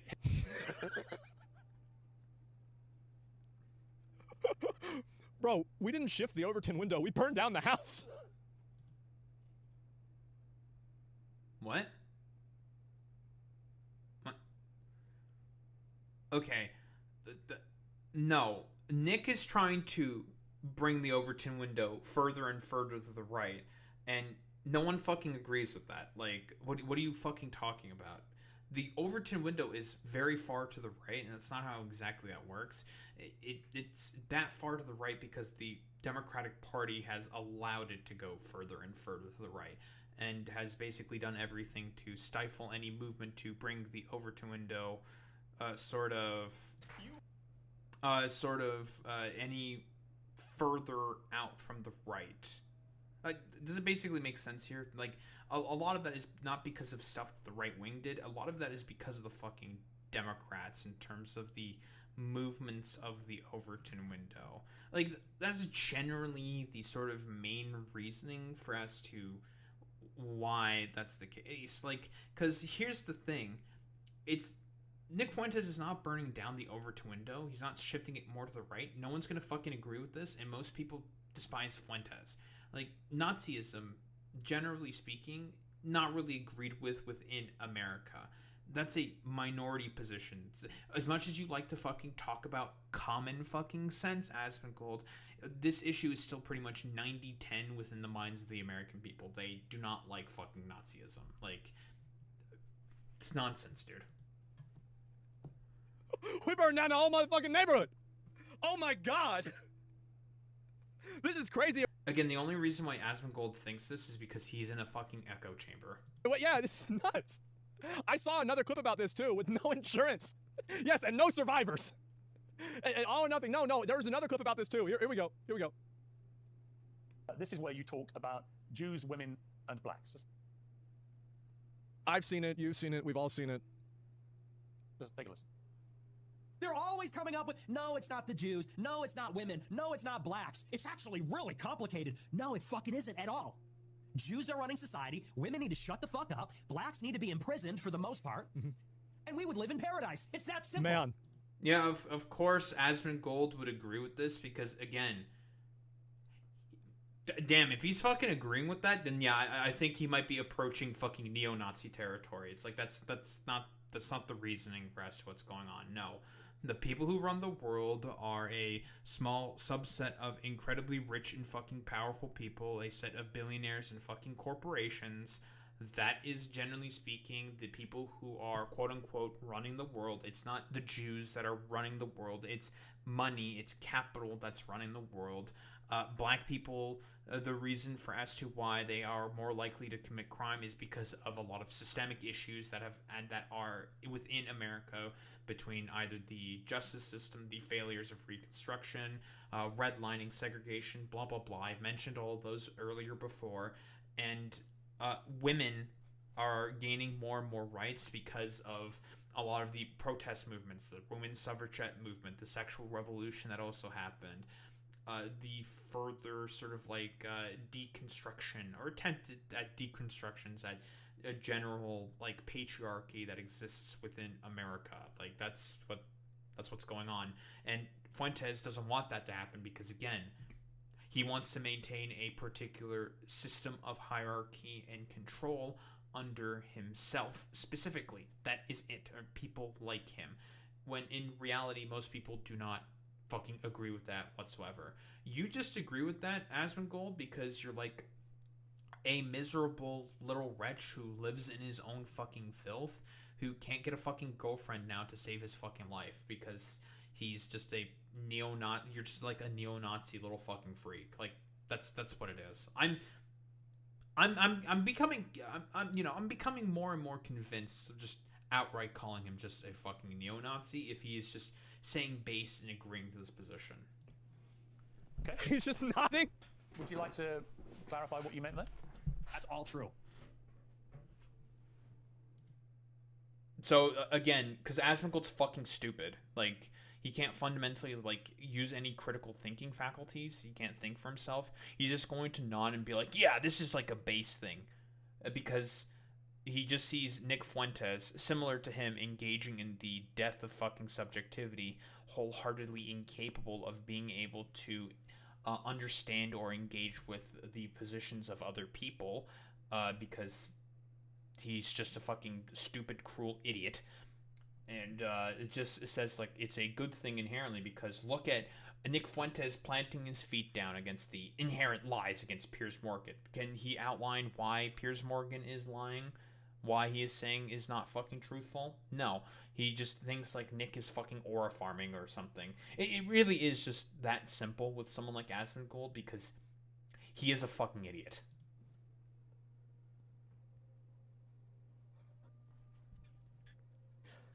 The old media technique of shaming people doesn't work when they're not ashamed. The entire shame apparatus has failed.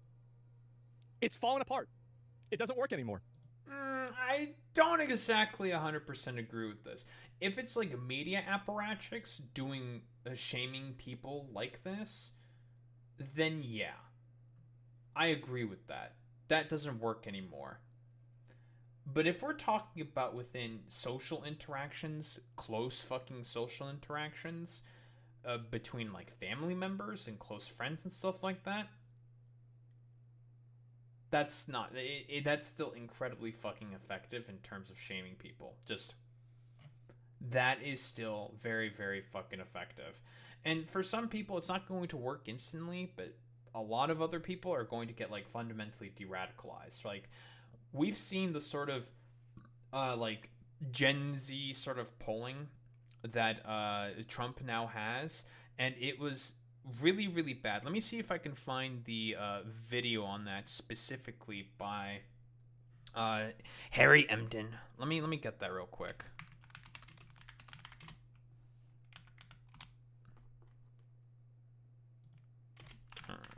Gen Z.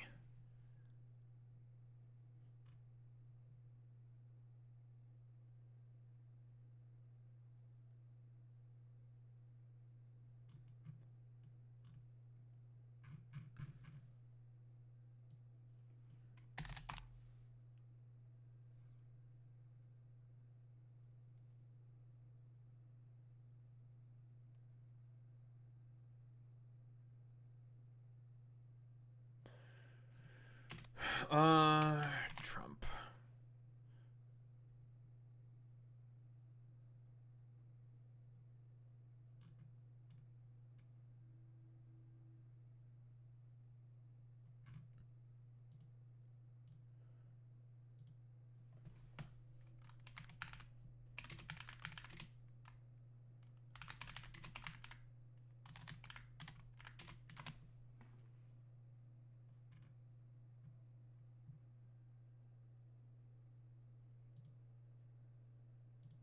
Here. Got the clip. So, Asmongold and Nick, there's been a fundamental collapse with a lot of the younger generation, the generation that these motherfuckers specifically appeal to, with general sort of like far-right fucking politics. And I mean that there has been a fucking collapse. It is not looking good, and it's because of the problems with the economy, stupid, which these motherfuckers are not interested in fucking addressing whatsoever. But why don't we take a look here? Donald Trump put in the best performance for a Republican presidential candidate among young voters since George W. Bush did back in the early 2000s. And, he started off his term, his net approval rating among voters under the age of 30 at plus 10 points. Hey, that's pretty gosh darn good. But you come over now, according to CBS News. It turns out the kids never really liked fucking fascism. It's not because they like far-right politics. It's not because of the shaming systems or whatever. No, it's because of their material fucking conditions not improving. When Trump and all these charlatans pretend to care about improvements of material conditions and they lie about it, it turns out a lot of young people actually do not like far-right fascistic fucking politics all that much whatsoever. No, it's nonsense. People want to be able to afford things and be able to live a fucking normal life, and they see that it is harder and harder than ever to be able to do that, and in reality, they don't actually like a lot of the stuff that is being proposed by the right wing. No, who would have fucking thought? This is a from February, man. 56-point shift. That is insane. You got. This isn't falling into the water. This isn't going under seas. This is going into a deep, dark, black hole. Look at that, minus 46 points. That is a shift on the net approval of 56 points in the wrong direction since February. My goodness gracious, you know I love looking at these swings, looking how the electorate changes. You rarely ever see swings. We look at a lot of polls. We almost never see drops this big, this quickly. Yeah. Any sense of why? What issues may be driving it? You know, look, we've been talking about it. You were talking about it last segment with Mr. Matt Egan. Guaranteed. It's the economy, stupid. I mean, just take a look here. Age 18 to 29 on Trump and the economy. Back in October of 2024, who did those under the age of 30 trust? Harris or Trump? It was Trump by 10. And the reason why this is the case is because of just the incredibly ineffective campaign Kamala Harris was running. She decided to drop an actual good policy that she was pushing for, going after grocery chains that were doing price gouging stuff and banning that fucking practice, which is popular. It's like, okay, that's good. Drops it, doesn't talk about it, doesn't have it anywhere on her policy platform because of her fucking husband and a bunch of executives from fucking Uber saying like, yeah, we need you to stop talking about that price gouging stuff and not mention that ever fucking again. And as a result, she fucking dropped that shit. It's almost as if there's a problem with the aspects of control within the economy.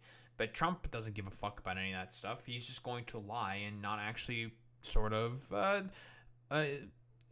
do any of those policies to begin with. Like, grocery prices have gone up under Donald Trump because of a lot of his like stupid idiot fucking tariff policy, and he knows that all the corporations are going to be on his side more and more so because they know that they're going to gain more fucking benefits with the Trump being in power in comparison to Kamala Harris. So all of them thought like, yeah, all this stuff he's talking about affordability, yeah, he's not actually going to fucking follow through with any of that stuff. That's bullshit. 10 points according to the Marquette University Law School poll. Look at where his net approval rating is now on the economy. Minus 52 points. Very similar to what we saw in the CBS News YouGov poll in terms of his overall drop in support on the net approval rating. And this minus 52, it's just stunning. It's just stunning. I mean, John is here with me. John, who of course... It's not really that stunning. It's extremely obvious. People now realize and recognize that, oh, these people are all fucking liars.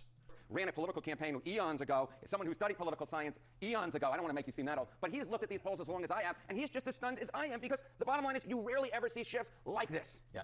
Nah, it's the easiest thing to fucking predict, I'll be honest. This is not a rare thing. This was honestly to be expected. I'd be surprised if it didn't happen.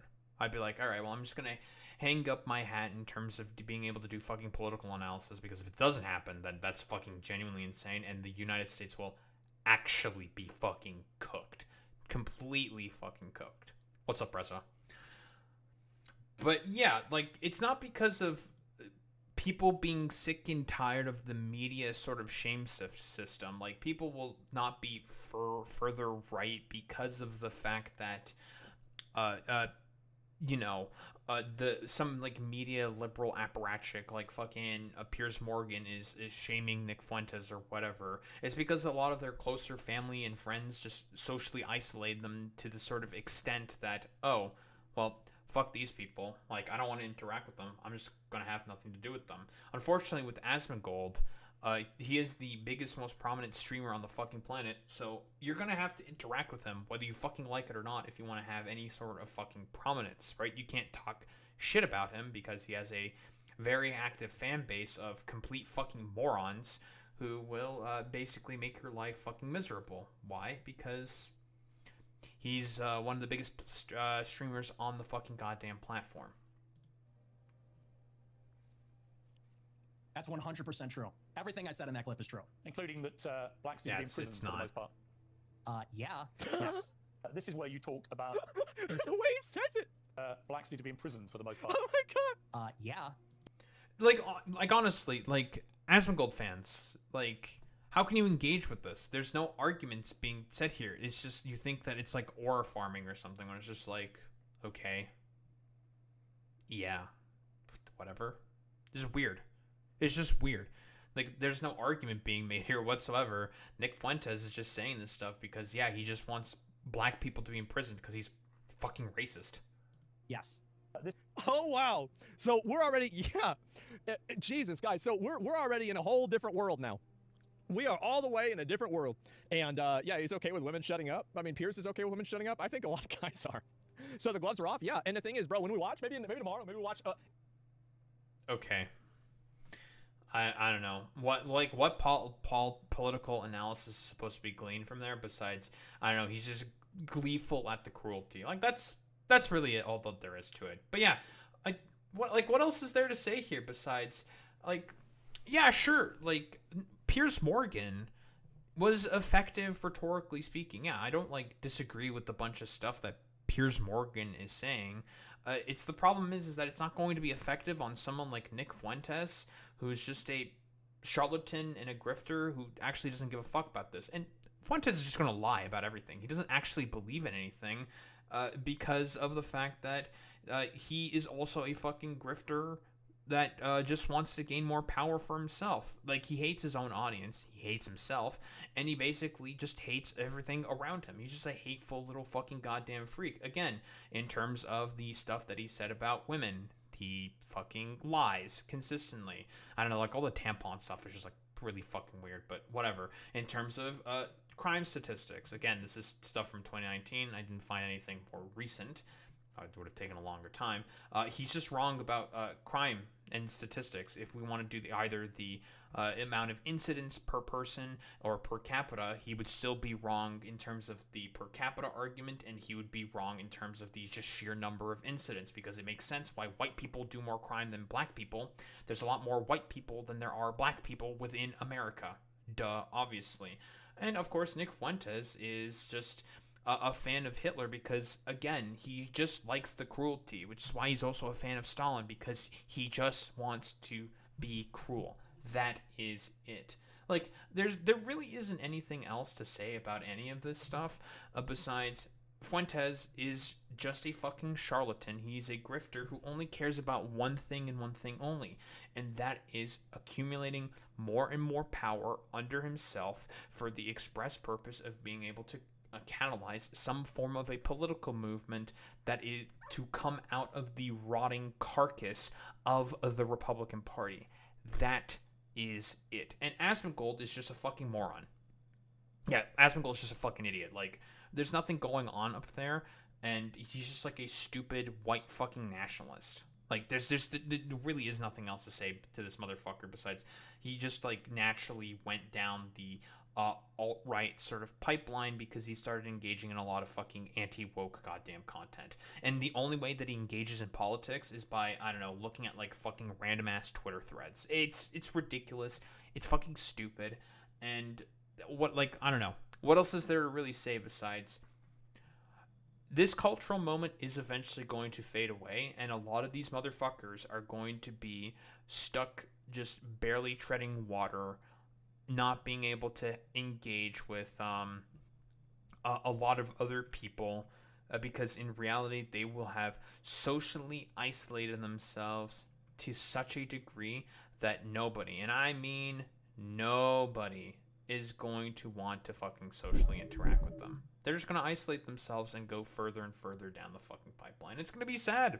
It's going to be sad for a lot of these men because in reality, people like Fuentes and Asmongold don't actually have any of these interests in mind for them. For them, it's all about getting more clout and money and prominence online. Don't think there's really much else to say besides that.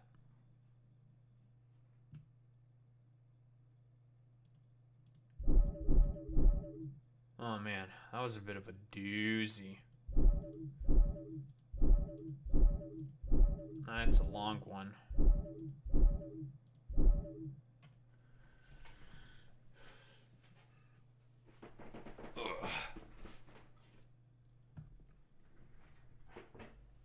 Why is shoe trending? Is this shoe on head? That's Piers and Fuentes. Off the list. Anna and Bilmar.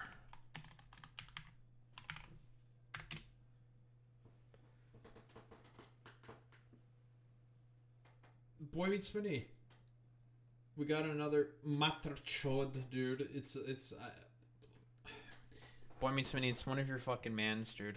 What do you have to say about this? What do you have to say about your fucking mans making platforms worse, bro? Come on, man. All these fucking goddamn Brahminites, dude. All these damned Brahmins.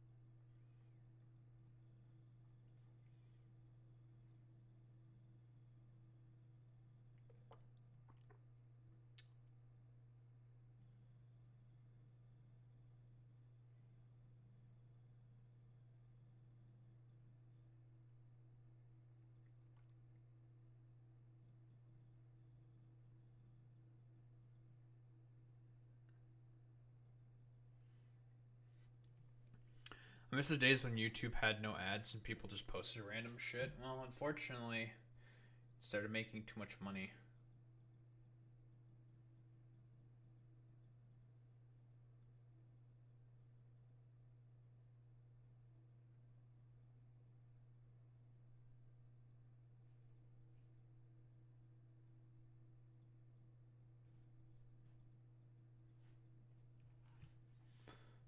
Anywho.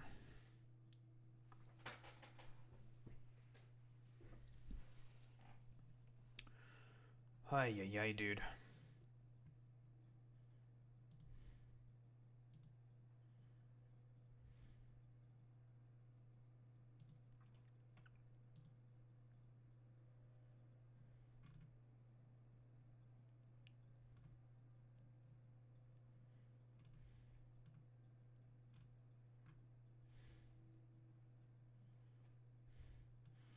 Kitty Cinderella says she would have been a happier person if she never became a streamer.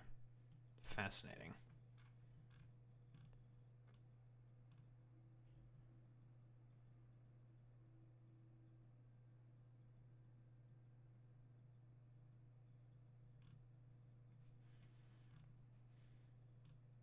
Also, I'm beginning to discover that this Rakai person is also kind of a piece of shit. Very, very cool and epic.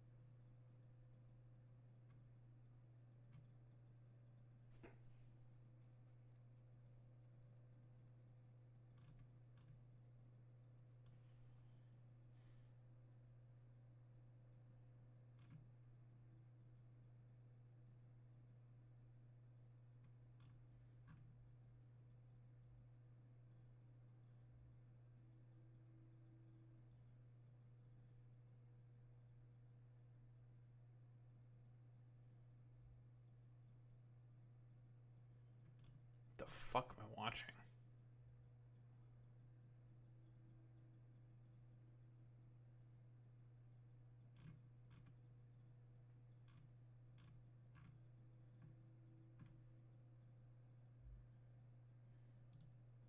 Okay. I hate brain rot, dude. Let's get started with this fucking bullshit. So this is a thing that's been happening, broadly speaking, with YouTube. And a lot of channels have been getting affected by this. Negatively, of course. And who knows about the sort of like YouTube AI system that's been basically yeeting a bunch of channels out of existence for slights, real or fake. A lot of them being fucking fake, because it turns out AI is not really able to discern a lot of this stuff, like spam or perhaps differing sort of like AI tools that YouTube is fucking implementing in order to combat a lot of misinformation. Because Neil Mohan, whatever, has also said that he wants to use AI in order to combat AI slop, misinformation, and all of this stuff. The problem with that, AI being used to combat other AI stuff, generally speaking, makes like a feedback loop where it's not going to be able to discern what is the AI slop and what is genuine information or disinformation and all this stuff. Which is why it's just like, dog, just hire people to do that fucking job. Just hire them. Now, obviously, could you use like a system in order to clear out a bunch of older channels that no longer post on the platform? Yeah, sure. I'm assuming that's what the intention of this is. But it's having the fucking byproduct of getting rid of a lot of people who should not be gotten rid of. This is a clips channel, right? Of people being sort of yeeted off the platform for a fucking clips channel for impersonation. It's like, no, this person willingly made this channel because it's a fucking clips channel, right? And they got rid of it because it's impersonation. It's like, okay, well, I can understand that that's a good and a noble thing for YouTube to try to be doing.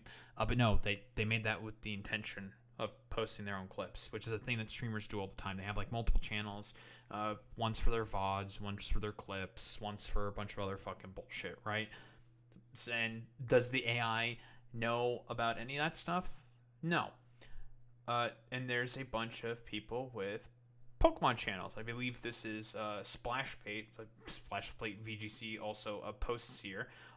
They are a Pokemon content creator and apparently got their channel just deleted. Just completely deleted off the platform. And I think like everyone in the Pokemon community is saying like, what the fuck is this? Splashplate is sick nasty. Very, very kind individual, and the fact that they're just getting yeeted off the fucking platform for no reason, that just got terminated by YouTube's AI fucking tool system, is non-fucking sensical. Like, what the fuck? You try to talk with anyone at YouTube, it's just AI responses, no interaction, zero fucking human response. And here's the thing with, like, Twitch, for example, right? Like, with Twitch, like, eventually their policy is they will have the bot initially respond, but they will also have a human take a look at that. Because the problem is not with the AI being the main thing that immediately responds. That's like fine and all.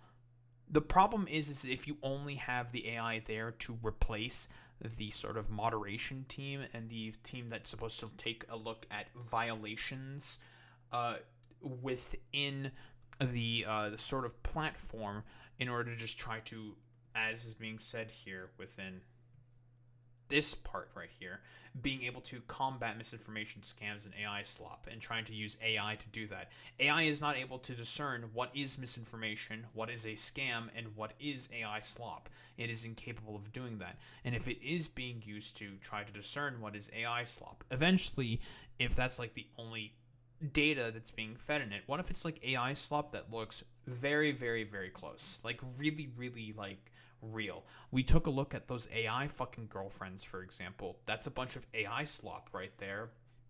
But that thing looks hyper realistic. Would the YouTube AI be able to discern that that's a bunch of fucking AI slop? I highly doubt that. And you could have like a hyper realistic fucking super attractive girl made from this prompt of like whatever AI slop idiot says all that stuff, in order to just, I don't know, put out a bunch of fucking, like, misinformation and propaganda. Will the AI system be able to detect that and take care of it properly? Probably not. But, you know, moving on to all the people who are suffering the consequences of this. Again, Splashplate. not having any fucking interaction or any fucking response. Like, no one is fucking looking at this because, again, fundamentally speaking, the problem with AI is, what did these people want to use AI for? They wanted to use AI to replace employees that they hired in order to do fucking content moderation for them, because they're lazy, first off. They also want to have the shareholders invest more into their company because they're just like, yeah, we have a very robust and diverse AI system that helps take care of a bunch of work for us. That's going to look really good to the morons known as shareholders and want to invest more and more into YouTube, for example. That's why they're doing it. It's all for like venture capital firms and all this fucking AI firm bullshit to invest more and more money into the sort of stock and portfolio of the fucking goddamn tech company that's implementing AI in their systems, or any company that's implementing any amount of AI in any of their systems. That is why. Which is why I'm saying, like, man, when this bubble bursts, and it is a when this bubble bursts, it's going to just be so good. It's going to be good. Yeah, there's going to be short-term consequences. A lot of people are going to suffer because of this, but I'm going to be so for real. I'm going to be so honest. Like, what can potentially emerge when all this, like, stupid AI fucking bullshit is just going to be gone finally forever and seen as the thing what it was always meant to be, you know, good for language translations, because there are good uses for AI. I don't disagree that there are only bad uses for AI. There's good uses for it, like for a lot of medical sort of prediction equipment. I think that's a really, really good use for AI, being able to detect cancer 5 years earlier than normal and having it be able to take care of that more and more so, I think, is a good thing in terms of medical applications. Problem is there's not a lot of money to be made in there. And also for language models and translations, I think AI is great at that for universal fucking translators. I think AI has a lot of potential use applications there as well. Unfortunately, that doesn't make any fucking goddamn money either. But you know what does make money? We're replacing employees and AI fucking companions to have all these like lonely fucking losers online just to waste a bunch of fucking goddamn time. Mark Fisher, big ups to you as always. Commodification of all aspects of all parts of life, more and more so. And AI companions is the next sort of vestige of that. I've talked about this before in numerous amounts of videos. Mark Fisher, Capitalist Realism. Read that fucking goddamn book. Anywho, I digress here. But yeah, when this AI bubble inevitably pops, because it's going to pop, these companies, these corporations, there's a very good Hank Green video talking about this, about how these companies, corporations, are just simulating a bunch of GDP growth, because technically speaking, the GDP of the United States has grown, but it's because of the fact that a bunch of money has been exchanging hands, when in reality, nothing of value has been really produced. That's the part of the reason for as to why NVIDIA is like a $4 trillion worth corporation or something. It's like, I think it's like almost 5 trillion or something at this point. It's insane how much money that fucking company is worth, because they're just simulating a bunch of fucking money trays between themselves and a ton of other fucking companies to make it look like, oh yeah, there's some fucking growth going on here because a bunch of money is being exchanged here, obviously. So therefore, it's causing a bunch of growth in these companies, when it's obviously just a bunch of poppycock, hooey bullshit. Nope, fundamental products are actually being produced here. It's all just for the express purpose of like this hype that's been built into fucking AI, which is going to, when that bubble bursts, going to be like 4 times as bad as the 2008 recession. Like, it's going to make the Great Recession of 2008 look like a fucking cakewalk in comparison. It's going to be really, really bad when it happens. And yeah, you know, again, Splash Plate VGC. Violation of circumvention policy. I'm baffled as I've never had a banned YouTube channel in my life. Please signal boost this, y'all. You should fucking signal boost anything here in regards to this from Splash Plate VGC, because they got their fucking channel banned for literally zero fucking reason. No reason whatsoever. That our fucking a Pokemon content creator got fucking banned for no reason because of this like YouTube's rather dog shit fucking AI tool system that's not able to make any sort of discernment or recognition of this whatsoever. And it's the same thing with a lot of the Pokemon Go content creators when they all had their channels also get banned because of mentions of combat power, which often got shortened to its initials. Now, I'm not going to fucking repeat that. You can repeat that yourself in your head. You can obviously tell what that is. But YouTube did a wide ban of that word specifically, and a bunch of Pokemon Go content creators had their channels yeeted out of existence because they use that abbreviation for combat power all the fucking time, because it's the same thing that also the game uses all the time, because they don't want to just say combat power everywhere. Just use the abbreviation. People are going to know what it means. Like, duh, obviously. And they thought it was like fucking child sexual abuse material instead. It's incredibly fucking stupid, of course. But yeah, you know, here's another fucking goddamn channel. And I'm saying this right now. This is happening not with just a couple channels. This is happening with thousands upon thousands of fucking channels, because they are haphazardly implementing a policy of AI tools and just banning a bunch of fucking people for literally no reason. No reason whatsoever. Like, this was a channel, 650 plus thousand subscribers, and it was just animation channels. This is an animation channel. If you thought animation channels didn't have it hard enough as is, oh boy. It's only gone fucking way more fucking difficult. It got fucking yeeted for spam/scam on November fucking 13th. November 13th. This has been a thing that's happened for about the latter part of almost a month for this creator, and that's tons of opportunities lost, revenue lost. Like, this person still probably has to pay rent, for example, has to pay utilities and bills and what other like living expenses needed, because again, 650,000 plus subscribers on a channel like that, decently fucking big channel. It's a big fucking channel, and 25 plus days, no human review on this fucking case.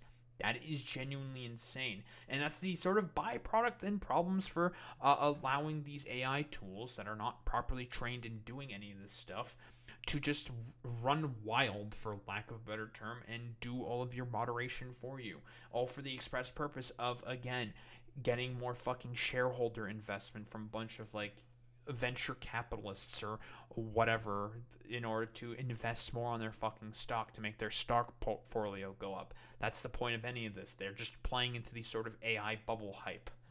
And this is, I think, a big instance here of, I don't know if you know who this individual is, but they are a car YouTuber, Boy Meets Me. I'm just saying car YouTuber because, you know, you are a critical racist theorist, such as myself. But yeah, I don't know if bro likes going fast and left.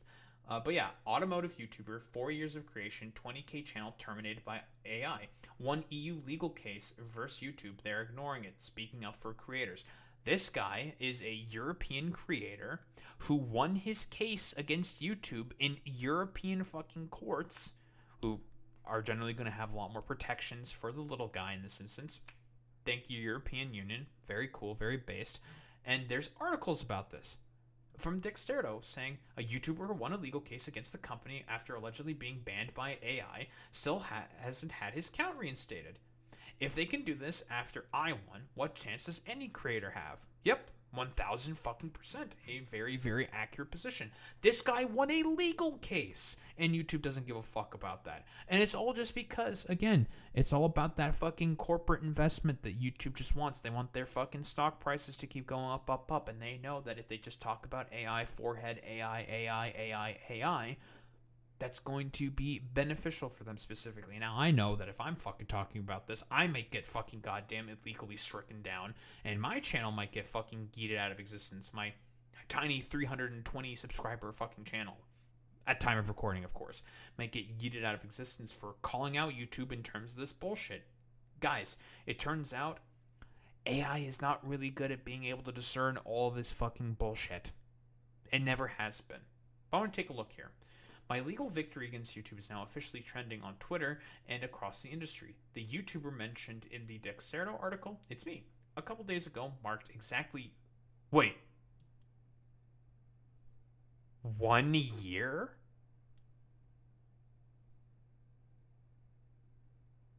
One year.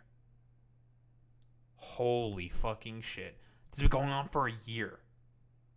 Jesus fucking Christ, man.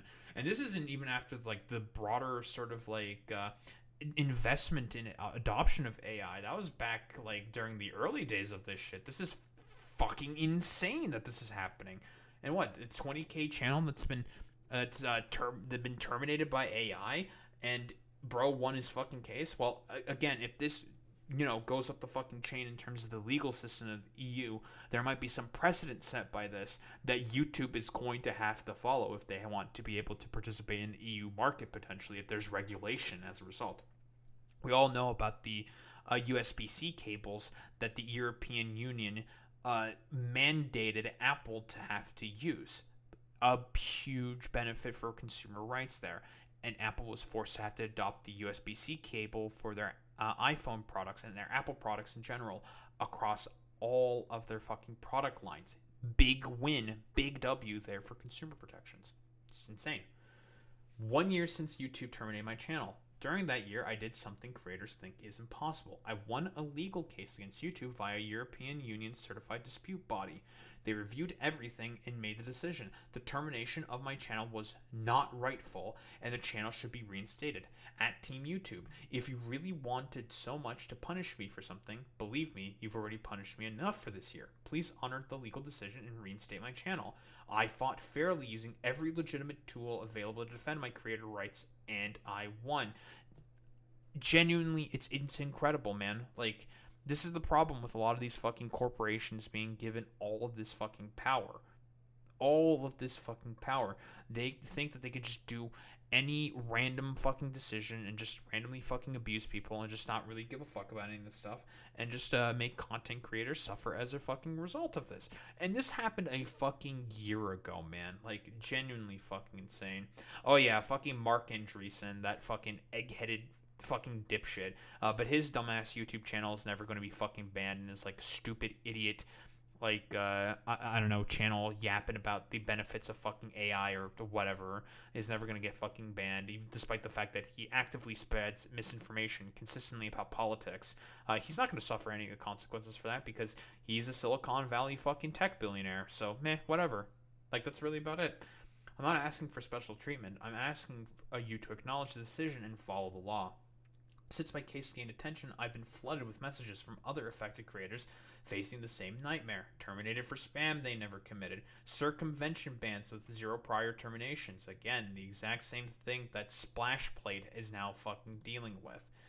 And the spam stuff, same thing that Nani Josh here is also dealing with as well. Again, a lot of people are getting rather fucking sick and tired of this bullshit here.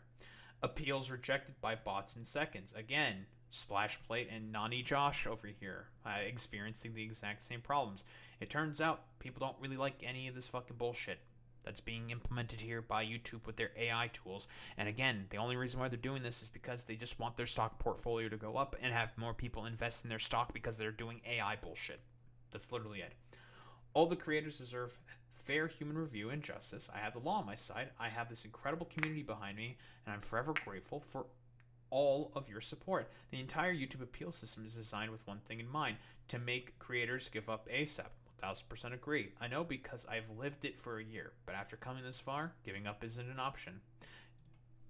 Absolutely fucking based here by Alexander over here. 1000% fucking agree with them. And again, like I said before, the only reason why YouTube is doing this specifically is because they just want more investment from a bunch of like stupid broligarch dipshits and venture capitalist morons and private equity firms who just hear AI, AI, AI. Oh, we love AI. We jerk off to AI consistently, and we're going to invest in your company because you have AI systems in it. That's literally it.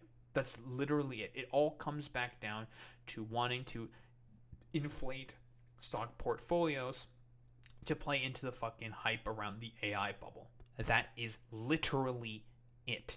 And if it means crashing and burning the fucking platform in order to do that, in order to make a couple more bucks in the fucking recent terms, and not having to face any consequences for it because of the current administration that is in power right now, oh, these motherfuckers will do it. If it means making a quick fucking buck, they don't give a fuck about any of that stuff. They'll just do it. But yeah, I don't know what else is there to really say besides fuck YouTube, fuck these stupid AI tools. They are dog shit. They are worthless, and they do not accomplish any of the things that these people pretend and think that they are supposed to accomplish. Fundamentally speaking, it's just all about one thing and one thing only. These people just want to play into these sort of AI bubble sort of hype in order to be able to make more and more money and accumulate more and more power for themselves in the fucking short term, and anyone else having to deal with the fucking consequence of this, fuck it, who gives a fuck about any of that stuff? Fuck you, eat our shit, suck our dick, and just suffer the consequences of it. But yeah, I don't think there's really much else to say besides fuck YouTube, fuck the AI tools and bullshit, and fuck all these like limp-wristed companies doing all of this fucking complete nonsense.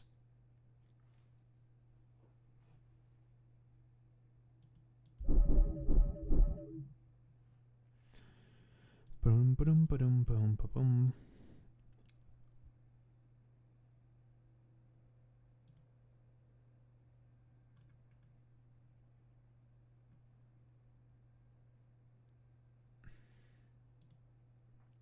Amazon did their AWS conference in Vegas this past weekend, and they are fully on the replace workers train with their Nova AI platform. Of course.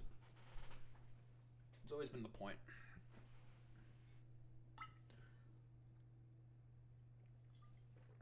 I'm going to give my voice a little rest.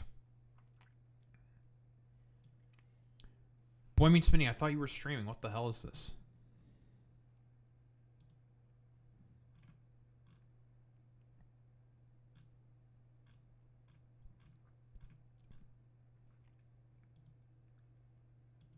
What the heck? That's crazy.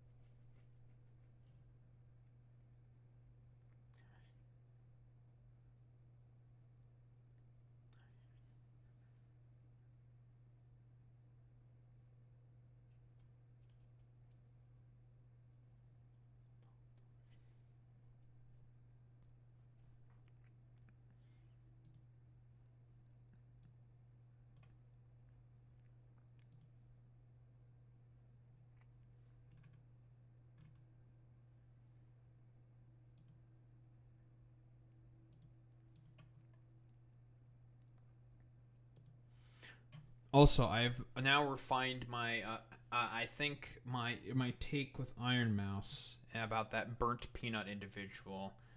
A lot of people are fundamentally focusing on the aesthetic of that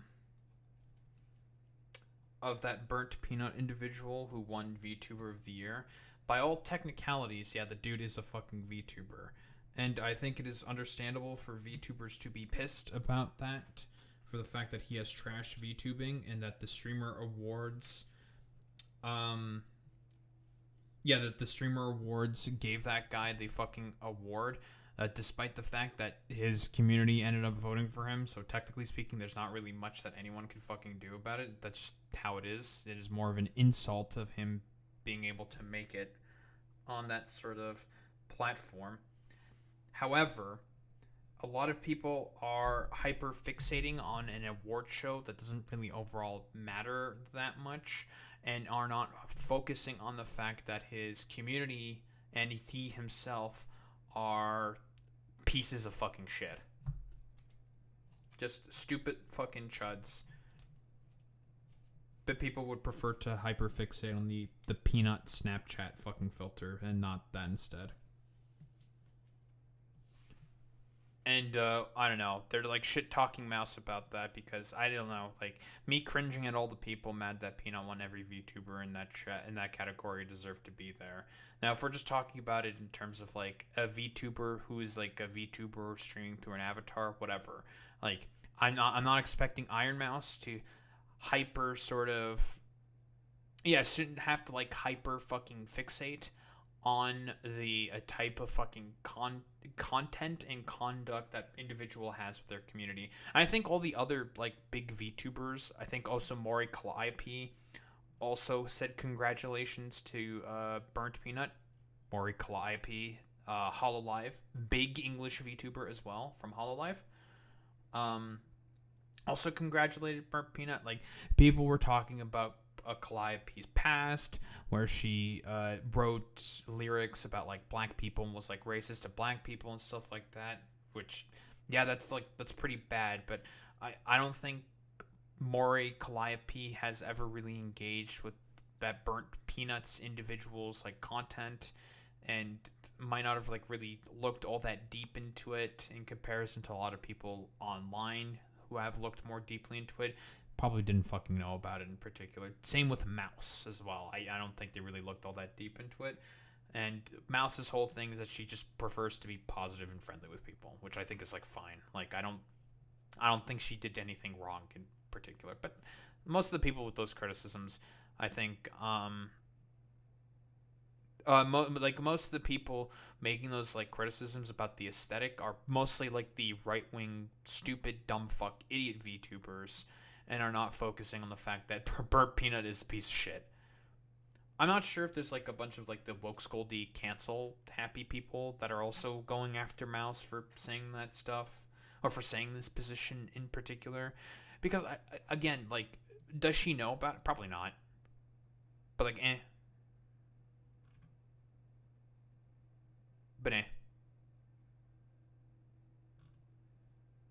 But yeah, like just like I don't know.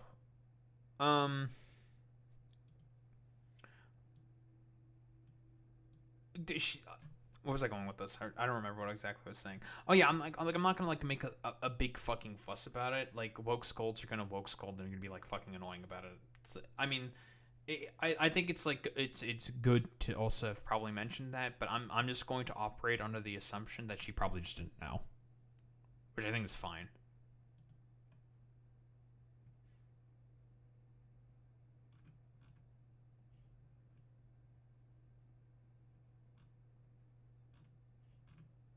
And also, like, most of the people getting mad at this, it's just it's like a silly award show. I'm like, who really cares? Overall.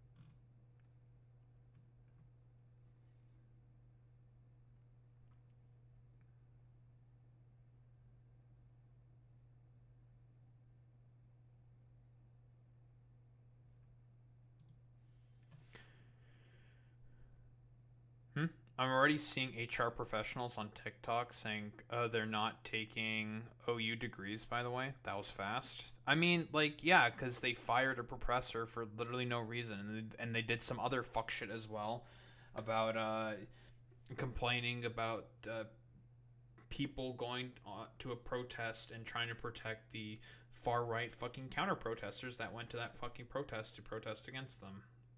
Yeah. When the protesters more than likely correctly complained to those to the student faculty, saying like, why are these fucking dipshits being allowed to join into all this and just cause like a big fucking ruckus and be annoying about this? Like, fuck off.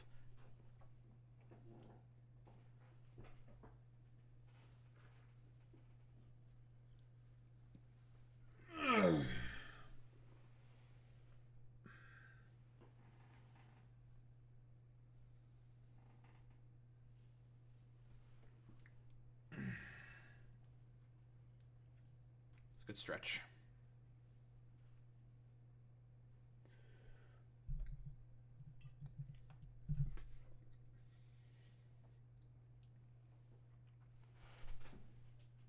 All right. looks good.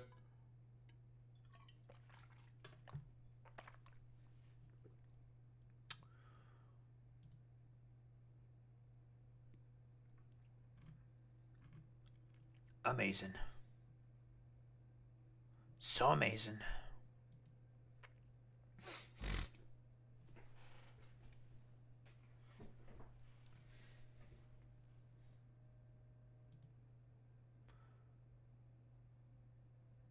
Very good and very cool, folks.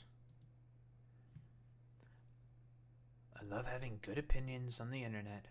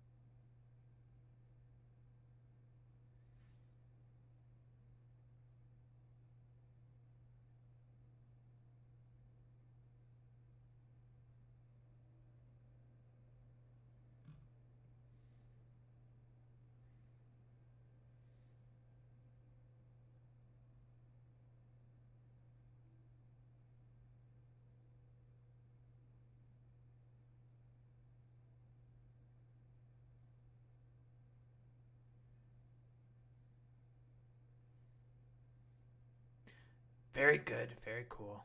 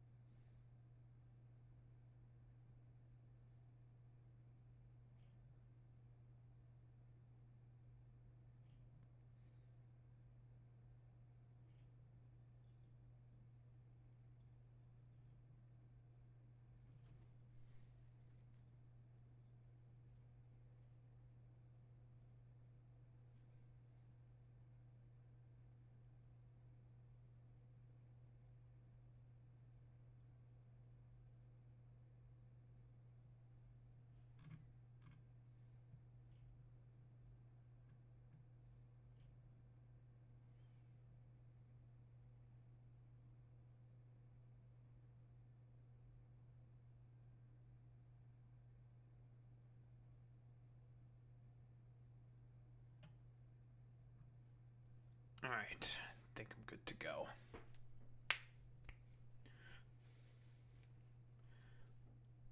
Media conglomerations.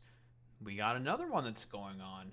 Netflix is looking to acquire, and I think they successfully put the bid to acquire Warner Brothers Discovery. Warner Discovery. And obviously, we've talked about the main problems with this. For example, with I think it was Tegna and Sinclair or something, and a lot of these other media conglomerations. Yeah, there's going to be a lot of unemployment for this. 1000% point meets many. And all these other media companies that are consolidating more and more and making more monopolies under themselves at the behest of Donald Trump. They know that they can try to get away with this because now with Lena Khan not being a part of the FTC and serving a bunch of lawsuits and winning those lawsuits as a result of this, I would say, rather blatantly illegal violations of fucking antitrust and the enforcement of, or the non-enforcement rather, of all of these media sort of conglomerations consistently happening. I mean, consistently fucking happening. And it's making it such that now the Trump administration is the one who has to have the final say in a lot of these media sort of conglomerations. And there's an obvious problem with that because now he can basically ask for things from these corporations to give him more positive coverage in terms of a lot of differing sort of like shows and positions to take and implement certain policies that are more pro-conservative. Because I've talked about this before, but the reason why conservatives, generally speaking, are not really liked within Hollywood, for example, is because they are shitty creatives because of the fundamental ideology they prescribe to, and that is a maintenance of fucking hierarchy and control, which is not very good and conducive in terms of sort of artistic, creative pursuits. And all of this, like, further corporate consolidation serves one purpose and one purpose only: making a rich minority of people more and more and more money, and basically shaving off more and more employees instead. Now, Joe Biden recognized the problem with all of these media conglomerations and all of these corporations that were sort of basically merging with one another. That was all started by what was the name of that fucking CEO of General Electric during the fucking 80s, Boy Meets Mini, that we saw a fucking video about, right? Do you remember, Boy Meets Mini, what his fucking name was? It's something Welch, where basically he made the recognitions like, oh, we don't have to make products anymore if we just keep Jack Welch. Thank you, Boy Meets Mini. Yeah, Jack Welch, who basically ran General Electric into the ground, where he basically said that, oh, well, we don't have to make any sort of like products anymore, because General Electric, what was it known for? Making a bunch of electronic fucking products and being at the forefront of research and development within the United States of America in terms of being able to create machines. General Electric doesn't do any of that shit anymore, simply due to the fact that, oh, well, it's all about just Jack Welch saying, like, if we just keep acquiring companies forehead over and over and over again, we could just, like, make money by not having to actually put in any work.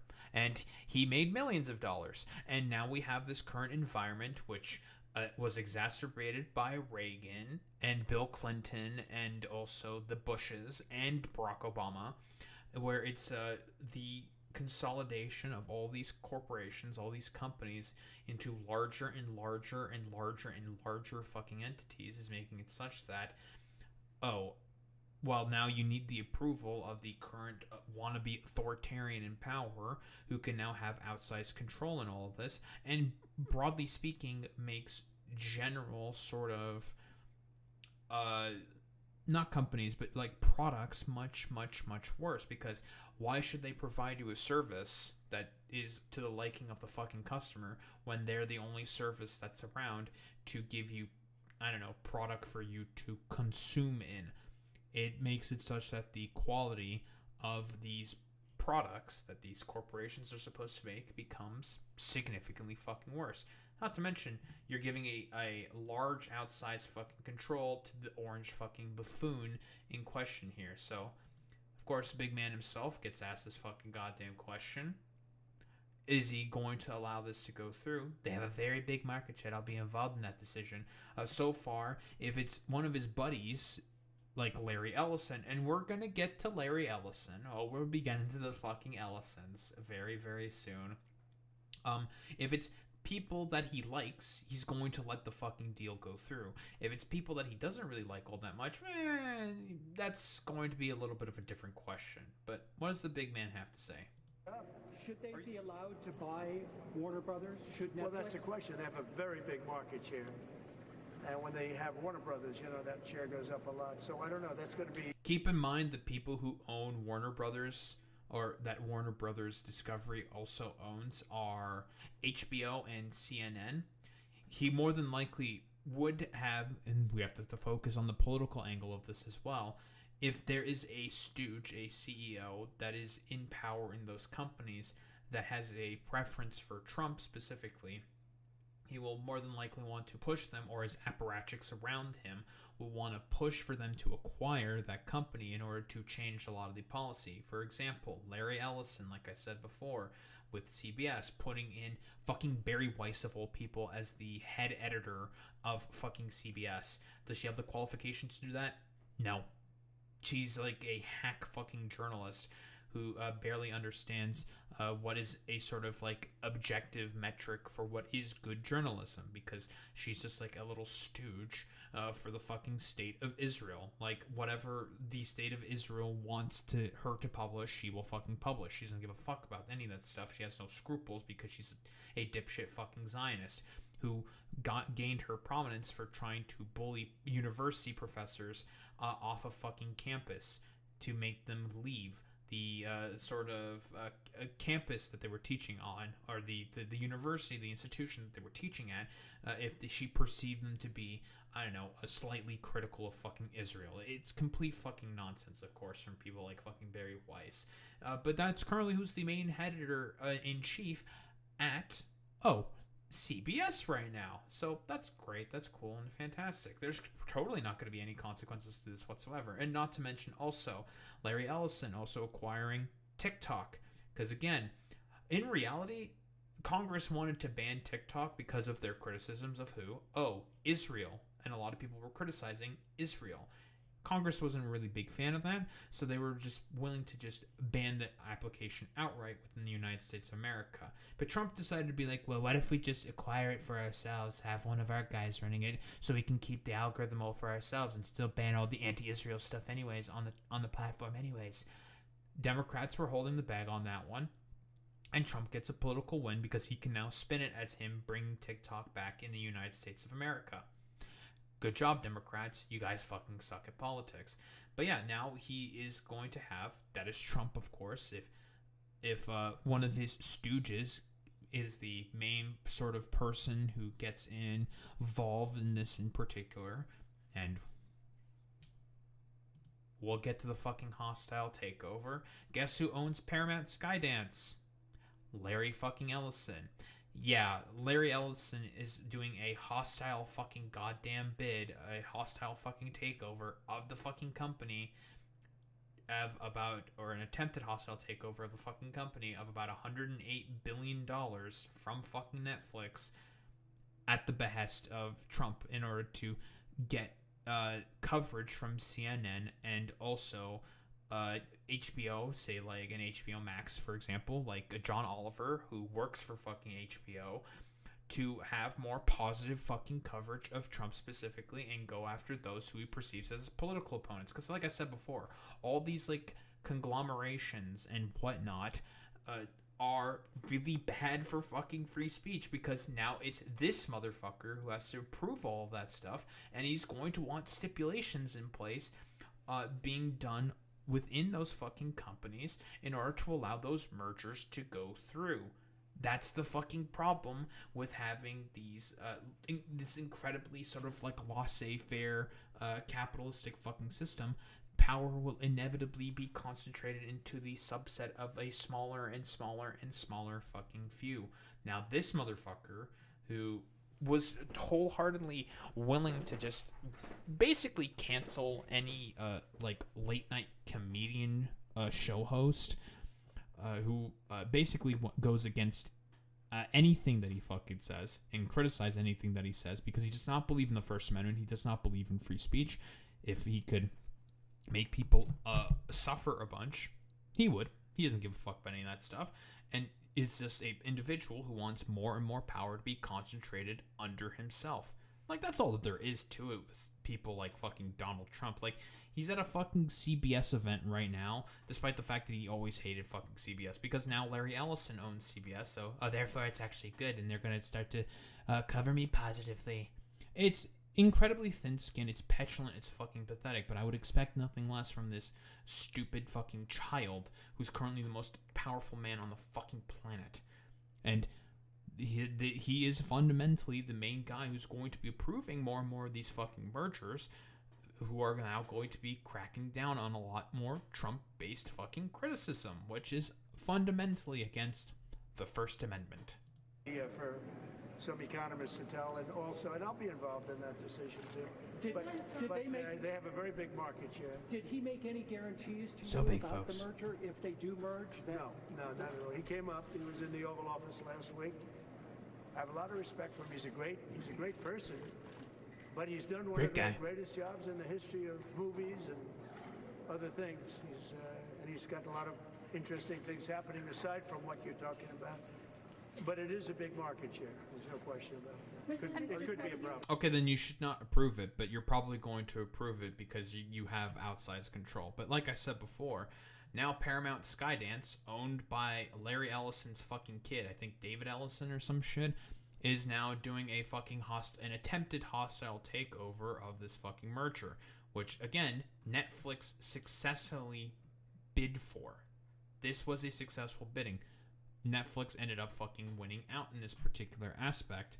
And again, now Donald Trump has to be the main guy who fucking approves of it because they're going to have too much of a fucking market share and it's going to trip some FTC regulations saying like you can't have that big of a market share. Again, it's the local media. I think it's like Tegna and Sinclair or something like that. Nexta and Tegna. There we go. Nexta and fucking Tegna were doing a merger, and those are the two corporations that basically oversee the vast majority of local broadcasting within the United States of America.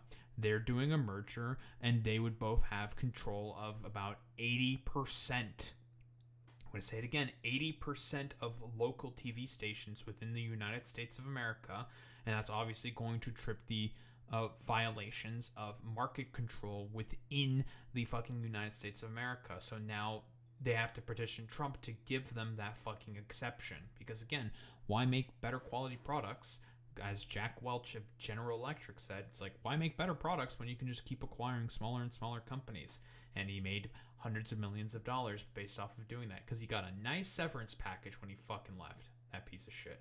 But Philly D, Big Philly, Big Phil DeFranco, I wanted to get some details on this hostile takeover bid of Warner Brothers. I just want to get some details on this. So I'm just a little curious. This Netflix, Paramount, Warner Brothers situation is crazy. It's got a lot of people going, it doesn't feel like there is a best path forward, but maybe a less concerning path forward. Because Paramount has just now launched a hostile takeover bid for Warner Brothers. And they're arguing that this is in the best interest of the creative community, the consumers, and the movie theater industry for Paramount to buy the studio instead of Netflix. Right? Because last Friday we learned... Samir says, has Philly D thinned, like, a lot? Like, he seems really fucking... Like, his face is really fucking thin. I hope there's no problem there with Big Philly D. That Netflix won a major bidding war to buy Warner Brothers in a deal valued at $83 billion. And this is a big deal. Netflix beat out Paramount, Comcast, and more longtime major players to get this. This is a move that would essentially cement Netflix as an official king of Hollywood. But also, you have a lot of people concerned here. Yep, monopolistic control, right? This would probably, I assume, trip some of the FTC's regulations on this thing. Yeah, you can't have that outsized media fucking control, that much of a fucking market share. That's monopolistic fucking control. Again, not just I was gonna say Mark Fisher, but no, this is Karl Marx, right? Who we're talking about here. The propensity for capital to want to only focus on further concentration of power and control and resources to the hands of a fewer and fewer few is inevitable. Monopoly is inevitable under fucking capitalism, and it's being very laid out very, very clearly here with all of these like media sort of conglomerations, all of these fucking mergers that are happening that fucking Obama, for example, did fucking nothing about. I think there are some people in protest who are canceling their Netflix subscriptions out of this Boy Meets Mini, but like it makes it such that like, oh, what, you want to have a streaming service? You want to watch some fucking shows? Well, the only thing you can get is a fucking Netflix subscription. So you better get a fucking Netflix subscription that we're going to start overcharging for, and there's nothing you can do about it. Besides the like free speech aspects of this that make this really, really fucking bad, because now, like, if it does end up going to Larry Ellison instead, Donald Trump and Larry Ellison, they're kind of friends with one another. They're both right-wing fucking dipshits.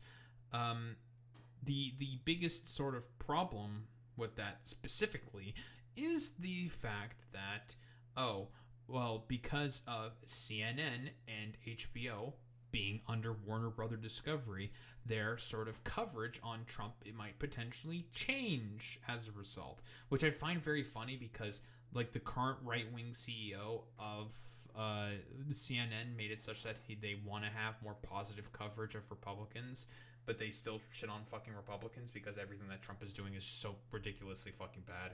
It's because Trump is like a petulant little fucking loser who doesn't want to like acknowledge the fact that in reality he is very, very fucking unpopular. One, you have people fearing that this would lead to a monopolistic control of the streaming market. And two, this really made people worry about the future of movie theaters. Right? Because while Netflix said that it expects to keep releasing the studio films theatrically, it also said that they plan on making the release windows more consumer friendly, which essentially means that films won't be released in theaters for as long. And so then because they want to just have them on the streaming service, primarily speaking, right? So then all those new releases can be put on their streaming services. Same thing that fucking Disney does. Although I think the regulation is that they put the streamed version a little later, so then they can still have movie theaters be able to present their fucking movies and not have them go out of business. Pair that with Netflix's co-CEO Ted Sarandos long downplaying the importance of theatrical releases, and you have many questioning what Netflix's long-term goals would actually be here. And with that, you had to kill the movie theater industry, right? I mean, COVID, because of the streaming platforms, killed a lot of movie theaters. They were not able to stay in business, similar to restaurants in that particular respect, right? Because of a lot of these streaming services or like food ordering services that have made it such that people are less likely to participate within movie theaters and whatnot. It also plays into the stuff that I've talked about suburbanization and car infrastructure. You need a car in order to be able to get anywhere within the United States. That includes the fucking movie theaters. And there's a reason why a lot of people are just not going to the movies as often anymore. And a lot of these are going out of fucking business as a result. One big movie theater that was pretty close by to where I lived by my parents' house, it's been closed down for years and basically abandoned. And no one's buying up that fucking goddamn property. It might even be destroyed for all I know. It's it's like a fairly old movie theater. It was built in the early aughts or something. It's out of fucking business right now because of not only COVID, but also because of shit like fucking Netflix. A group of anonymous producers even writing a letter arguing Netflix views any time spent watching a movie in a theater as time not spent on their platform. They have no incentive to support theatrical exhibition, and they have every incentive to kill it. And they definitely pretty much exactly. Weren't alone there. You had major Hollywood unions like the Writers Guild going as far as to say that the deal should be blocked. And overall, if you looked out there were a ton of people in the industry just kind of panicking about this acquisition. But then also, even though today's news, it may lead to that deal falling through, it's created even more panic, right? Because you've got Paramount putting itself back into the conversation and appealing directly to WB's shareholders in a hostile takeover bid. And specifically, they're throwing an all-cash offer of $30 per share or a total value of $108 billion. Right? With Paramount claiming that this provides shareholders with $18 billion more in cash than Netflix's offer does. But also, this would include all of Warner Bros. Discovery, meaning that it's for the film studio, streaming services, and cable channels. And that's a notable difference because under the Netflix deal, cable channels were not included and they would... Yeah, because they don't care about the cable channels, right? Whereas Paramount does care a bit more about cable channels, right? That makes a lot of sense. So they're trying to go for the fucking whole thing. And again, who owns this? Fucking Larry Ellison's family fucking owns Paramount Skydance. Yeah, this is looking kind of suspicious. Again, has a potential big effect on free speech here because again, CNN and HBO are both under Warner Brothers Discovery, and Donald Trump probably not a big fan of John Oliver or fucking CNN in that particular respect. Would have to be spun off. Though the way you had Paramount Skydance's CEO David Ellison explaining it is that the plan provides superior value and a more certain and quicker path to completion, saying we are taking our offer directly to shareholders to give them the opportunity to act in their own best interests and maximize the value of their shares. And with all that, claiming that this merger would create a stronger Hollywood for both consumers and creatives who would, quote, benefit from the enhanced competition, higher... Yeah, the enhanced competition when you're fucking further consolidating under the hands of fewer and fewer. Yeah, the enhanced competition, me, myself, and I. Content spend and theatrical release output and a greater number of movies in theaters as a result of our proposed transaction. And while you might it's complete fucking poppycock. Like, these people are fucking demons, by the way. A complete bullshit. Like, fuck off with this bullshit. You don't care about competition. No, for you it's all about consolidating more power and control into yourself, David. Think that those claimed commitments to Hollywood and movie theaters would put the industry at ease. That's really not the case. Because again, there were still major monopoly concerns, but also Paramount CEO is the son of Larry Ellison, the Oracle billionaire and Trump ally. Also, some of the deal's funding is supported by the Ellison family, so that means that Larry could have his hands on this. David Ellison also led the charge to get a Paramount and Skydance merger through earlier this year, and there were concerns that there were a bunch of secret side deals with the Trump administration to get that deal through. Right? And then also there was more than likely a bunch of secret side deals that were done in order to get that deal through, because again, like, let's be quite honest here. Even though we'll probably get the big man's reaction to this specifically, because he just said, like, a lot of people don't like me there, you know? It's like, bullshit. Bullshit. We know that David Ellison is the son of fucking Larry Ellison. More than likely, some stipulations are going to be made that you fucking benefit from. Don't give me any of this shit. There are more concerns about how Paramount is financing this, right? Because their offer actually includes billions from wealth funds in Saudi Arabia, Qatar, and Abu Dhabi, as well as an equity firm backed by Jared Kushner, Trump's. So this is what I'm saying. Like, this is the next thing that we're going to get to specifically. Yeah, Warner Brothers merger was already suspect, but now Trump's family is getting in on the act. Jared Kushner, Trump's son-in-law, is now part of Paramount's bid for Warner Brothers Discovery, and they cite him as the reason why their bid is more likely to get approved. Yeah, this has Trump's hands all over it. He is more than likely to want to approve this merger because Jared Kushner is a part of that. He's an obvious staunch Trump ally, will just do anything for Trump specifically, was a part of his fucking cabinet. And also David Ellison, son of Larry Ellison, another fucking Trump ally. And also he is a big fan of Saudi Arabia, Qatar, and all the Gulf state monarchies. Because they give us sweet, sweet oil, and they're investing trillions upon trillions of dollars in the United States, so obviously I like them. And not to mention $400 million fucking jet that Qatar bribed Trump with.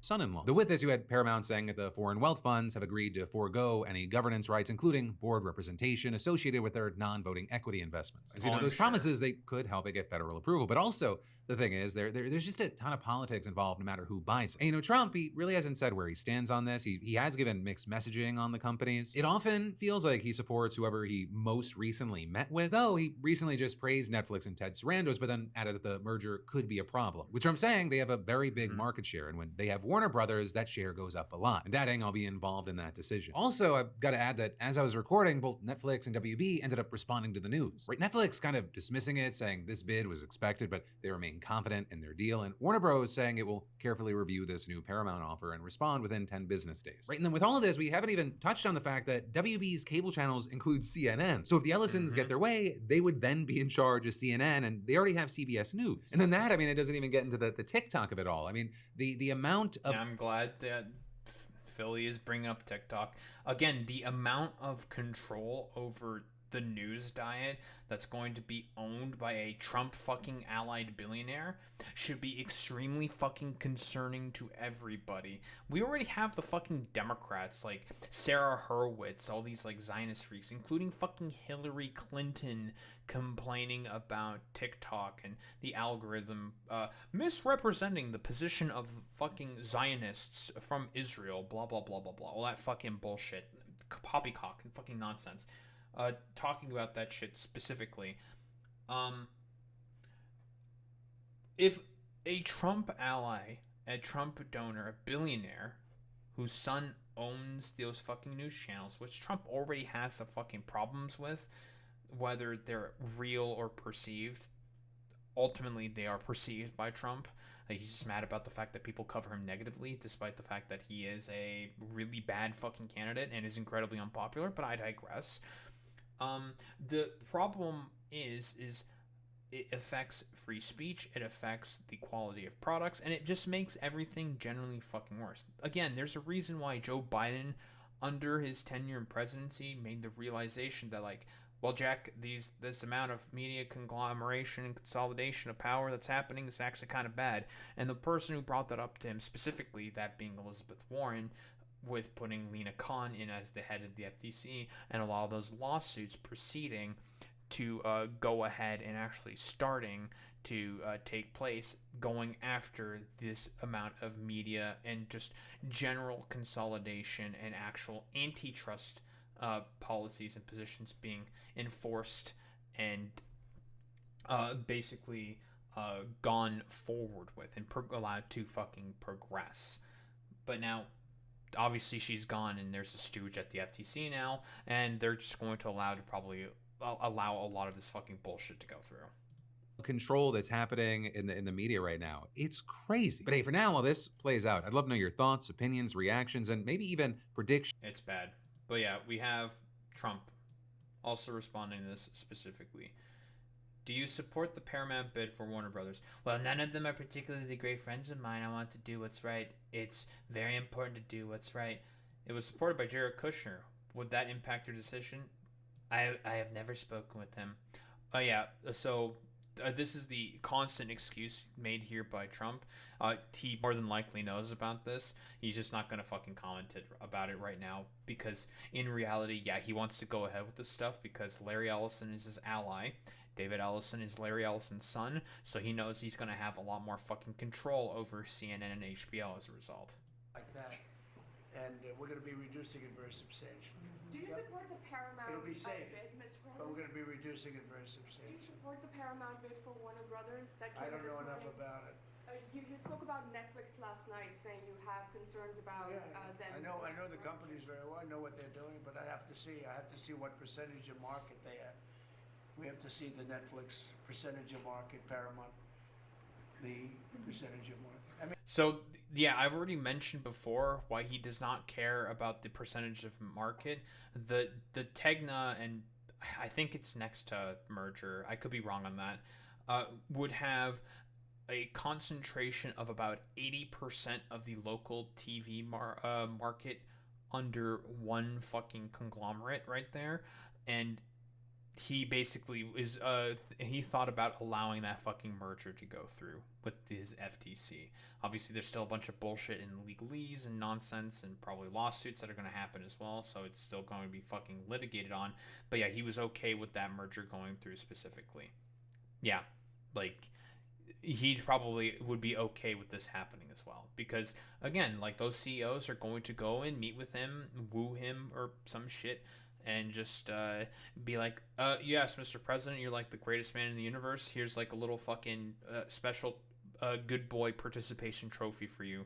He's gonna fucking love that and allow the merger to go through. I mean, none of them are particularly great friends of mine. You know, I want to do what's right.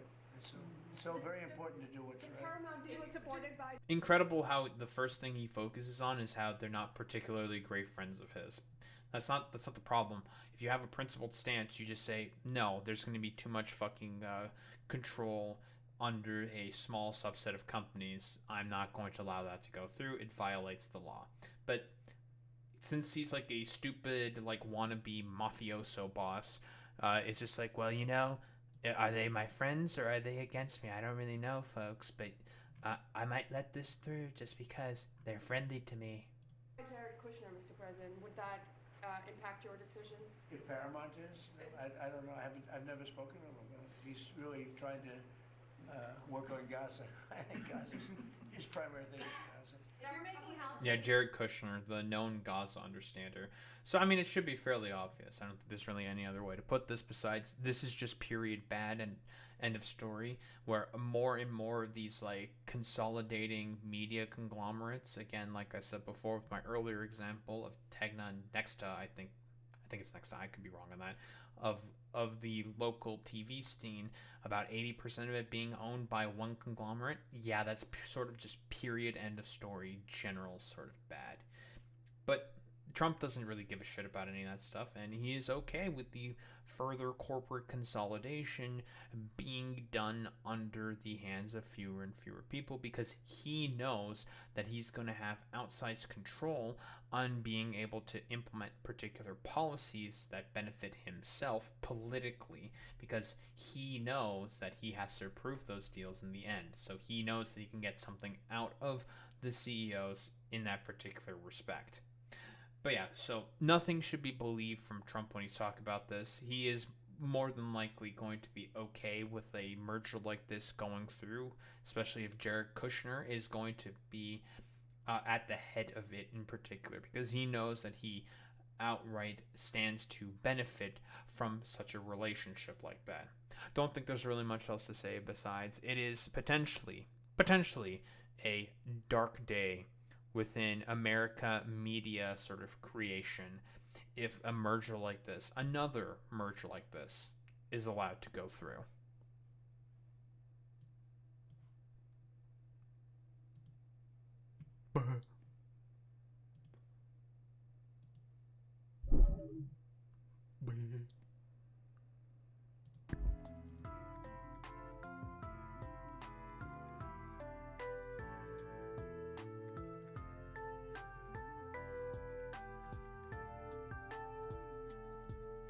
Alright, I got my Darktide stuff. Hooray. I got my drops, folks.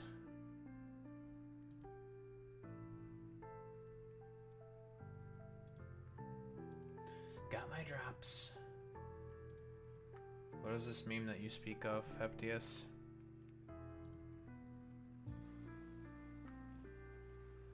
Romanian Charlie Kirk.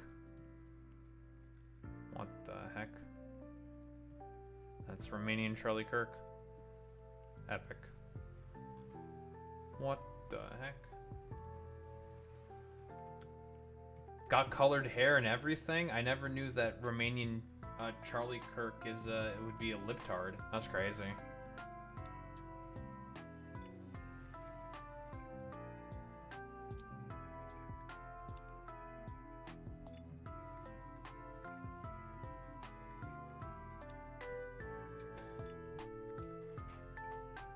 Pakistani Charlie Kirk? No, I don't think that's gonna do anything. Boy Meets Mini.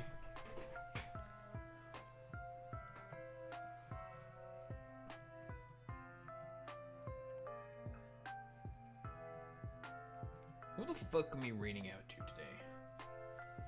He will die for Pakistan?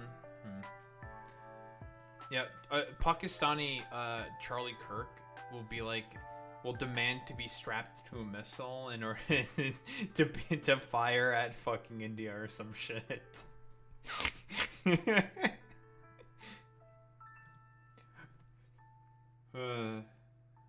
Jesus Christ. Alright, let's fucking raid out.